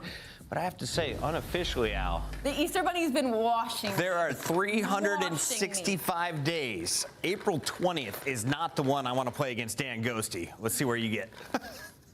I wanted to grab that purple one. That's crazy. It's a tough day, isn't it? Oh, let's go. Tangosti and LA Thieves. Easter Bunny, don't sell me now. Easter buns. Who we got? We got Carolina Blue, baby. Carolina I'm with Blue. it. Yeah, will you pick for me? Sure. Thanks, buddy. What do we got? Up top, I think you'll be happy with that. I think you'll be happy with that. Tangosti, my guy, it's time to fry. We got Shift and Ton. This is the duo I've been waiting for. What's up, lads? What's going on? How we doing? Fun fact, outside of us casting COD Mobile together, I think the last time we casted competitive multiplayer, Ton, do you remember? 2019 Anaheim, 250 to 0, 6 to 0. It was a best of 3. Winner. It was a round 1. It was Team War. Do you remember that? It was a trip. It was a heck of a long time ago. I think I do. It has been a long time. Although I would say any other talent chals who want a golf chal at this stage, we're taking all opportunities, opportunities. But this one is a good opportunity to see how LA Thieves are looking, and good opportunity to see how Rex is going to do on this Carolina Royal Ravens team. It's an interesting storyline for him. He has got his call up eventually after some very solid work on the challenger side of things, but Thieves still looking like the regular Thieves, I suppose. That is 100% correct. I think the one thing about this Steve squad, though, again, coming off of the perfect stage 2 qualifiers and falling very short at major 2, is to build on that. And again, just kind of how this stage has unfolded, it has looked much of the same, but I do think there's a level of extra discipline that LA has taken, I think, especially in their respawns, just trying to find a way to make sure they're capitalizing and really maximizing setups that they're able to put together, and then also making sure they're also in a good spot to at least contest well on their break attempts. That was something that really hurt them when they played against Boston at the major, and even though this stage may not have been as fruitful in terms of hard point wins, they still look really good, and their losses, as slim as they come, are not often all that bad. A 219 250 and a 215 250 are the only two demerits. So let's jump on into it. Hacienda Hardpoint, Carolina, LA. Let's get it on. Here we go then. Side of Thieves. I mean, look, I'm really just interested to see how Rex is going to do in this lineup. I think, you know, he's a player who's been around a long time in challenges. We both know very well his efforts. For the side of Ravens, what have they got on the cards for themselves here with Rex? I mean, after the conversation last week, is that, oh, you know, the camp's good. A big change comes in pretty much immediately after. Let's see how he does. Yeah, absolutely the case. He has been focused on, I would say, largely since the Cold War years, where he really started to kind of rise to fruition. A handful of really good finishes, playing alongside players like Phantoms and Yees, stuff like that. But now finding wins, and multiple wins in the last couple of years with high-level KDs. It is one of those things. It's about darn time that this guy who's been a top AR in challengers gets his first shot. I do think it's one of those conversation points too, like you feel comfortable, I think, if you're Rex, jumping into a team that is as complete as it is, but at the same time you also feel the pressure because they're bringing you in to beat teams like LA. So see if he can provide that little extra boost that the Carolina Royal Ravens need. Great time over towards P1 for them, but this P2 rotation looking solid. Hydra, this kind of flank as well, it's just so dangerous. Find to second, and that push from the side of Ravens will be entirely nullified. Kind of like this from Hydra, just playing that spot consistently, making it so difficult for the Ravens to even move up the map. Consistently aggressive, and the whole looking not too bad. Big 1v1 about to go down though. Scrap trying to hold it down. Yeah, really good awareness coming through, and he's got help, I think, in particular through driveway, so he's able to clean up things from the front. The only pressure here at the last 18 seconds is on the flank, and honestly, if you're the Thieves, you're fine with that. Let's just start moving up the map, see if you can put the Ravens to spawn behind P2, which looks like that very well may happen. Foot race going over towards fences, though, at the moment, and it'll be Envoy trying to meet TJ, and whoa, more than meets him, takes his head straight off, and a chance here for Thieves to go scrap to initial. Wonderful work from the side of Thieves again, just these transitional gunfights, catching them off guard. A little bit of bad time on the side of Ravens as well. That's a tough one to take. Thieves down to put the foot down on the pedal firmly. TJ trying to find something through the office side, as well as the push now starting to come through from the Ravens up through fences. Can you find the break? Now, at the moment, it's just not enough conviction to get through. Envoy, who's on 5 in a row, slips around the outside for kill number 6, and Envoy now taking over. More hardpoint score and time going his way, inching closer and closer towards a very early Hellstorm. And for the Ravens, again, this has just been a mismatch all year long between these two teams, and not the start that the Ravens are looking for. Absolutely not. I think it is that big transition, isn't it, over towards P3. I know it can be scrappy, but I mean, that's a little better. Ravens will find a few kills, and that should be some good time. Yet Thieves will walk away with their tail between their legs, and this is still on the cards. The side of Carolina Royal Ravens. Can you find a second if you Gwyn? You cannot. Hydra is there to pick up the pieces, but this transition, they're going to be here pretty quickly. Thieves have got a couple of numbers, but not as many as they would like. Default will pop. Ravens not far away. I like this on a scrap. Just put yourself in a very tough pot to be traded out. But predicted nicely. Gwyn finds the opener. Now a chance to pinch if you're Carolina. Secondary elimination comes into the hard point, leaving Ghosty now by himself, and it's just too much to deal with. Really fluid on this break attempt coming out of Carolina. Good awareness, good situational movement, and the pinch now allows a chance to break and even force out the early Hellstorm. Could pack a punch here, though, as the ordnance gets called in, but they do delete the cruise missiles, so Carolina still holding around the hard point. Just about scrap inside of the point now. They will find a way through. The missile does enough to disrupt. One last fight. Ghosty gets it. 20 seconds to go. Yeah, and this could be really good time for the side of Thieves. You think a 120 to 56 lead heading into it would have been beautiful, but for the Ravens, they can get that scrap time. 10 seconds remaining, and they will pick it up. So, I mean, after a first rotation, it's just Thieves on the beat, just that little quicker. For Ravens, I suppose a lot of their successes come from like some nice breaks, but not a whole load to write home about. But that lead is not insurmountable. Yeah, rotational, kind of focus put aside. Yeah. It really has been Carolina doing a nice job of kind of cauterizing the wounds and mitigating the damage that can be done by these early rotational wins by the Thieves. And now you're only down less than 30 points, and you're still soaking up some pretty solid time here in the first 15 on P1. Slasher trying to get back to the high ground, but instead runs into the waiting arms of Scrap, who turns that into a second. Thieves able to clean up the hard point, move across the map, and set themselves up for success, moving over towards P2. Beautiful once again from the Thieves. Hydra once again. That tip of the spear. And Slasher trying to keep them at base. P2 popping in 25. Hydra just ghosting around the map. Rex eventually able to take him down. A little bit more pressure here, though, from the Ravens. They get some okay time over towards P1, and P2 popping. They are very much yet. Well, Envoy deals with the first. Follow-up is absolutely perfect. And I will say, just kind of looking at that scrap time, I understand that like you don't have many routes available if you're the Ravens to try to break into the P2 side of the map, but falling there, front side checkers, now makes this rotation super difficult. Good nades, good stuns. May not make a difference, though. Hydra covered, and Hydra for 2. Shuts down the play off the pinch, and once again forces the Ravens to hit from the worst possible position. Yeah, Gwyn is able to find something, but as you can see, last P2, 52 seconds. The side of Thieves, and absolutely zilch for the Ravens. And so far, it's looking like a bit of a repeat. 20 seconds in, Ravens have barely even seen the point, never mind got on it. 35 remaining. It's always so tough for a new player in, like just trying to, especially as an AR player, work rotations, work on anchorings and setups, but it's just the SFGs for LA are not allowing Carolina to get put together in any form. Hydra now with an AR in hand. He's good for another. 19 and 14 more in front of him, but there's Rex trying to open things up. He does take down 2, leaving an opportunity for Gwyn to finish off the scrap time, but he will drop. LA starts to run away, and as we do, we move over to an LA Thieves listening on rotation. Rex, that office. Two. I'm falling well, boys. Blocking the back. No, I'm blocking the back. All well. I'll spawn kill. I'll spawn kill first. We know them. I'm blocking the back. They double spawn in the back. They double spawn in the back. I let them all spawn. Just hold. All there? Yes. They should all be there. I died. Definitely. Shoulder and elbow. One elbow. I'm office. We're gonna go office. You should. Office. I'm getting 10. Office. Weak. No weak. I need your. Look your top. Elbow. Yeah. Elbow. Ivor top that. Inner. Watch out. Watch out inner teach and then outer. Watch out outer. It's still flat. I can look at time teach. Okay. Then on time. Inside flat control. Yeah, inside time. I'm gonna pitch window. Okay. Yo, already cat. Cat one bullet. It's gonna hit plat. Go. Yeah. Shot. On time weak. Outer weak. And inner dead. Nice. Outer weak. Nice. Slasher. Outer. Center siege. Happy to be here. That's cool. Right? One more outer. One more outer. Help hold. Outer right now. And in you and outer. You to mid. No, I don't see him. Good time. I got P2. I jump up cat. Yeah, pushing P2 for me. Yeah, I got you. But they're top open. I have to live. Yeah, I'm holding fire pinch. Top open. Yeah, I fire pinch journey. Top office. Close. Give me a second. In office. Office. Jump out. Office said to come. Don't die. Watch out. Both. I shot. Nice. I blocked just spawn. Slasher just spawn. I'm pitching fire. Yeah, go ahead. I spawned secret. I can pitch fire. Go do it. I have fire. I have all their side. I have all their side. Yeah, here. Put your feet, bro. Yeah, I'm laying down right here. Yeah, let's team shot. Yo, center for the slide, Paco, like to your right. One you know what I'm trying to say?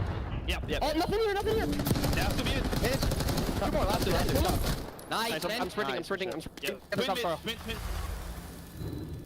It's absolutely perfect, and you've even got Dan Ghosty telling Hydra where to put his reticle. Put it a little bit more towards the center to deal with the slide. I got you over the top. And again, it's just every single T is crossed, every single I is dotted. Envoy over the top of the head. He almost able to capitalize for maybe what would be the final game-winning play, but Carolina get a little bit of scrap, and they'll extend it to another hard point here. But Chris, it's just one of those things that you look at this, and it's just, again, LA Thieves dominating, not allowing Carolina any moments on rotation at all. Yeah, it's just been consistent from them, hasn't it? Consistently behind the pace if you're the Ravens, and consistently finding everything you need to if you're the side of Thieves. I mean, Hydra right now is just, he's a ghost for them at the moment. He's really difficult for them to deal with, and they are not dealing with him. DG will find something on Envoy, and this is a potential opportunity again for Ravens to get some okay time at P1, but it's also an opportunity for the Thieves to finish this one off. Ravens, you need to find a break at P1. I think the storyline for this map, honestly, if you're looking at this from the perspective of LA Thieves, is that it just continues to force the Ravens to have to do two things at once. You got to break through old, you got to rotate to new. You have to break through old, you have to rotate to new. It's just too much stacked up against this Ravens team, especially now late in the game where you have to play the war on two fronts. Hydra just being annoying. The whole rest of the team is already ready to go for P2, but Hydra's still hitting old time. And again, just keeps forcing the Ravens to make one and only one decision, and it's not going to feel good. So we go back over to Lambeau. Maybe a chance for one more pinch, but Scrap shuts it down 33-15. Oh my goodness. How about one with the pistol through the doors as well to finish that one off? Cool, calm, and collected. LA dominant. Incredible work across the board. Everyone doing their jobs, and Ravens, a shaky start with the new roster online. It's always tough though. I mean, Thieves just so fluid. I think you kind of pointed out halfway through of just how they're able to skate across. Handshakes all around. Thieves, one of the good. Doctor. Clean stuff coming through. And again, it's one of those, like, this is a really tough debut matchup for Rex. Let's just call it what it is. Like, this whole move, it kind of, we talked about it a little bit in the beginning of this map. It's both, I think, easy to read in terms of, like, if you're Rex, like, great, you're gonna feel comfortable. You're into a three-man squad that has looked really solid across the entirety of the year. It's not a situation like you're the guy trusted to come in and completely, radically change the identity of a team. You're supposed to be an improvement. You're supposed to be a marked upgrade for what they feel like they were missing out on. So you feel like, okay, this is a comfortable spot for me to jump into. I don't have to worry about trying to do it all. I just gotta fulfill a role. Problem is, that role that they need is the role that they're missing out on when it comes to beating teams like Thieves. I mean, they've only gotten a single map win versus these guys. The same can be said when they play up against other teams in the same ballpark. You know, even talking about like your Phases and things of the nature, even your Vancouvers. Like, there's not a good winning record versus those squads, and that's where the pressure comes in for Rex, is that you're now the guy that needs to escalate this team to be a definitive, at least top 3 squad, and at least in this opening instance, not an immediate improvement. It's hard to do, especially you look at some of the top teams in this game. You're coming in against Thieves, like, all right, okay, yeah, all the best. Like, straight into your first one at Hacienda. You've got Hydra literally everywhere. You got to deal with Scrap. I mean, it's nightmare fuel. Like, you know, like, if he comes in and has a good game, it gives you that air of immediate confidence. And, you know, is it a case of reveling under that pressure? So far, not necessarily. Not going to point everything over towards him, because, I mean, when Scrap's hitting clips like that, I mean, my God, what are you supposed to do? LA Thieves, very comfortable map number 1, and it is a baptism of fire for Rex. Yeah. Welcome to the lake, poetically told. Yeah, exactly. And the thing about it again is, like, he's deserved this spot. You know, watching over the last 5 years, or even back to like 2019. Playing with that UYU team, you could definitely see that, yeah, this guy is shooting, and he's got the opportunity to really be a difference maker in the league. But like you mentioned, jumping right into one of the best respawn teams that we've seen in the CDL is not an easy feat. So now we take our focus to the search and destroy. And I will say, just kind of reflecting on how Carolina has been over the course of, we'll just call it the last stage or so. The search has actually been pretty positive for them overall. They still hold a pretty solid record, all things told.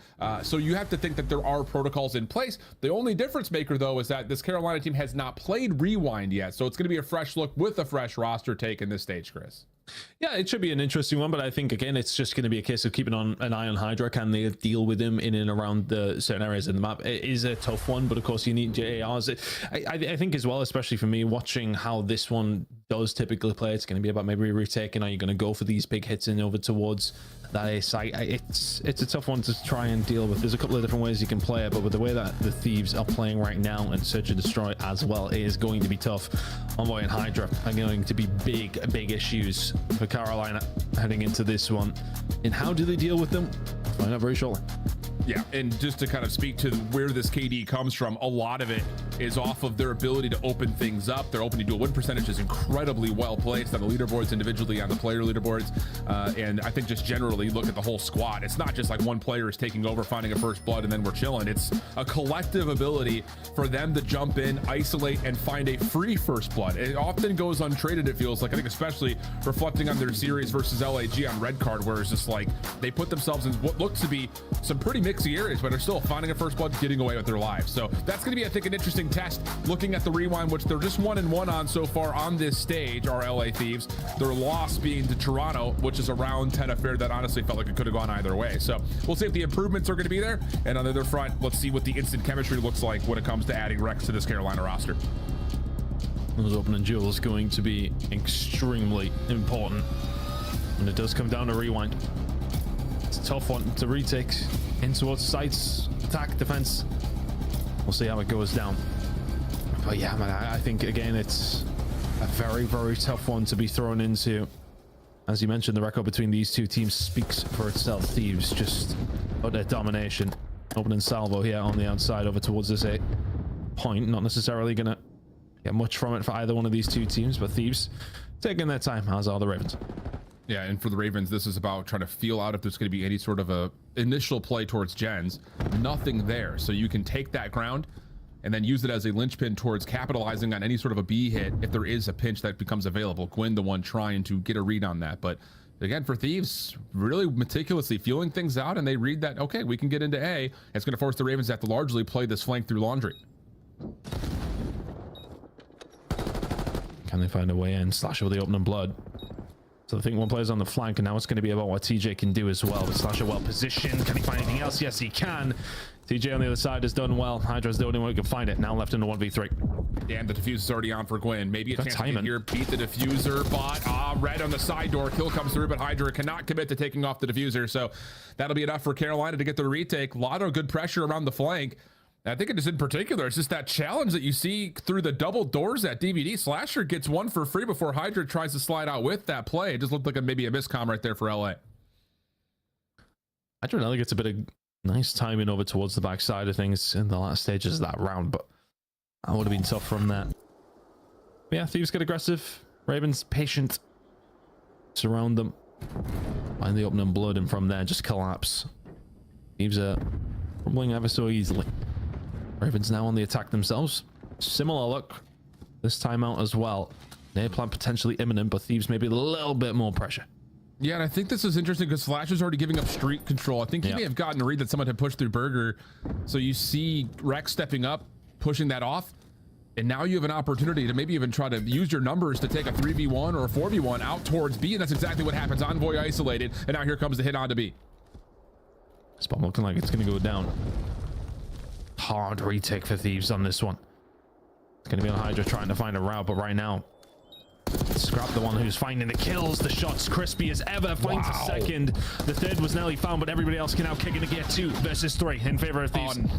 I love that from Hydra. Just mantles over, finds a couple of the pot shots, sets it up for Scrap to hop on for the defuse. Ghosty going to be watching right over the top of him, and Rex. Yeah, it's just one of those situations that you just are not going to have the time nor the space to jump back over to contest the defuse, and that's just an unbelievable first 2 from Scrap, followed up by good intel gathering from Hydra. I mean, the shot for the player that he actually didn't kill, incredible as well. There's 3 on the line from him. Did find the third in the end, and it's all but written in the stars which way that one's going to go. But let's have a look at these shots again from Scrap from a third-person point of view. Gwyn deleted. It was Slasher who was like, "Oh, I'm challenging that." Wait, no, I'm not. TJ dealt with very quickly. Just the wherewithal from Scrap to know the challenge coming. Well played. Thieves bouncing back very, very quickly around that. Didn't necessarily look as clean cut as you would have wanted, but with Scrap finding players like that, always helps. And that's the thing too. It's like, I think the Ravens make the right read, but when you got an island player like Scrap who can handle his own, that's good news. Envoy, ooh, sees the high-low stack over towards the connector. Gets the read, hits the stun, now off the regen. Does he want to try to force this? And yeah, he will clear the staircase out. Important moment there for Thieves, is now they can get onto A. Yeah, it's a freebie. Can you find anything for your Envoy this time? They re-wrap around, get very aggressive very quickly. Advantage now with Ravens, but bomb does go down. Problem here, though, is that you really are trusting that Hydra can get a read from inside the site, because everything else is just hoping you got good COD timing on the outside of the site, and that's just not coming through. Ravens, again, just making a mess of the outside of Gens, but hold up. They line up just a touch. No one's on for the defuse here. Hydra gonna get the reset. How does he win that? Just down to Slasher, to the 1v1 with Hydra. Time could be an issue for him. And Slasher's gonna go hunt for the kill. Has to find it and has to find it now. And he's just barely missed the shoulder from Hydra. There will not be enough time, nor will there be the chance as Hydra gets the shutdown. What a save. And Scrap just looking over at his teammate and saying, how on earth has he pulled that one off? It's the kill on the Rex. That, well, it doesn't seal the deal, but just about gets the pens out for that one for the side of the Thieves. Here we go. This is how it broke down. Finds one through the wall. It was the second that was picked up by Ghosty, but it's this one from Rex. 6 HP. Just on the regen. Takes one bullet and absolutely wipes Rex off the face of the planet. Big plays from Hydra. Thieves now in the lead. Yeah, that's just, again, one of those moments that I was about to frame it up. Like, Carolina's finding a lot of defensive success playing through Gens. But again, another individual moment comes through. Nades to the top of the defense. Not going to deter Ravens from jumping right on into the site, and Scrap is there to greet them. And it's not a welcoming greet, as TJ will find and be able to create an exit from this play. And a follow from Slasher gets us from a 2v4 to a 2v2 instantly. Scrap maybe overheating with the child. Slasher will find it. TJ a little on his own here, but Thieves have been back down ever so slightly. Hydra and Ghosty happy to give up some map control and go for a retake on some sort of level if they can. TJ at the tip of the spear, Slasher there, backing it up if he can as well, but A is going to be the opportunity. Oh, the Ravens. timing. This is aggressive play. Hydra gets through and finds a second big play from the side of Thieves, but yeah, the timing not on their side. You know, again, it's another one of those moments. I think if you look at that and just evaluate the decision, I actually kind of like the call from the Ravens to not just stay inside of A. The Semtex, the stun pushes them off the B site. You know there's going to be some sort of a wrap back into courtyard, but I just don't think you expect that LA are going to follow you out to street side. And that timing is just everything there for the Thieves. Just counteracted beautifully, considering that, again, the play call seemed pretty fluid for Carolina. It's just, again, timing-wise, didn't really work out. It's one of those, isn't it? I think if Hydra doesn't win that first, it's a very different situation. Yeah, absolutely. Scrap does well to find a couple, sets themselves up, and it's 4 in a row for Hydra. He highlighted he will be a big problem for Ravens to deal with, and right now, they can't touch him. Little feel out play on the extremities of the map right now as Ghosty's taking a look over towards Burger Street. You've got Envoy playing up in towards Courtyard and a late RC car to clean out the front side at A. The player that would maybe follow up on this would be Scrap. Shots come through, damage is in. Is there a follow-up? Is there isolation? No. Gwen's able to get back out, get the reset. We'll stay 4v4. The French apparently not known for their driving. Slasher will find one of the Ghosty. And Gwen finds another as well. 3 versus 2 now in the favor of the Ravens. Thieves have been battered away with a lot of pressure that was coming in. Gwen just playing the angle. Great nade on the Scrap. And now a 1 versus 3 for Hydra. Yeah, it's just a really good feel off from Gwen. The nade, a bonus on it. Hydra on 4 in a row. May want to consider just chalking this round and seeing if he can stay alive, but the Ravens also aware that he's holding on to streaks, so the hunt is on. Hydra just running for his life. And honestly, he may have a chance to kind of throw this back to sender here. It's just too many players around each other, though. This is surely going to be very difficult. Hydra, go for the plant. No time. Had to go for it. Ravens really well. Wolf packing together. And just difficult for Hydra on that. So big plays coming out from Gwyn, though. Really nice job over towards that side. He sets the round up for them. And Hydra's can do very little on his own. 7-2 out of him now, but the round ultimately goes Ravens' way. And just another one of those moments that after the initial attack is kind of feeling things out on the outsides of the map. As soon as the RC comes through, Slasher slips up in towards really the drive-through lane. Getting the first blood and then holding his life is super crucial towards Carolina staying alive through the streak. So good response. We've got a bit of a chess game going on here, Don. And honestly, it's one of those situations that it feels like Ravens are, you know, trading power pieces nicely. It just comes down to How do we actually corner in the queen here? Is this going to be a high-low setup? It's double chowed out, and Envoy reaps the reward of 2. Rex trying to find the exit, but Ghosty will push him off, and we'll stay 3v2. I think you described it perfectly. It is a bit of a chess game, isn't it? Of who, well, I mean, this is its own game on its own between Slasher and Scrap on the outside. Facts. Slasher seems to actually not be doing too badly when it comes down to these 1v1s on the outside. He's found a lot of success. And is that going to be a route for Carolina Royal Ravens to get back into this one? Still find themselves behind, but it can be a game of chess over towards the safe side, really, can't it? Like, for all the iterations of Rewind that we have seen over the past month or so that it has been in, seen a lot of it in challenges, and it is very much we want to have the give and take of getting a hold of A, and do we want to go for retake, do we want to just hold it down? Right now this 2v2 though is pretty intense with both two teams very close to each other. Ghosty will find one, and now 1v2 for Slasher. And he's a bit stuck at the moment. Here comes the double chow. Yep, opposite side of the hedge. Just no way you read that. And honestly, it's just one of those situations, if you're the Thieves, you play that perfectly. You know, if they plan at A, then okay, you've got the ability to slip outside, make sure there's no exit over through street. Otherwise, you're able to contest over through courtyard the whole time. But backing up into the Radio Shack area, the electronics store, you get an angle to see if they're going to push at you. And that's where Ghosty finds the follow-up first blood to the 2v2. And then, of course, this is the perfect double chow afterwards. So, again, very back and forth. And you're right. I mean, comparing this to what we've seen largely throughout the first portion of the stage, and especially you and I in Challengers, this has been anything but the normal head bash that we've seen, I think, a lot in the Challenger space. And even for a number of the teams that we've seen try to approach this rewind, this has been very strategic, very methodical for both teams. And now we're going to get our first level of defensive aggression from Carolina. Scrap goes for it. Temptation was there. Gunfight's not quite falling for the Thieves.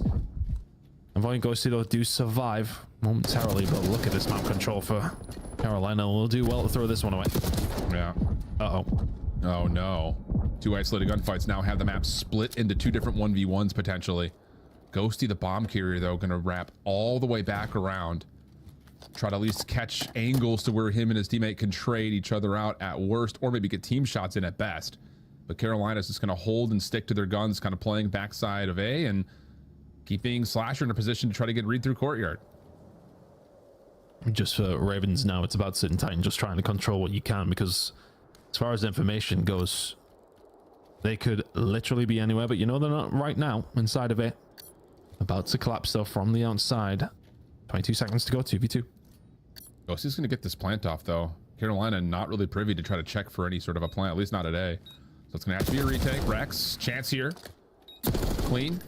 Trade, not going to be there for Ghosty, but does find a sub to play with. So against the 2 ARs, can he find a way to get into close quarters? Instead, he just finds Slasher pushing forward. This wasn't all that well timed, and Ghost is going to get the read here that Rex is not going to natively play for the defuse, and that decision comes through immediately. A 1v2 for Dan Ghosty, and Thieves continue just to outlast the Ravens in these tight rounds. No, kiss of death from myself there for the Ravens. I said they deal well to lose it, and they did brilliantly at that. The 2 isolated gunfights, as you point out, goes from a 4 versus 2 to a 2 versus 2 immediately. Bomb goes down around 45 seconds later, and Ghosty with the 1 versus 2.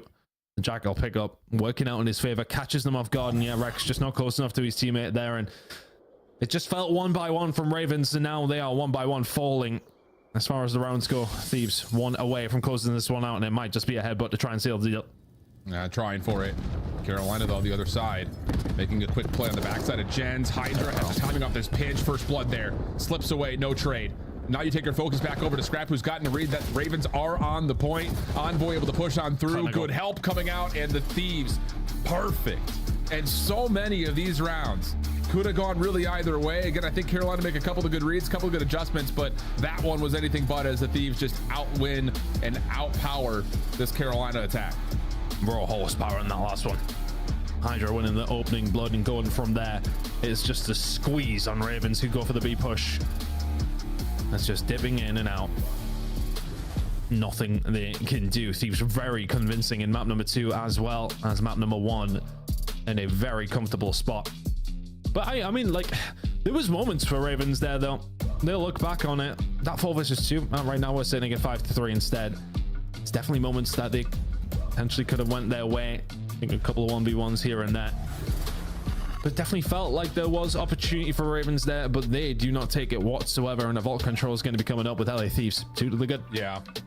It's just business as usual, though, right now, son. Hate to tell you, it's just the Thieves in this head-to-head matchup continue to find success no matter what the roster seems to look like. We'll head back to the desk to get their reaction before we come back to map 3. Players, hear me out. If we're ready, let's just roll it right into game 3, because I think we all know what's going to happen here. Am I right, Allie? Yeah, it's not looking great, especially with how bad control's been for Carolina Royal Ravens. This is the worst case scenario. LA Thieves in control of this series. Let's take a look at the search and destroy.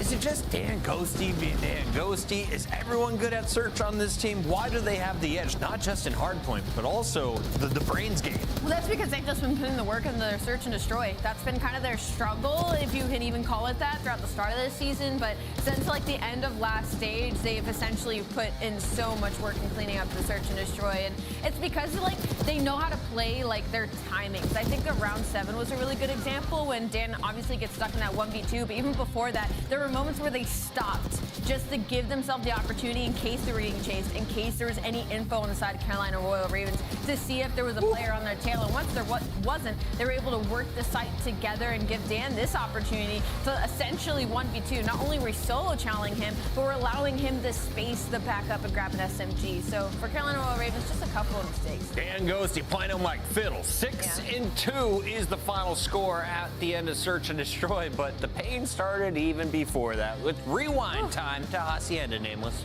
Yeah, I mean, LA Thieves just dominating them here. And then on that Hasi, you know, it's Dylan Rex's first map in the Pro League this season. And what happens? Scrap goes 34-15. He's like, this is a pro AR, my friend. Slasher shot down a Hellstorm, though. Highlight for Carolina early. Shot out nice. I mean, yeah, the P2s, they got absolutely rocked on P2. Yeah, Carolina, I mean, you could tell, like, this roster just formed, bringing Dylan Rex in. This is a very, very tough draw, having to play LA Thieves in your first match. They get pummeled out the game. Can we look at the scoreboard here, though, Al? It was just a 20-point difference. Now it's 40 points. LA just runs away in the second half. Did they find confidence? Was it just the setups and defending the hills? How do you close out a game this impressively, consistently against Carolina? The game flow tipped scales, essentially, in that second P2 when LA Thieves got a huge chunk of that time, and all 4 of them were able to make their way over to the fences and get that unreal break off of the back of Hydra and Dan. That momentum shift was just allowing them to control the pace of the game from then on out, and Carolina Royal Ravens just didn't have anything to work with. So far, he's got 23 kills in the 2 games, a .77. Search and destroy, though, he was just pushed around, bullied by Dan Ghosty. It's not too bad, a .77. I mean, over 2 maps? I've seen a .3 on this show before, Al. That's true. Listen, he's not Thanos, all right? These guys have been getting rocked by LAT all season long. It's just a team gap. What would the bracket look like, I'm told? Well, they have it previewed for us. Thank you very much. If Thieves win this series 3-1, this is a rematch in the opening round. So if I'm Royal Ravens, I'm like, guys, if we want to make it to round 2, we got to get to a game 5 right now. These guys do not want, this is insane. Like, you get handed this loss and then immediately have to go up against them round 1. Maybe it's a good thing. Maybe it's a rematch kind of situation. It's not a good thing. They're going to be 5-0 against Carolina this year. Yeah, definitely not a good thing. Honestly, this bracket, though, is electric. I mean, you look at some of these matchups. Miami versus Ultra would be awesome. Breach versus Optic has the makings of a great round, and then Surge and FaZe, Allie. Godlike. Yeah, set that one up. Last match of the day. We should lock that bracket up. I think it looks great as it is. We're looking at a 5th team finishing 4-1. LA is 1 game away. Do they do it here, Ton? Great question. I would presume so. I mean, look, I think this has looked very, very convincing for the side of Thieves throughout the last 2, but I mean, can they bring it back? I always like to sow the seed of some potential, but I'm not feeling it right now. No, it's definitely, again, it's one of those mismatch type of relationships between these 2 teams in the head-to-head. It's just one of those situations that it's just the Carolina team cannot crack the code for the Steve squad. There's been a lot of those, though, because there's also been moments where we've seen other teams struggle just being able to figure out another top 3, top 4 team. So tough scenes overall in terms of how you kind of see this head-to-head matchup. But again, this comes with, I think, a little bit of forgiveness just due to the fact that we are dealing with a new roster with Dylan. You're playing up against a red-hot Thieves team that's looking for blood, I think, going through not just this qualifier, but especially the major upcoming. Yeah, and the major upcoming is something we kind of just talked about that. I'm not too sure if the guys on the desk kind of just touched on it, but if LAT go on to win this series 3-0, 3-1, which is looking very, very likely, this will be winners round one for both these two teams. So it is a dress rehearsal to a certain degree for both these squads heading into the major. So I think for both of them, it's a good opportunity, especially I would say to get Rex on the board and kind of get things rolling. You know, this is the game you're going to have when we get over towards Miami, and that is, I suppose it's a good thing, right? You know, they can kind of go into it to know what to expect when we do get to that stage. For them though, I mean, where are you kind of lying with it? Kind of go one way where if you get slammed like what is currently happening, then is that going to affect you negatively, or you just say, okay, well, let's prepare ourselves, let's change up what we did heading into that game. You don't want a game they'd rather win, and that's the one on live. Yeah, and I think the other part about this, like, just to kind of wrap up this Carolina story and how their season has gone, 19-12 overall record in their head-to-heads or their win-loss category. 10 of those losses have come by way of Atlanta, LA Thieves, Toronto, or Vancouver. So it's like, again, that's how you evaluate what this move is supposed to do for Carolina. It's to try to get past those guys, to find a first win versus a team like Vancouver, to find a first win versus a team like LA. That puts you in a spot to potentially contest for a championship. It just comes down to, can they actually do that? Because for a team that I think has often been in between top 3 some weeks, maybe top 6 others, you're trying to find a consistent level of being able to compete with the top dogs in the league this year. It's a difficult thing to do. And those top dogs are serious ballers, and it's a big step up, a big step up. And for Rex as well, is as mentioned, into the fire. But let's see how it's going to go on map number 3. Can they turn this one around? Feels unlikely, but hey, there's been plenty of surprises on Easter before. I'm down for one again. Let's get it. It is tough though. I mean, you can even see the dynamic between these two squads right now. Like Carolina is like just trying to lock in, trying to find the rhythm, trying to get this engine moving, whereas Thieves are just hanging out, vibing, leaning back, smiling, cracking jokes, getting ready to go. Casual fist bumps on that bottom level of the screen as well. Thieves feeling very comfortable, very confident in their ability to take down this Carolina team, no matter what the roster looks like, especially as we start to look at a vault control, a map mode combo that has been well rehearsed for Carolina, at least in the roster previously, but for Thieves, 9-2 on it. So not exactly what I would say is unfamiliar territory for them either. Currently in a 4-win spree in control, a 5-loss spree for Carolina. And the writing is firmly on the wall here, but as mentioned, we've been surprised before. And it would be a good time for Carolina to try and surprise us here in this series, because it has been one-sided. It's been one-way traffic. I can go on and on. Thieves, though, looking to close this one out quickly. And, well, get back to the families here on this Easter Sunday. Yeah, exactly the case. I'm also just kind of, again, just to point your attention towards it here, friends. You know, the question was asked on the desk, could Rex run a sub? He absolutely can. It just may be a map at certain moments and times where you might see him pull one out or find one on the ground and just trust it the rest of the way. That slasher can kind of hang on, but, well, it's not been a good break off here, Tony. We've got a 4-for-1 exchange. Second tick already done. TJ with the opener. Nice. There's Rex with a sub and a chance to contest the rest of this A zone. Yeah, nice bait and switch. Amboy, though, doing the right thing. Diverting attention, taking away pressure. Can't necessarily set up the spawn trap. Oh my god, the snap. Ridiculous if he finds the second. Are you kidding me? Envoy. Incredible from the Thieves. Pushing forward, keeping that pressure on even when it looks unlikely. Ravens can just do nothing right now. No, they really can't. 2 ticks done today. Second tick on the way at B. Gwyn shut down. There's 3 dead. Rex last 1 left, and he will be found. Envoy has been chilling on this zone. Well, he hasn't been chilling. He's been in a war zone. But he's coming away with every single kill. That'll be the B zone. Wow. You've got 1 member already on over towards A. Honestly, surprised that Hydra just didn't stack it to get this thing done quicker, but he's playing off the cross. Scrap hanging out, isolating, and wow, Ton, this is an absolute clinic for an opening offense. Oh my word. I mean, just flawless. It's Envoy for me that really does put a button in that one. I mean, we see a couple of kills go the way of the Ravens over towards the A side. Think, okay, cool, retake. Obviously, okay, well, let's just ease some pressure. Slash a dead Rex. Just not a nice gunfight for either one of them, but it's Envoy who gets the better side of it. 6-1 from him. Big heads up play. It's just, as mentioned, put your resources in the right place at the right time. Job is done. Thieves get the attacking round they need. And I think that's one of the first times that we've really been able to, at least from like on board with Envoy, see the decision come through about, we've got a good progress at A. It's starting to get a little dicey. Get out, put the pressure back to B, and Ravens just cannot get their heads on straight after that point. Stun comes over towards the top side of Catwalk. I actually think that hits Gwyn, so that slows down this potential play to play from the high ground. The dive in still coming through though for Carolina, jumping on the point, but the pinch is here, and everything just unfolds in the blink of an eye. Yeah. Feels like a defeated team right now. And with that, Ravens are playing yet.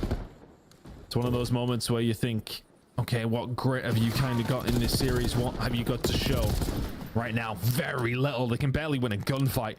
It's combined 9 kills across the board for Carolina. Envoy has 7 on his own. This is now a dangerous position to be in. We just can't find kills here, Ton. That's literally all it is right now. No one can find a kill. Finally, we got some space to get out of spawn. Envoy, though, okay, he is right over towards gold. Good follow-up from Slasher to take care of it. And an opener over towards A. Could be a chance to develop as Ghosty is taken down, and this first tick should be guaranteed. Potential now for the Ravens. Can you solidify A? Give yourself an opportunity. It's a beautiful thing about control. If you've been getting, well, farmed off your respawn for a couple of minutes, you need a couple of good breaks to come through, but the same can be said for the Thieves. Ah, yeah, it's just too easy. Far too easy to find their way back in. 22 to 15 as far as the lives go. 30 seconds for Ravens to try and extend that time. And the spawn trap is already starting to get built here for LA. Pinch on the way from Hydra as the hit starts to develop back over towards the A zone. Hydra clears one on street, allows the defense to keep their eyes firmly planted on this A zone, where Envoy will get in for a little bit of contest. Follow-up could be there, though, from Rex. Good double. Should be an extra 60 unless Ghosty can create something, but not going to happen. 4 life advantage, minute 15 on the clock as LA try to continue this defense. I think if you had given this result so far to Ravens, considering how the start of the round went, I think they'd be surprised that they kind of got to this stage. You'd take it. But right now, this is the kind of problem you got to deal with. Ghosty in the middle of the map, marauding around. It's always about the flanks when you're trying to just isolate over towards B. It's easier for Thieves just to spread themselves.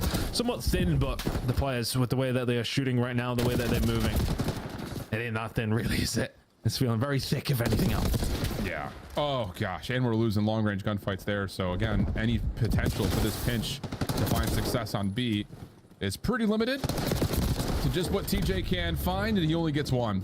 4 lives remaining here for Carolina, and you're right. You know, creating something out of nothing there from the Ravens is not the worst news, but it may not make much of a difference here, Tom, when you're still down 0-2 on a vault control, where you're going to have to inevitably play another offense. I'm reaching a straws, Alan. I'll be honest with you, Shift. That's fair. I'm trying to think of a real light for the side of Ravens. We can find one gunfight, but with Thieves now, just an utter domination. It's too easy. Thieves 2 to the good in the series, 2 to the good in the control. This one, well, there's been speedy, to say the least. Yeah. And I don't know. I think this is one of those situations that you look at and say darkest before the dawn here in terms of what this new roster could be. But the problem is you just don't have a lot of time to do what you want to do with this change. Like the principle of why you went down the change in the first place was to find somebody who could up your slaying potential, up that flex role that has been so crucial in the last couple of weeks now here in the CDL. And jumping in, having to play Thieves as your debut match, and then go to the LAN and likely have to play them again. Yeah. That's just, again, such a rude awakening to get your CDL debut.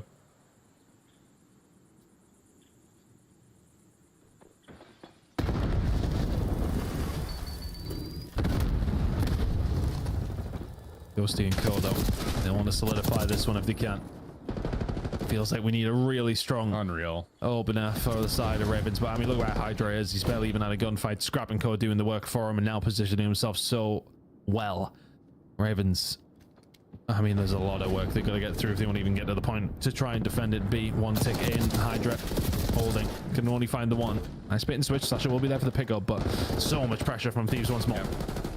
Well, the good news is the defense starts to come to life here right before the second tick gets locked, and you have a follow-up kill from TJ at mid, so there will be no transition here from the Thieves to get immediately onto the 8 points. So clock will tick.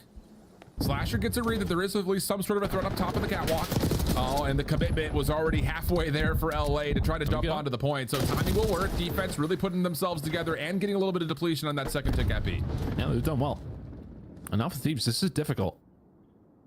Ravens have had a chance to set themselves up, holding those irons and finding gunfights so far. Hydra is able to answer back with 1 though.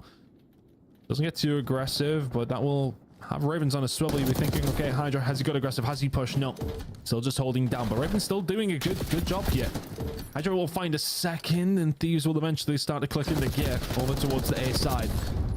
potentially on the cards now. Ravens did well. 29 seconds to go. Yeah, that's great patience though from LA with the clock kind of ticking in your head as you're trying to get something going, but with just 2 members off the line, they find the kills that they need, and now it's going to force Carolina to be in a pretty difficult spot in the retake, or will they? TJ, good 3, up and over, gets the informational read, Rex to follow with the pistol, and now you're just getting to kill another 25 seconds. This has been solid, only 3 ticks earned. TJ doing well. It's 4 in a row now. Trying to survive and doing well. The rest of the Thieves trying to find a way through. For all they were patient previously, you do maybe need to get your skates on in this one. Ghosty can find 2. Scrap will find another big opportunity to extend that time, and they should. Yeah, and you've got Scrap already getting forward towards the B zone. Exit kills from TJ looking decent now on 6 in a row.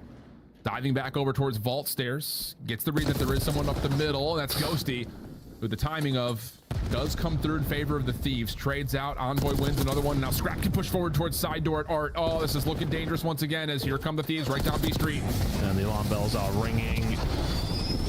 Hellstorm coming in and finding plenty. No. TJ can find something, but Envoy now just putting maybe the final nail in here for the side of Ravens. Thieves in complete control. Yeah, just another one in a long string of series where the Thieves have had no issues whatsoever with this Carolina team. Only a single map in the history of them playing now 5 times has been won by Carolina. It just feels like one of those draws that you look at and say, well, Shaw can go next, because they just cannot figure out this Thieves team. Just raw horsepower across the board from the side of Thieves. It never looked like it was going any other way.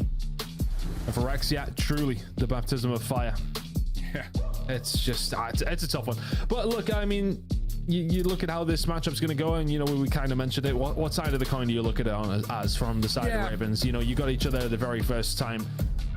Of course, just before we're going over towards land, you're going to be playing up against each other in winners round 1. The Thieves, just the air of confidence. For Ravens, a lot to work on, but have you got time to work on it? That's the question. Yeah, I know this is one of those things, and I'll go to bat for my guy Dylan Rex right now. Like, he's been so solid, and it's not just the fact that he's been solid in challengers. He's done it with a variety of teams. He's done it pretty much all throughout the year when it comes to what he's done in the elite stage this year. Even when his team had gotten picked apart, like Neptune and Lunars getting lost off that Optimate Brooklyn team. He's done it in the past. He's done it time and time again. He deserves this shot without question. That's just one of those matchups that you're just like, hang on, you're in for the ride of your life. And the thing about it is, you're gonna have to figure that out and get yourself mentally prepared to do it all over again. But with the trash talk of Scrap being directed right at you, because these 2 teams will be playing the opening round at Major 1. Ton, this was fun. It was short. It's just something about us casting multiplayer together. It's just over the blink of an eye. Oh man, done very, very quickly. I'm sure the guys on the desk probably don't have a whole lot to say about that one because it was over so quick. Nah, not really. I'm good. I mean, we broke it all down like literally 5 minutes ago. Word to Octane, Thieves are unstoppable, undeniable online, bro. These are the best online team of all time. 7-0 in the previous stage, now 4-1 as we head into Major 3. They make a 5-way tie at 4-1. It's going to get weird down in Miami, and tough draw here for the Royal Ravens. They are going up against Thieves again in just 5 days. Yeah, they're going to get whooped again. You can't make a whole lot of positives about it, can you? I mean, you try to sell the dream of like, now you know if you're Dylan Rex what it's like to play against these guys, so maybe you are able to have immediate access to recency bias VOD, but yeah, LA Thieves, just unbelievable stuff from them. My only worry is that their only test the split really was versus the Toronto Ultra, and again, we had that interview with Scrap where he was like, you know what, we just haven't been put in tough spots, and they haven't been putting too many online this split either. And you don't have to have like a great understanding of the game to be able to look at numbers, and I think that's the first thing people are going to see is the stats here from Dylan Rex, and they're going to say he doesn't belong in the league. I listened to Shift at the end of that series, and he and Study have been watching a lot of challengers. Dylan Rex is good. You're going to see a much better performance next time he's in a series. A rough opening. You're playing against Puckett's Powerhouse tonight. Scrap getting the job done, 34 kills in map number 1, setting the tone with a plus 19 and almost literally 3,600 34 and 15, unreal. And this is what you're getting out of your AR, dude. Like, this teams would kill for this. LA Thieves are now going to be moving on to Boca Raton with a 4-1 record. You've saw the bracket. We're going to update it one more time, and we got to chat with our winners about this victory tonight. Dan Ghosty, you get to go celebrate, my guy. How was this quick 3-0 for you? It was nice. We came out swinging, handled business, and it was just a clean series straight up. My God, Dan, I can't ask you anything about the game. You guys are literally unreal across the board. So instead, I'm going to ask you about next week. Outside of getting back to play on LAN, what is LA Thieves going to do first thing when they land in Miami? First thing when we land? Yeah. Honestly, go straight to the hotel and then get some grub. That's always the flow. Yeah, check in and eat. Dan, I want to ask you, your 4 wins this play were all 3-0, and you have obviously the loss to Toronto. For you guys, how do you identify what to work on when in the majority of these series you're running through the teams that you play? That was the same case last split, but then we got to land, different story. So what changes now? You can just always be better, and I think that Toronto loss taught us a lot, just about like how we can be resilient and stuff like that, and even keep series close whenever they're battering us like they were. But just making sure that we're always trying to get better and watching other teams, because even if we do something the best, there's also something else that we maybe are not the best at. Another quick one, after your guys' first match, we talked to Scrap, and he said, you guys weren't rehearsed in the situations when you were down. Do you feel like you've made progress in that regard coming into this next major? Yeah, definitely. That's probably... Sorry, they're so loud over there. But that's definitely been one of our focus points going into this event. Okay, sounds good. Not revealing too much. All right, Dan, we get a chance to chat with you in just a few days. We'll let you go celebrate with your team right now. Yeah, thank you. Have a good night. LA Thieves, a top 2 team since the start of the season, and they remained there at the end of our Major 3 qualifiers. Fantastic day of action, Allie. Amazing day of action. I think we should go all the way back to the top of it. What do you think? Would you like to? I would like to. Too bad. We got to do the scuff play of the game first. Hydra had a pretty good one. You want to see it? Yeah, I do want to see it, actually. This guy is one of the best POVs in the league, and I still couldn't blink my eyes. The last time we talked to him a couple weeks ago, it was like, about 80% right now. He's looking on 100. Yeah, he's absolutely insane this split. I mean, they all were. He had his shots today. Yeah, Hydra's a demon to deal with, and when everybody's confident around him as well in the system and what they're doing is when he's the most free on the map, because when you're an AR player, you have a sub like this, you just know if I block spawns, he's going to do it all for me. Time for our recaps as we break down all of the action of our final 3 qualifier games. It started with a good showdown. Boston versus Vegas, and at halftime, Vegas was up 2-0, guys. They were on match point for 3 straight maps, but Boston doesn't go away. Absolutely heartbreaking series. Depending what side you're looking at it, if you're a Boston Breach fan, absolute tenacity out of them to come back into that Game 5 win. From the side of Vegas Falcons, though, I mean, you're upset. You're selling that map number 3 is one of your best opportunities. You get your best control map. You sell there, and the map 4, unfortunately, was just back foot the entire time. The map 5 all the way to an incredibly painful round 11. Vegas Falcons, I mean, they look good heading into the major, but unfortunately do not get that winner's song. Question, Ant, is Vegas Falcons the scariest team waiting for you in that elimination bracket? I don't think so. I think it's still Mini, the scariest team in the elimination bracket, but everybody's looking scary right now. Like Mini, I think C9's down there as well, right? So you can't count them out. We saw our last match. But today, Cammy, we got to show him some love. Had a phenomenal performance. And in the control, the map that got them back into it, he popped off for the round that got them going. Optic took a map off of FaZe, and the crowd got excited. Then Atlanta finished the deal. Let's take a look at how they settled the score. Games 2, 3, and 4 in a row. Who was your MVP, Al? Ooh, my MVP, I have to say Draza. I think Draza had an unreal series. Ant doesn't like that answer. Might disagree with me, but I just go back to his 6th spree in that map number 1. His 4th spree in the Search and Destroy, but you really can't toss it anywhere, Ant. Who do you got? Yeah, I would go with Simp. I mean, I think the 12 kills in the Search and Destroy, you have pretty good 3 bloods, and then in that control where he was just frying them. You've seen it on your screen right here. He's currently on a 7 streak, just piecing them up, man. Like Simp just has that takeover ability. It feels like when things are not going their way, he's one of the guys primarily that was a Celium double kill, by the way. You did see that accurately, chat. Celium and friends have the number 1 seed on the season. But where is Atlanta at the end of all of our qualifiers? Not the best run they've had so far. Yeah, after watching that series, you would have think they at least would have been in our top 4, but no, they're actually sitting at 6 right now, 3 and 2. A couple of short steps from Atlanta FaZe, but they've been testing a lot of maps during this split. 5 teams finished 4 and 1. It was a crazy qualifier. And what does that mean? Well, we have an insane opening round of the winners bracket. Rocker, Gorilla Mates, Falcons, and Cloud9 all waiting in elimination. But we'll be kicking things off on that Thursday with the Big 8. I mean, just stories across the board. Miami versus Ultra, two of our highest engagement teams. They're going to be up against each other. Vancouver Surge, their initial win versus Atlanta FaZe, that started their run. We got so many bangers on this day. I have a flight in 13 hours. Down to Boca Raton. You hype? I'm ready. He's going early. Chat, he's ready, bro. I will be so sunburned by the time you see me on Thursday. Shout out to everyone who stayed tuned for the whole show. It's the end of our Major 3 qualifiers. We'll see you at the Major 3 LAN on Thursday.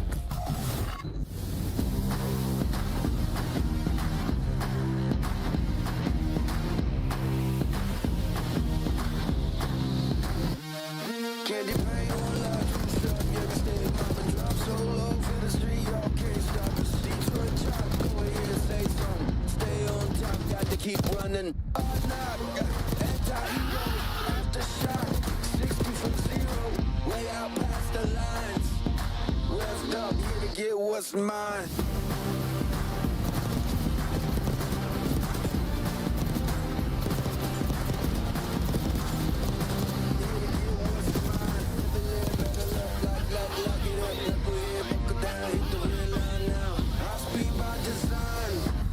Stay down when I ride.